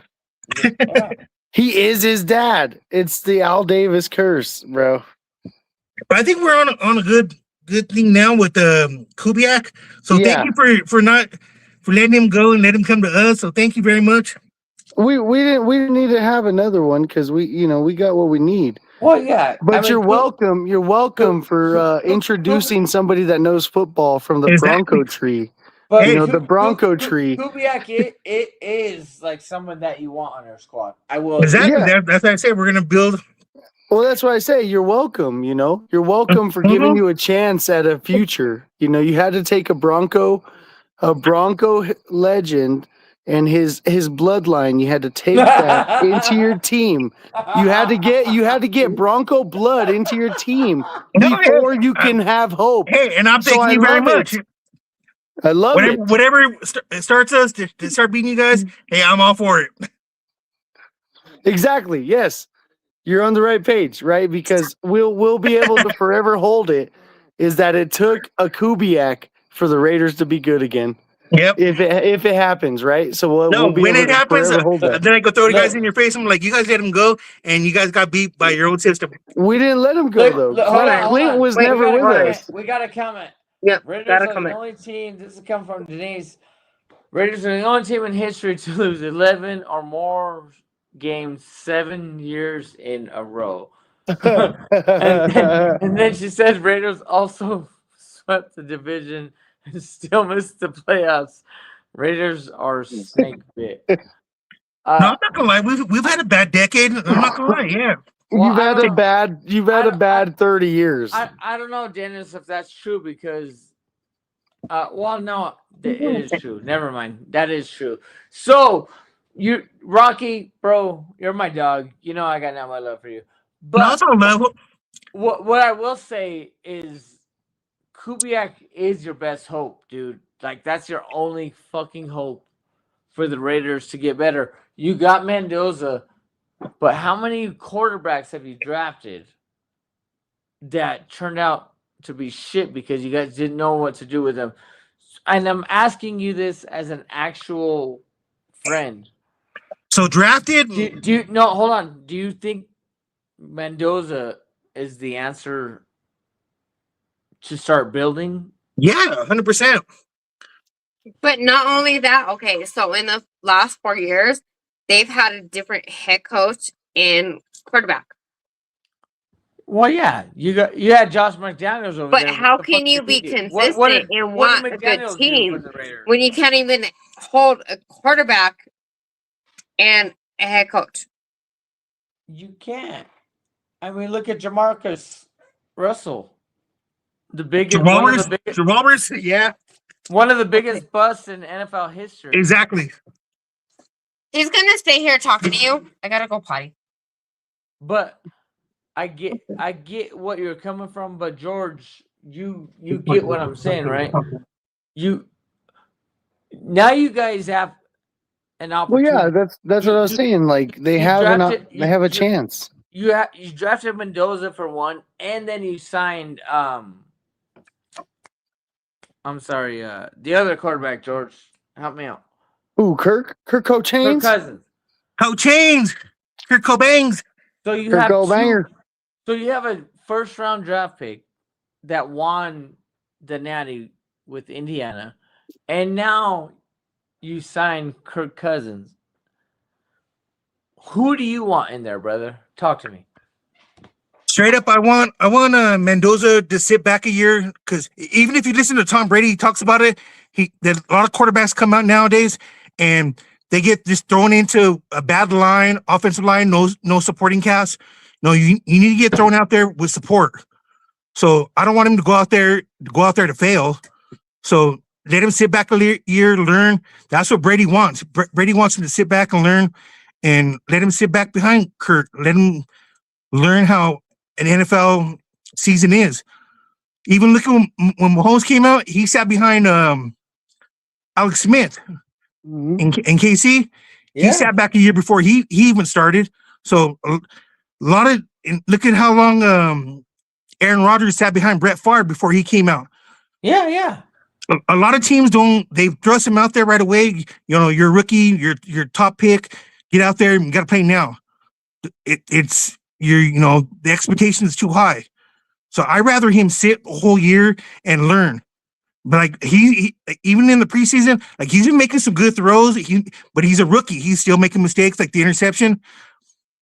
But I mean, he knows like the system. Like he knows. Well, like what I would tell you is you're absolutely right.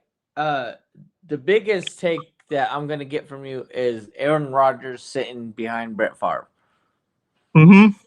And that's a great comparison. You can translate it into Jordan Love sitting behind Aaron Rodgers. Exactly. Not exactly for as long, but almost like I think they were only a year, maybe year and a half apart from how long they sat behind to learn before they got the job.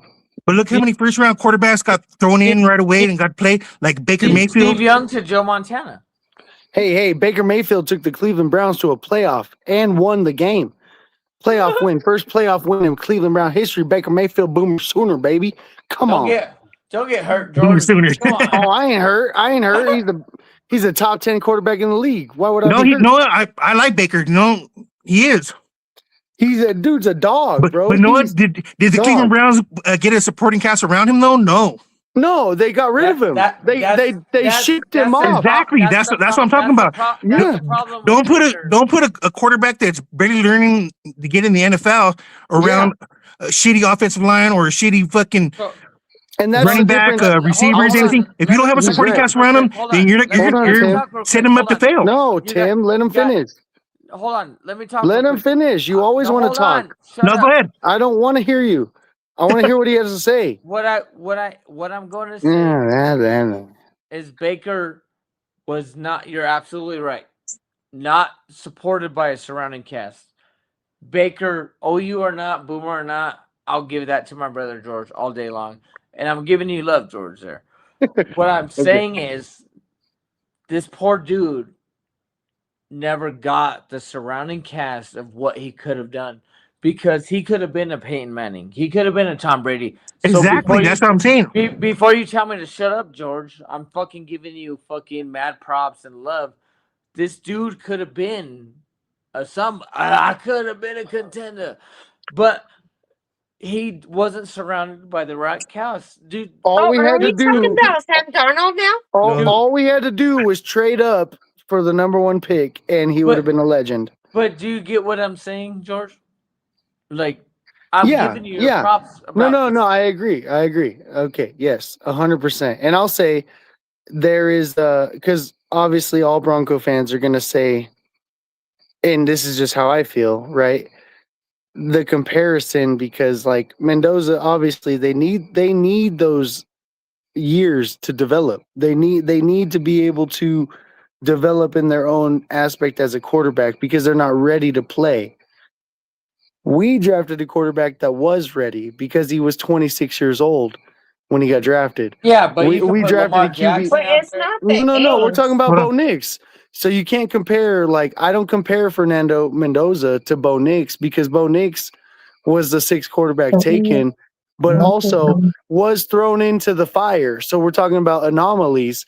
Thrown into the fire and has excelled, is the leading in every category from rookie quarterbacks of his class. Besides completion percentage. Raider fans don't even look at Mendoza as ready. No. And I don't think he is. And that's the main difference, is that he's coming in. Mendoza's 22, maybe 20. Like, yeah, dude, he only played 2 years in college. Yeah, and see that's one thing you guys are lucky with Bo Nix. Bo Nix played 6 years. Exactly. He played so many games. That's why Sean Payton liked him so much, is that he had so much college games.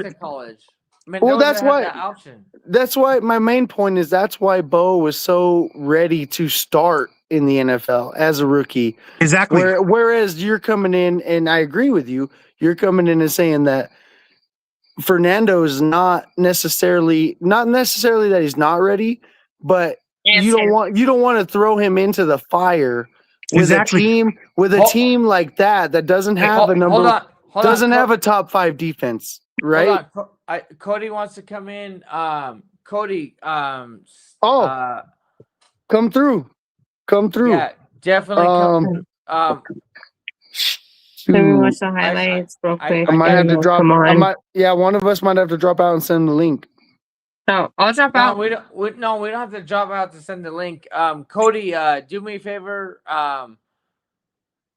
Here, 720-481-6990. Throw me a text, and that way I can throw it back to you. Because I don't think we're on Messenger or whatever. But Cody, if you want to be live with us, that'd be dope, bro. So 720-481-6990. Throw me a text, and that way I can send it to you. George, unless you have his contact. I do, but I'm on the phone. So if I do it, I'm going to drop out. Send him the link, even if you have to drop out for 30 seconds. Mm-hmm. I don't care. Let's get Cody over here. You know what I mean? Yeah.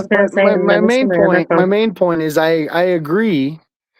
I agree here with Rocky, is that in the different aspects, he's seeing Fernando for what he is. He is a purebred quarterback out of a fresh college system for 2 years. He has not played in the amount of games to see the amount of defenses and the different type of situations that he's going to see, right? He had it to where he had Curt Cignetti, right? He brought this team together that did amazing things. And he did have the play of the year, right, where he ran in the touchdown. Mm-hmm. Love that. So I like Fernando, but I do see him for what he is he is a raw quarterback. Yeah, he's young, he's raw.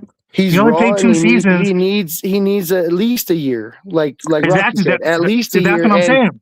Kirko Chains was the best move the Raiders have made in decades. Best move because they drafted a first-round quarterback, number 1 overall, right? Everybody's like, oh, he should start. He's going to start right now. No, they have Clint Kubiak, who knows how teams are built, who knows how to run a team and get the players where he needs them to be. So he's going to put this player in the best position to succeed, and that is behind a veteran quarterback, regardless of the financial, right? We all know Kirko Chains is the finesser of the league. He has gotten guaranteed deals for the last 4 seasons. You can't hate the player, shit. No. And that's what I mean. It's not about his contract. It's about the player that he has been to get those contracts. He has come into every team that he's been on and made a difference and made them somewhat competitive. But that just shows what quality a player he is in the locker room, you know? Yeah. Like they wouldn't bring him in look at the commercials. I think the Raiders won the off-season commercials because you guys did the Step Brothers. Step Brothers. Y'all did the Step Brothers with Fernando and Kirko, and he's like, I loved it. And that is the culture that we have as Bronco fans. That is the culture we have. Let me ask him a question. Rocky, I'm going to ask you a question. You talk too much. Were you happy that you lost so much that you were able to get Mendoza? Yes and no. So I was pissed we were losing every single game, but for the last game of the season, I flew out to Vegas when we played the Chiefs and we beat them there when we got the number 1 pick already. I was at that game, and so no, dude, I was happy we beat the Chiefs because the division rival, but we still have the number 1 pick, so I was happy. But just overall, I was disappointed. So I thought when we got Pete Carroll, I was like, oh, he's Pete Carroll, from USC, garbage. You thought he was going to do good, but then the games passed him by, And last season was a bad fucking season. So you can just say it. You were glad you lost enough games to draft Mendoza. Like I said, yes and no. Yes. Like yes, because we got Fernando, but no fucking. Dude, it was a long season last year. It was a long season. Like I'm going to my brother next. It was hard to watch those games, and he's gonna spit fire, bro. Yeah, I was biting my tongue. I was pissed off, but no, at the end, like even when they sat Crosby when he was all pissed off, I was pissed off. I was like, see, you know what? You're sidetracking, homie. You gotta admit, were you glad that they lost so much that they were able to draft Mendoza? I said yes and no. Oh, that's not an answer. It is. It really is. It really is an answer. Yes, I'm happy. His answer is yes. No. Yes, I'm happy at the end result. We got Fernando, but no, you never want your team to lose. Yeah. Let me back him up. Hold on. Let me back him up a little bit. Back him up a little bit. Go, George. It's in the same sense, similarly, not all the way, right? We didn't have the number 1 overall pick, right? We have never had the number 1 overall pick, as the Broncos. We had the 2. Thank God. Never the 1. You have the number 2. Thank God. I love that number 2 won a Super Bowl MVP. He did, that's okay. But the comparison is that we did take a QB in the first round at the position that we were drafting at, which was 12, right? Is that when you guys drafted? 12 isn't great. So were we happy that we lost all those games that year just to draft Bo Nix? Right? It's like I'm giving you the Uno reverse card, right? How happy were you? Were you so happy that we lost the amount of games that we did to get to 12 to let Bo Nix fall to us? No, because I believe Bo Nix would have fell at 30. I don't think anyone was. No, I don't think he would have found 30. No way. Even I said no. Like I was even shocked that he fell to you guys at that point. Not in that draft, because that draft was he was the QB last heavy. First round quarterback draft pick. Yeah, but he's a quarterback. You knew he was going to go high, but you didn't think he was going to fall that low. In the first 12 picks, 6 QBs were drafted. I thought he was going to go top 10. Everybody said he was going to go top 10. In that consensus, I cannot say I'm confident that he would have fell. Yeah, when 6 QBs get drafted in the first 12 picks, half of the teams drafted QBs. Mm-hmm. It's slim pickings. It's tough. That was my point. And there's chance. I'm not saying you're wrong. I'm not saying you're wrong. He might have fell. There's potential. We don't know though, because only Sean had eyes. Because every other fucking team had a quarterback. They didn't want to draft a new quarterback because everyone that took a quarterback before needed a quarterback. Yeah, but there's teams that needed a quarterback could have fucking traded up. Like I said, Bo Nix was supposed to go in the top 10. And then when he fell to you guys at 12, I was even shocked. I was like, no one looked at Bo Nix. The Vikings did. The Vikings did, but they also were looking at JJ, and Sean had to play. Oh yeah, Sean had to play. Sean had to play the game and convince them that he was sold on JJ. That's not the point. The point is that Sean. The point is that we got the later draft pick in the first round, and he's the best quarterback to come out of that first round. Well, yeah, that is part of the point. But the point. Johnson got shit. The point is that Sean had to finesse teams to make sure he got the guy he wanted, but we wouldn't have been able to do that unless we were at 12. Okay. But and that's what Sean does though, because that's what he did. No, with he the does. Saints. Yes, agreed. But the main consensus is that because we picked at 12, we had to be the 12th best or worst team, you should say. We had to be the 12th worst team to get that position, and Sean had to finesse a team to make sure he got the guy he wanted.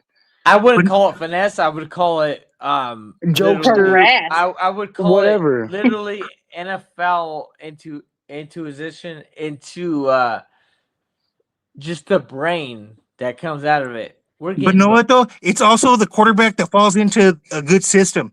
Like Bo Nix fit into Sean Payton's system. Like look at the other quarterbacks that got drafted before him. Like they don't even have their original coach anymore. They've already moved on to a different coach. So they're going into a different system now. No, you're absolutely right. Those QBs would have failed. Well, they did. That's how come they have a new coach. But no. Yes, agreed. The tie-ins. Well, who else? And but how many of those 5 other QBs would have survived in Sean's playbook, in Sean's system? None of them. Yeah, that's how come he was tailor-made. Like I said, the quarterback also has to fit the coach. Actually, I'll give you 2. Drew Brees 2.0. George, I'll give you 2, and you don't have to agree. And of course, I know you. I will say Trevor Siemian and Drew Lock could have that system.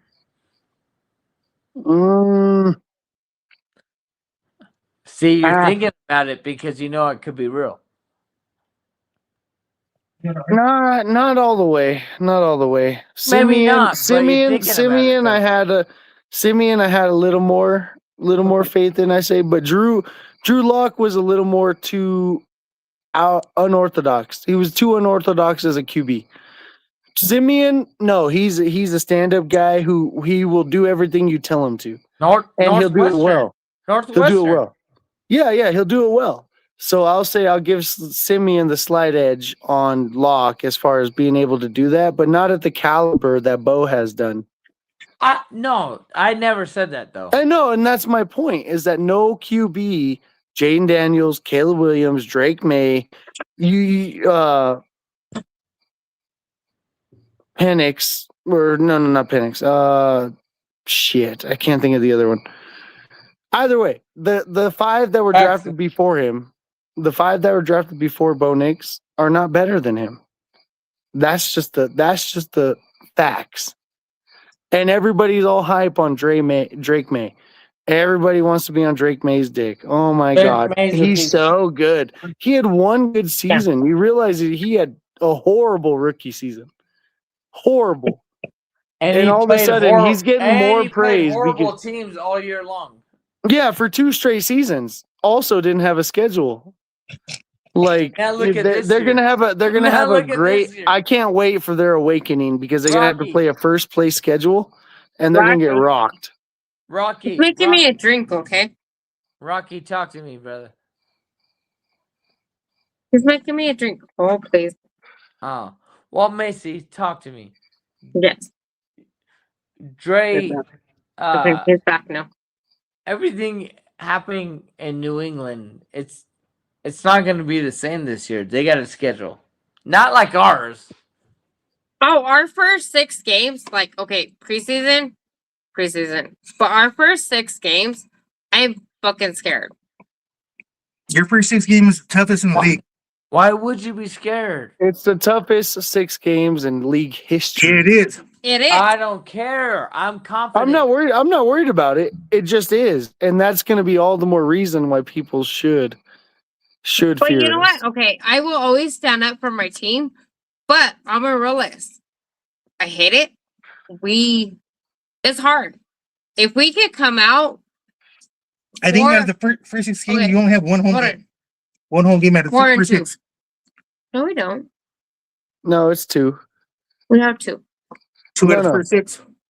Week 2, week 3. No, and 5. 5 is home. Oh, Thursday night, Seattle. Oh yeah, you're right. Oh yeah. Yeah. You're right. What you said? But also, people aren't accounting for the lack of travel. People aren't accounting for the lack of travel. The other 2 teams we play are both in California, hours apart from each other. So we go on a back-to-back road stretch, but we go against the Niners, and then we play the Chargers. So you have to go from San Fran to LA. That is not a travel. That's a quick trip, right? So our benefit of the season is we're going to be in our time element, and we're not going to have to travel across the East Coast and play at 11, and then travel back to the West Coast and play at 2:30, and then travel back across the East Coast. We don't have that scenario. Our scenario is we go to Arrowhead, which is across the street. It's a 10-hour drive. 10-hour drive to Arrowhead. But you're proving the point that is said, like, Mahomes is not going to be game ready. And the other one, San Francisco, has injuries out, dude, like unbelievable injuries. Yeah, like every day they have a new injury. Dude, so yeah. So our 6 games, that's the hardest schedule, is actually leaning towards us. It's like 4 games. Because if we don't go, That's right there, 4-2. If we could beat the Rams and the Seahawks, the other teams we should probably just take care of themselves, right? Yeah, exactly. But do you get my knowledge on this? Like, Niners are beat up. They're fucking injury prone. Like, there's no way. Yeah. And you predicted we're gonna lose that game. So I did when they were healthy. So come on. Give me that. Now you want to change it. Give me that, George. Oh, for sure. A healthy Niners team, I could understand your argument. And but they're now, not. They're not right now. Yeah. And Mahomes, if he's there or not there, I'm not worried about it. But it's in KC though. Who cares? I'm not worried about that either. Who cares? Bo Nix has played his best games in KC. Like, it hasn't been a question. We have lost to them, over the years. Everybody's holding all these years against us. We haven't. Hold on. Cody says I'm ready. Dude, you got Cody's messenger or no, George? Yeah, let me. Can he jump up? Do you need me to jump down? No. You guys don't have to leave at all. We're just trying to get Cody on the show, but I need his info to send the link.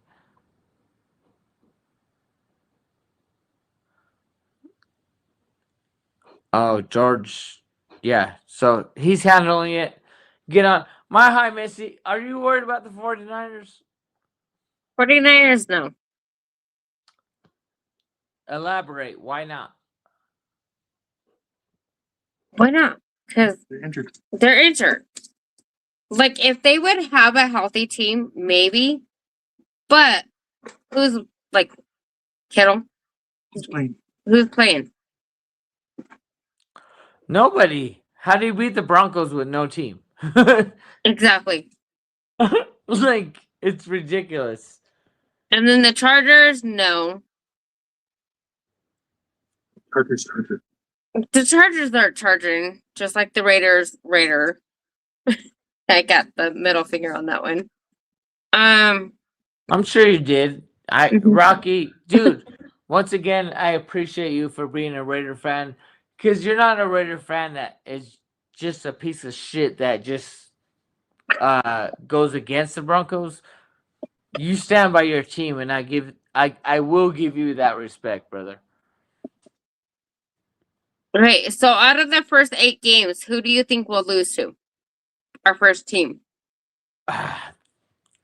The Rams. Rams. Mm-hmm. But especially if Aaron Brown comes back. But we did lose to the Jags last year. At home. Well, you asked for the first. I know. But we did lose to the Jags last year. That one shocked me last year. That it's not gonna happen. No. I saw Bo on the practice field. I saw all of that. I saw Missy, you were there for the first part of training camp. There's no way there's a repeat of what happened last year. There's no way. I think that we're going to go to Arrowhead. We're going to win it. And I feel like week 2, we're going to go to KC. And that's what it is. And the Rams does warrant me. My privilege, my pleasure, finally doing something with us. Let me bring on the one and only Cody. Hi, Cody. Finally doing something with us. Let me bring on the one and only Cody. Your volume is not up. Hey, I'm just amazed you guys are still up. How are you guys doing? Cody, your volume is not up. What about now? I'm just amazed you guys are still up. Oh, you got What about now? background. You guys You doing? got background noise. That's what it is. Do I got to change anything? Testing. Okay, hold on. Let me mess with this.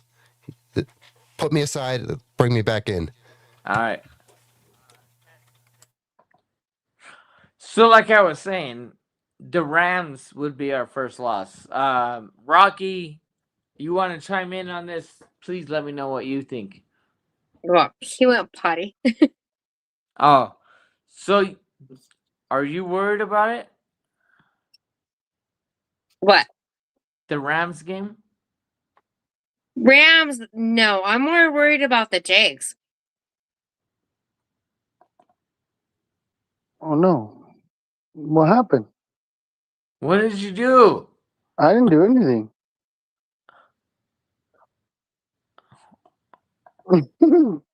There you go. I think I'm ready. How's it sound? You're good. Cody, welcome. Hi, Cody. Hey. How are you guys doing?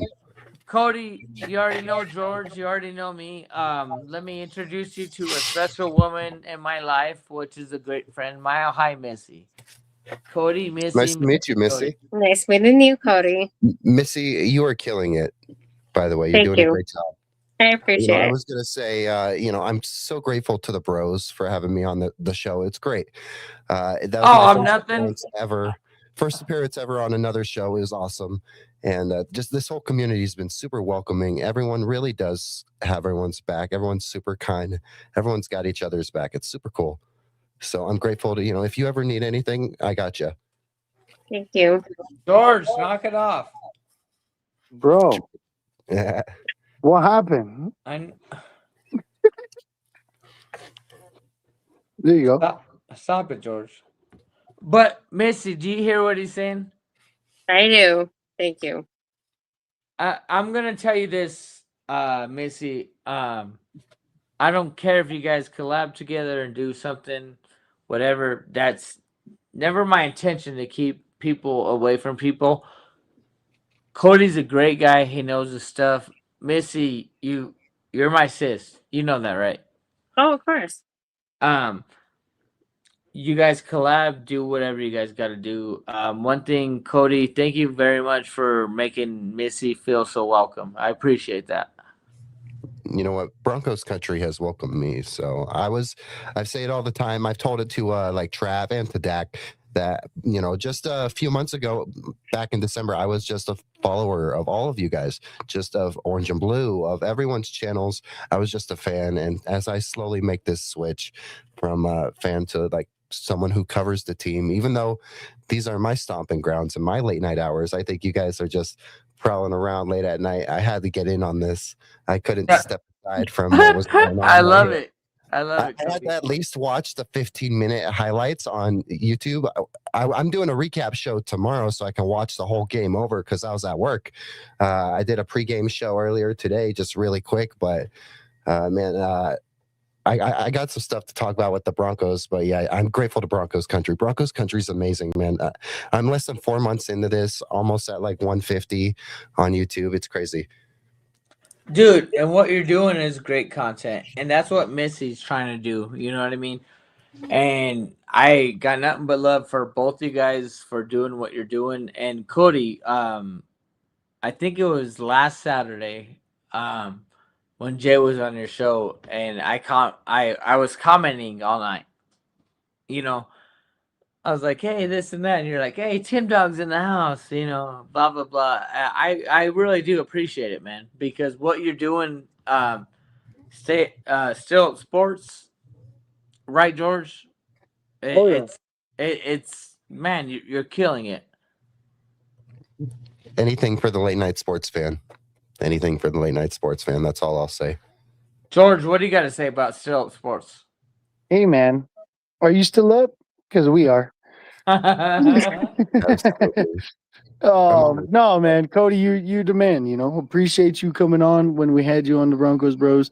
You killed it on the show. And extra appreciation for joining us on this almost 5-hour live that we got going for some reason. that just doesn't seem to want to end. So I was gonna say, am I tagging in for this 24-hour journey, and we're just gonna wait for Jay to wake up? Everyone's gonna wake up. We're all gonna take shifts. Dak's gonna join in a few hours, right? Yeah. Just keep on. Tick, tick. I want everyone to do me a personal favor. Shout out to Mile High Missy for trying to make her live Friday night, going live and talking. Absolutely. What she needs to do. We all got your back, Missy. We all got your back. I appreciate it. Thank you so much. So, in case you didn't know, I was interviewed by Channel 7 today. Nice. Go watch it. Channel 7. Right? Channel 7, babe. You, Missy. Wait. You gotta. Hold on. Hold, please. Hold, please. I'm gonna switch places with this one. Hold, please. No, come here. Okay. Hold. Typical Raider fan. Can't figure Over it there out. with your jersey. So, okay. Look at his jersey.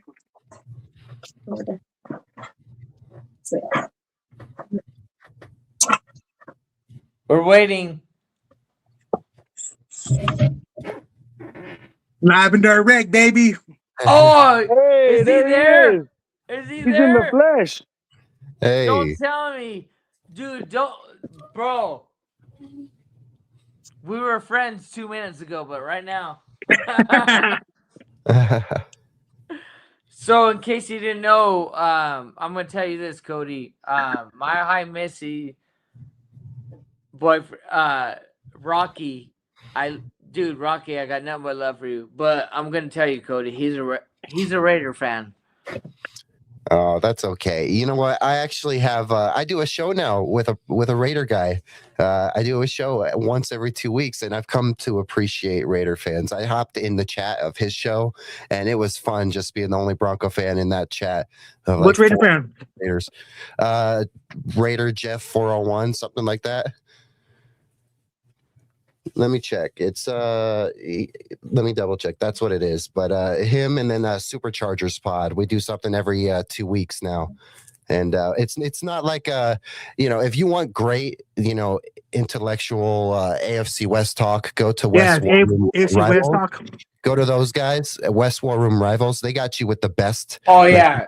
Stuff. They're dope. They're dope. Yeah, I follow a couple guys that do the AFC West where you have one from each fan. They all talk and it's all fun. It's just shit talk. That's what ours is. Ours is the opposite of West War Room Rivals, guys. It's just pure shit talk.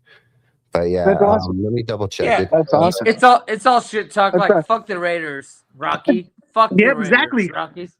Hey, I'll say, Rocky, I'll say, coming from a diehard, born and raised Bronco fan, I got appreciation because my best friend, I was the best man at his wedding. Oh, I already know where this is going. Zach, my boy, he is a Raiders fan. And so I've had to grow up with this dude, 20 years now, having to deal with his Raiders shit, right? Like he gets another jersey, he gets it, and his girl's a Raiders fan, but his dad is a Broncos fan. So I come over and we have the powwows, and I get Pops, and I'm like, get him, get your son, get him, and he's coming out with the fiery. Like I said, right? I'm a Raiders fan because my mom, like when I grew up in the 70s, my mom was a Raider fan. My dad's a Bronco fan. My grandma, my nana, she's the diehard Bronco fan. My Nino, they had season tickets in the North Stands. I used to go to the Bronco games when I was a kid. They used to give it to us as Christmas presents. So I was at the game where Terrell Davis broke the 2000 what's called 2000 rushing. 2000 I was at that game. game. Yeah. My Nina gave me the Christmas present, and I went to that game. That's awesome. So let me ask you something, brother. It's no disrespect that you're a Raiders fan. No disrespect. You can disrespect, bring it. Shit, I love it. No. It's all in fun, bro. It's you know, bro, hey. I know it's all in fun, but I'm not going down that route. I want to ask you an honest question. I'll disrespect you. I hope I'm gonna ask you this question. Between me, George, and Cody, and your girl, Missy, that's in your household, does it make you feel good that even though you're a Raider fan, that we all treat you with respect? No, like I said, I grew up with everybody that's a Bronco fan. Like I went to the high school with Rich from the Horsemen. We went to high school together, so I know everybody. Rich is my boy, dude. Rich is my boy. Like we all show love. Like it's no disrespect. Like we're all homies. We all grew up together and everything. No, it's fun during football season. We could talk shit, but when it comes down to like fighting and stuff over that, no, it's all love. Like you guys beat us, I'll turn around. I'll say, hey, let's take a drink. Let's do a shot. It's all fun. No disrespect, because at the end of the day, we're still homies. We're all grew up together. We're all friends. But you know what? Let me bring the at the end of the day, yeah. At the end of the day, we're all fans. If that cat was enough, it would eat Cody. Paul, please. What? Because we are opposite in every sport. Hey, this cat costed me a screen. Go back and check my shorts, man. My whole screen fell forward, landed on the audio mixer, broke my screen. So this motherfucker. That's why I don't have cats. Oh, wait, am I allowed to cuss? Can I cuss? Well, yeah, no, absolutely. Absolutely. So of course. Okay. But yeah, that's why I don't have cats. All right, I'm a dog guy. I'm a dog guy. Oh, he's all right. And you know what though? He is named after my favorite Raider of all time, Carl Weathers, Apollo Creed. So Apollo Creed. Carl Weathers, my favorite Raider. You didn't do that. You just did. Apollo. I've taken the Raider Stadium tour here in Vegas, and that's the first thing I did when I took that tour. Is I went straight to the Al Davis torch where they have the bricks, and I saw the Carl Weathers brick. Took a picture of it. I'm like, dude, that's Apollo Creed. I named my cat after him. Yeah, sorry. Okay. All right. So, wait, hold on. Wait. Okay, so I'm gonna go. No, hold on. No, we did the after COVID. We did the tour of the Legion Stadium, and I took her with me because that was the first game that they had at the stadium. That's when we played Monday night against the Ravens. So she went with me out there for that game because you guys. I was all in my Bronco gear. Mm-hmm. So nice. All good. That's what I did. What I want to do is kind of get back on topic, guys. So bear with me here, and I'm gonna ask Cody. Do you think tonight's loss was like an actual loss? Do you think our first string was capable to actually defeat if we're in a regular season game? I think if this was a regular season game, it was going to be a easy Broncos win. Did you see how that Broncos offense was looking with Jalen Waddle? Just imagine if you're actually not going vanilla for a preseason game. Imagine if you're going like legit all out to win the game. This is completely different. The backups lost you the game. But honestly, there was something about them. They just didn't have the energy. They didn't look like they were ready to go out there. I didn't watch the whole game, though. I've only watched the highlights, so I need to rewatch everything. But there was something about them. They did look like. No, but you're spot on. You're spot on. Barron, he gave up a touchdown, right? I think it was a really close-looking sideline touchdown in the highlights. He got burned. He got burned. Yeah, and he had a good game last week. Here we go, up and down. What'd they say about it on Hard Knocks with Vontae Davis? You're being too up and down. We needed to get you more right here. And Barron's being too inconsistent right now, and they got to figure this out. But Barron's looked good last week, right? No, he looked good last week, but he got burned this week. Yes. Well, let's just hold on. No. Put perspective on it. Right, because is the only reason you're saying he looked good because he had the pick six? Because that wasn't his doing. That was Kareem Reed's doing. That was his doing. That was he had to make the play. Deflecting the ball. Absolutely. Exactly. He didn't make the pick six, jump in front of the ball, Chris Harris style, Jaquan McMillan style, Riley Moss style, preseason week 1. Right? He didn't do that. So I wouldn't even say he looked amazing. He had a he good made week. the play that he should have had, but he didn't look great in all of his formations. And it's concerning because we're not going to say wasted. You drafted him with a first round 20 overall pick when you had other options. But what's the option when it's a nickel when they're fucking passing against you? Like adjust. No. I'm talking about in the draft. You had other options to draft a different player who might be making impactful plays at this point in his career. Okay, I'm going to ask you, what other options were available? Over Jade, I mean, everybody wanted running backs. We could have went running back early, and I wouldn't say I would go with the running back. What running back was available? Running backs were available 2 years ago. Everybody wanted. Ooh, who was one? There's a guy. You know, running backs are hit and miss. Oh no, running backs are always hit and miss. Always hit and miss. And I'm not saying we should have drafted running back. I'm just saying that, and maybe it wasn't a running back, right? I guarantee we probably weren't going to draft a first round running back, but you went with a cornerback when you already have the depth, which is the reason we can't get him on the field. We haven't drafted a running back in the first round for how long? But no, he was the best player available. Like I like when you guys picked him up. BPA. Like it was a BPA. We would have got him. I was like, damn. I was like, you guys. I felt bad. I was like, dang, they have depth now. I was like, shit.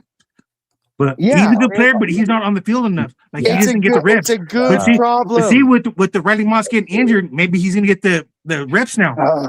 That hurts.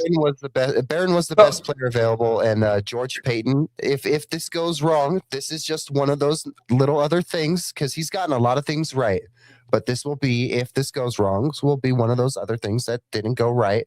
But it was a BPA choice for sure. And was it 100%. kind of impulsive? Totally, 100%. Was it impulsive? Absolutely. And that was because maybe they didn't know who else they wanted in that moment.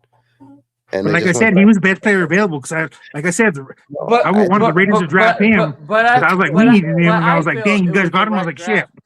He won the award over Travis Hunter. He won the award over Travis Hunter for best corner in college football. He won that award. So exactly. He's a legit corner, and at this point, it's not panning out. I don't know how you fix this or what you do to solve this. Whether it's moving him around on the defense and letting him float around like he did at Texas. But besides that, I don't know. I don't know. I think I don't want to cut you off, but I think we have to just make a decision to let him play because I think he's a hands-on player. He learns as he plays through the game, right? He needs reps. So he's missing reps. He's missing reps at the NFL level. So he still has college tendencies because he's not repping against NFL first stringers. And that's what the preseason's for. Let him play. Let him play more. Let him get the reps. Yeah, George, you're not wrong. You hit the nail with the hammer, dude. You right on the head. You're not wrong. We got to get him adjusted to what NFL life is like. Correct, George? Yeah. So I agree exactly. with you. I agree with you 100%. Why are we not making the moves to do that? We have too much depth. Yeah. Who are you taking off the field to put him in? Yeah. Now that and I'll say he has a point, right? Riley being hurt gives him opportunity, but also we value Chris Abrams-Drain over Jahdae Barron. Cad is our starting outside corner number 2 as far as the depth chart goes. Maybe it's not that way, but right now it is, right? And so no, agreed. You have to take Jaquan McMillan out of the game to put Jahdae Barron in. And you can't do that because Jaquan McMillan is one of our most electric defensive backs. He is the guy that makes the play. I want to disagree, but I can't. Cody, what do you feel about what George is saying? I agree about Cad. You know, yeah, you got to probably just let him play, I guess. But at this point, Riley is, you know, yes, he's injured. So yes, there's playing time out there, but I can't help but if I was out there and you told me like, and I'm the cornerback coach, or if I'm the defensive coordinator on the sideline, and I'm sending out a package, most of the time I'm picking Cad over Barron, especially if I'm sending him on the outside. Yeah. Agreed. I agree with George 100%. I love Cad. Cad is sticky. He's very sticky. So Rocky, the same question to you, brother. What do you think? The only reason you guys are worried about Barron so much because he was a first round pick. Yeah. But you know what? If he got more playing time, like Moss being out now, they pay Barron more at the slot now. Like I said, he's a good player. Like I said, when I was looking at the draft when he came out, I wanted us to pick him up. When you guys picked him up, I was like, fuck. But no, he's a good player, but he just needs more playing time. Yeah. But no, his first couple years, he's a first round pick, and he didn't get on the field as much. And so he didn't get that much playing time, but he's still a good player. Like, he just sees his opportunity. I think Barron is. And it sort of sucks that Moss got injured. Maybe he'll get played more now. Absolutely. But Moss is still good, though. No, he's a good player. I hope and pray on everything that I love. And I'm going to tell everybody this directly. I hope Riley's okay. Yep. I don't want to see anybody get injured. No, everybody needs to be. Of course. All teams should be full percent. We don't wish for any injuries on any team. All right. Okay, so on that note, yeah, go ahead. So one of the Raider players got hurt yesterday, got taken off the field. So hopefully he's better. Yeah. Well, we don't, like we were saying, we don't wish injury on nobody. Yeah, I don't want nobody to get hurt. But at the end of the day, though, my one rebuttal is that you can't put Jahdae Barron on the field because Riley Moss is out. Because you're saying put him in the slot, but Riley's not the slot. Riley is our 2. He's the outside McMillan over to number 2. Return on investment. There's no. I like that, and that's what I wanted to hear. I wanted your opinion. He says move Jaquan to 2. Shit, I'm all for it. That's never gonna happen. That's never gonna happen if Riley. McMillan's better. He's playing better now, so move him over to 2. But give Barron more time. Let him play the slot more. He's always gonna be 2. PS2. No, he's saying if he's hurt. He's saying if he's hurt. Say we don't have Riley, and he's hurt.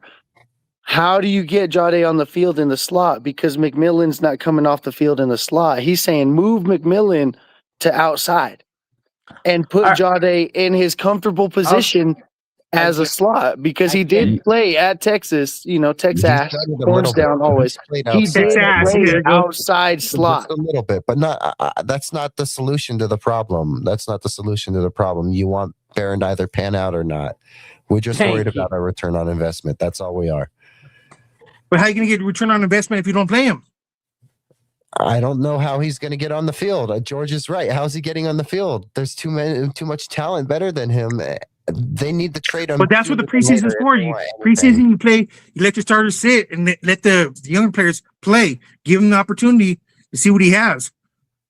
If I'm George, Rocky, what I'm gonna. But there's so much attention on him because he was a first round draft pick. Let me interrupt, because I'm gonna go on Rocky's defense. You're absolutely right. How do we know unless we play him? You're absolutely right. No rebuttal, no argument, no nothing. Next We're topic. also trying to win now. Hold on. The next topic is, I'm going to go to you, Cody. Do you think it was fair that Sammy Boy didn't get reps with the starting offense? Sam Ehlinger. Again, I didn't watch the whole game, so I don't know. I didn't. Okay. So it's unfair to ask you then. No, so don't ask me too much about that because I gotta watch all that stuff later. Okay. But I got you. it sounds like he didn't get much reps with the starters, and I'm disappointed about that. I wanted Stidham with the threes, and I wanted Sam with the ones and the twos. Yeah. So I thought it was only fair for the competition. Thank you, brother. Thank you for saying that. That's all. Thank you so I much. agree. I was yelling when we made the rotation and Bo Nix came off the field. I was looking for Ellinger and I saw number 8. Bomb ass. No, not a quarterback Stiddy on the field. Like, what is the plan here? What is the plan? And that's where I start questioning Sean Payton. He's so consumed with himself that he thinks he knows best that he's not seeing the failures that we have, right? Like we literally got taught a lesson last year. We got taught a lesson. If you lose Bo Nix, your season's over. That's the lesson. You lose Bo Nix, your season's over. It doesn't matter. Jared Stidham is not going to win you a Super Bowl. He's not going to win you a playoff game. He's not going to win you shit. For a backup quarterback. You need to trade for a backup quarterback, and maybe you can get rid of Jahdae Barron in the process. Exactly, right? Jared Stidham's going to be the epitome of a bum. A scenery change. Barron might need a scenery change at this point. And he's a first-round pick who's very talented. Trade him in a QB. Go get us a new QB, a new backup QB. Yeah, it's something that we need because Mariota would be great. Mariota, as they say. But for real, I truly feel that way. Like, why are you wasting your time with these guys that you know cannot get the job done? Like, I don't, and maybe it's Sean Payton's old head that Jared Stidham could win you 2 or 3 games, or he might be a Brock Osweiler type where he might win you 5. I haven't seen it. Because he doesn't play, but because he doesn't play, it leads to the general consensus that he cannot get it done. So we all know we're doomed if Bo Nix goes down. I think there needs to be a better look at, in general, the quality of backup quarterback across the league is not what it was 10 or 15 years ago. They're not reliable. For 2 of our 3 Super Bowl wins, guys, we've had to rely on a backup quarterback to go an extended such as Brock. Or Bubby Brister. Yeah. So 2 of our 3 wins did not happen without a solid backup quarterback play. That kind of play from backups does not exist anymore. That proves my point. A good backup. Go trade for the backup. When people looked at me and said, "Oh, do we need a new backup quarterback?" I'll go, yes, we do. And the whole Bronco community got mad at me and said, "No, I agree. Oh, bullshit." I agreed. I didn't get mad. No, I'm not saying you, George. No, I know. I'm just giving you shit. But dude, when I went and said, like, we have to figure it out. If Bo goes down this year, here's the problem with that. Do we have a backup quarterback that's not in competition with another backup quarterback to clear the road of what we need? No. Stiddy gets to throw with the first, right? He gets to throw with the squad. What does Sammy Boy get? Missy, you're there. Talk to me. What does Sammy get? Hard to say. So, Stidham, I knew he was not our quarterback going into last season. But let's get rid of him and see what Sammy could do.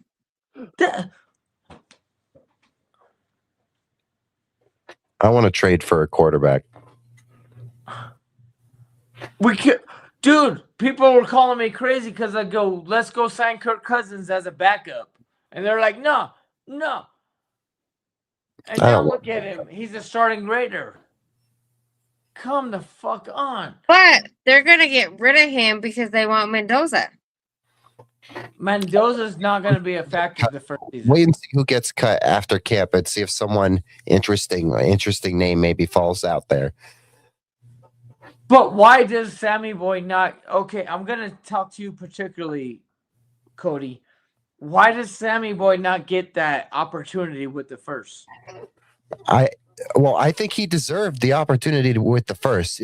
I think he deserved a fair shot in this QB battle, and it does not look like he's been given that fair shot because of the opportunity. I will agree with that. But in terms of, do I think that we're safer with Sam or with a new quarterback that we trade for? I think we're better off with the quarterback that we trade for.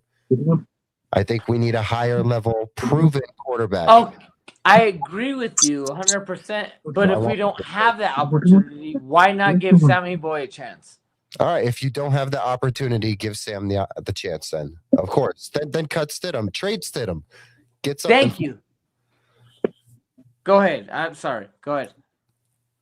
No, yeah, you could trade Stidham. I was talking about, just a second ago, trading Barron in the process of getting us back up. But why not? Yeah, let's trade Stidham. And what are you wanting for Stidham? Some sort of pick in this next draft, right? Everyone talks about this next draft being one of the deepest, most illustrious drafts ever. This next year, you want more draft capital. Yeah, exactly. I got a few little things. It looks like we got some Silp sports fans over here. Let's see. Let me see. It goes. That's Still my mom. up, JC. That's my mom. Oh, mom's is in the house. That's what's up. You got. If that cat was big enough. Cody got a lot of love, and rightfully so. I will say, Cody, thank you so much for being on the show, brother. I appreciate it. I'm here for as long as you guys need me, but I think you guys need to get some sleep at one point, right? Yeah, we do. We can go a couple more minutes, but what I will say is, Cody, man, just say one thing real quick about Stay Up Sports. How did you come up with that concept? So yeah, I created Still Up Sports in December, but I didn't really start streaming until about 4 months ago. And I can thank Mike Carmelini, for pushing me over the edge to get because the first few months I was just building up all the social media platforms. I run it all myself, so every little bit of it, my hands are involved. And at first, as a new creator, someone that never thought he would do anything like this, it was a little overwhelming, and you learn this stuff every day. And I will say that, I created Still Up Sports because there's late night sports fans. I get off work at midnight. I got off work a few hours ago, and there's no live, nothing at this time. And you turn on to ESPN right now, it's just a rerun from yesterday. And there's no live engaging content where people can actually comment or stuff with. I'm going to be adding a call-in line so people can add and leave voicemails. So that's going to be cool. So trying to get as close to late night TV, mixing it with sports talk, anything to fill the late night void. The hours typically like midnight or 1 a.m. to like 4 or 5 before the radio goes on the air, just to fill the air. Be there for the late night sports fan, the graveyard workers, the truck drivers, security guard workers, everyone who works there. Las Vegas is a 24-hour city, so you're going to have people up at every time. And so it's just to be there for the late night sports fan, normalizing late night sports. So that's what I did. Yeah. No one else was doing it. So I was like, here I am. Fuck it. You filled the hole. Yeah, you just see something that no one's That's doing. what she said. She said. No, I just saw an opportunity that I never wanted to do this stuff. I was just a big fan of everyone. I've been watching Broncos content since I was in high school. That's going on like over 10 years ago now. And I never once thought I would do this. And I just love Broncos media. I just love sports, and the fact that no one's doing it live at this time of night it's a chunk of the day that no one. So anything I can do for the late night sports fan, that's awesome. Dude, Cody, I'm gonna tell you something, brother. You're killing it. What you do, I know you work your hours and still sports. What a great idea, bro. What a great idea. Would you agree, George? That still sports was a great idea, something that Cody brought to into our lives. You know what I mean? No, dude, Cody's killing it, man. He's such a good dude. He's come into his own as a streamer, podcaster, fan, and is showing the world a different side of himself, dude. He's killing it.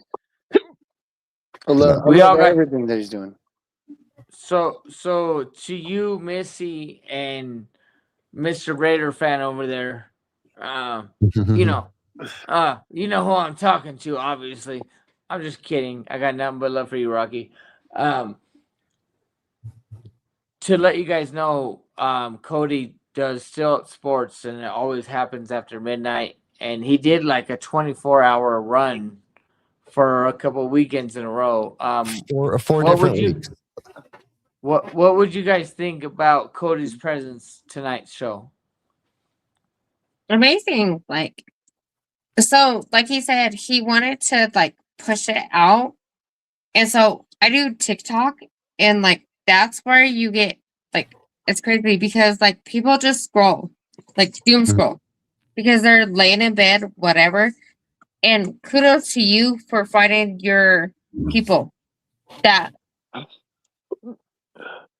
nobody else thought about doing it, and you did. Because I lay in bed and he's like, "What are you doing?" I'm like, scrolling. And I have my people that I watch because there's nobody that fills that time, but they do. So kudos to you, Cody. Thank you. It means a lot. I appreciate it. Rocky, what do you got to say about Cody? I don't know Cody, but what's called so I'm always on YouTube. She does TikTok, so she's always in her TikTok world. But I found you guys on YouTube, and I always tell her when you guys come on, like I always see. I support everybody. Like I said, I'm not a hater or nothing like that. I support everybody. You know, like I see all the orange blue stuff that comes on with Libre and you and everything. So every time it comes on, I'm like, hey, they're on right now. So that's why I told her tonight. I was like, hey, they're still on right now. I was like, oh, there. And I was like, hi, Kim. She just came home from the game, and I was kicking back at the crib, scrolling through TV. So he's a YouTuber. I'm a TikToker. Yeah. So. But like I said, I support everybody. Like I said, told her, hey, they're on. Start watching, guys. She jumped on. I support, like I said. That's all love, love to talk stuff back and forth, but, still respect, I support all you guys that do the YouTube, everything. And like I said, I follow a lot of people, but it's still a content where everybody, we talk our sport. We talk what we love, So much love. Yeah. So Cody, what you get out of all of that, I'm gonna tell you. I'm gonna recap it. All of us got nothing but love for what you're doing, dude. I want to support you. I want to support my high Missy. My brother George doesn't need support. He's already on his own. He's flying. He's doing great things. You guys are too. I don't mean that as disrespect, but I gotta mess with my brother. But Cody, still sports. We're gonna share it on all our networks. My high Missy. I'm gonna let you know. We're gonna share it on all our networks. Whatever we got to do for all of us. So let's just be true Denver Broncos fans and actually acknowledge a Raider fan that's on the show tonight that was very respectful. Rocky, absolutely. I got nothing but love for you, doggy. All love, bro. Rocky, you're awesome, bro. I promise. I have one question. So, no, September 19th, when Jaguar is coming here, September 20th, let's do. Well, I'm already planning it with Nikki and them. So, can I get you boys on board? Yeah, of course. That's not It'll even a be for question. charity, Cody. I got in? you. That's not even a question. I won't be there in September. What do you? I won't be in there. I'm here. I won't be there in September. Is it online, or you do something online? Well, you could donate to the charity. Okay, yeah, we'll do that.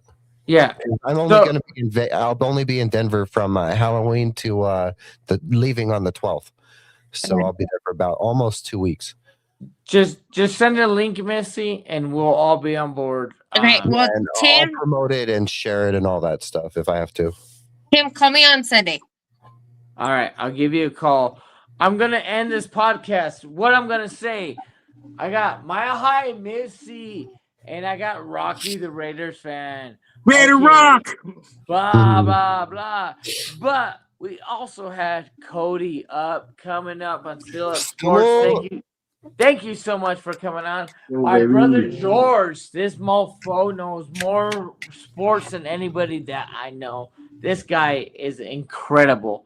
Thank you guys for all jumping on the live. But guess what? It all has to come to an end. Missy, I will be in contact with you. Let's get together. Let's sync up. Stay Up Sports. Let's keep linking up. George, absolutely. You're never gonna get rid of me. I'll see you tomorrow. So I love all you guys and have a good night. Have a great night, guys. Nice to meet Do you. you even Broncos, bro? Yes. Raiders. Great show, guys. Great show.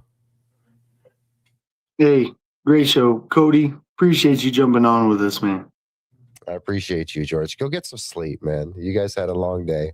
Oh, yeah, my kids are gonna be up real fucking soon, so I'll be tired today. It's okay. It was all worth it. It's all worth it.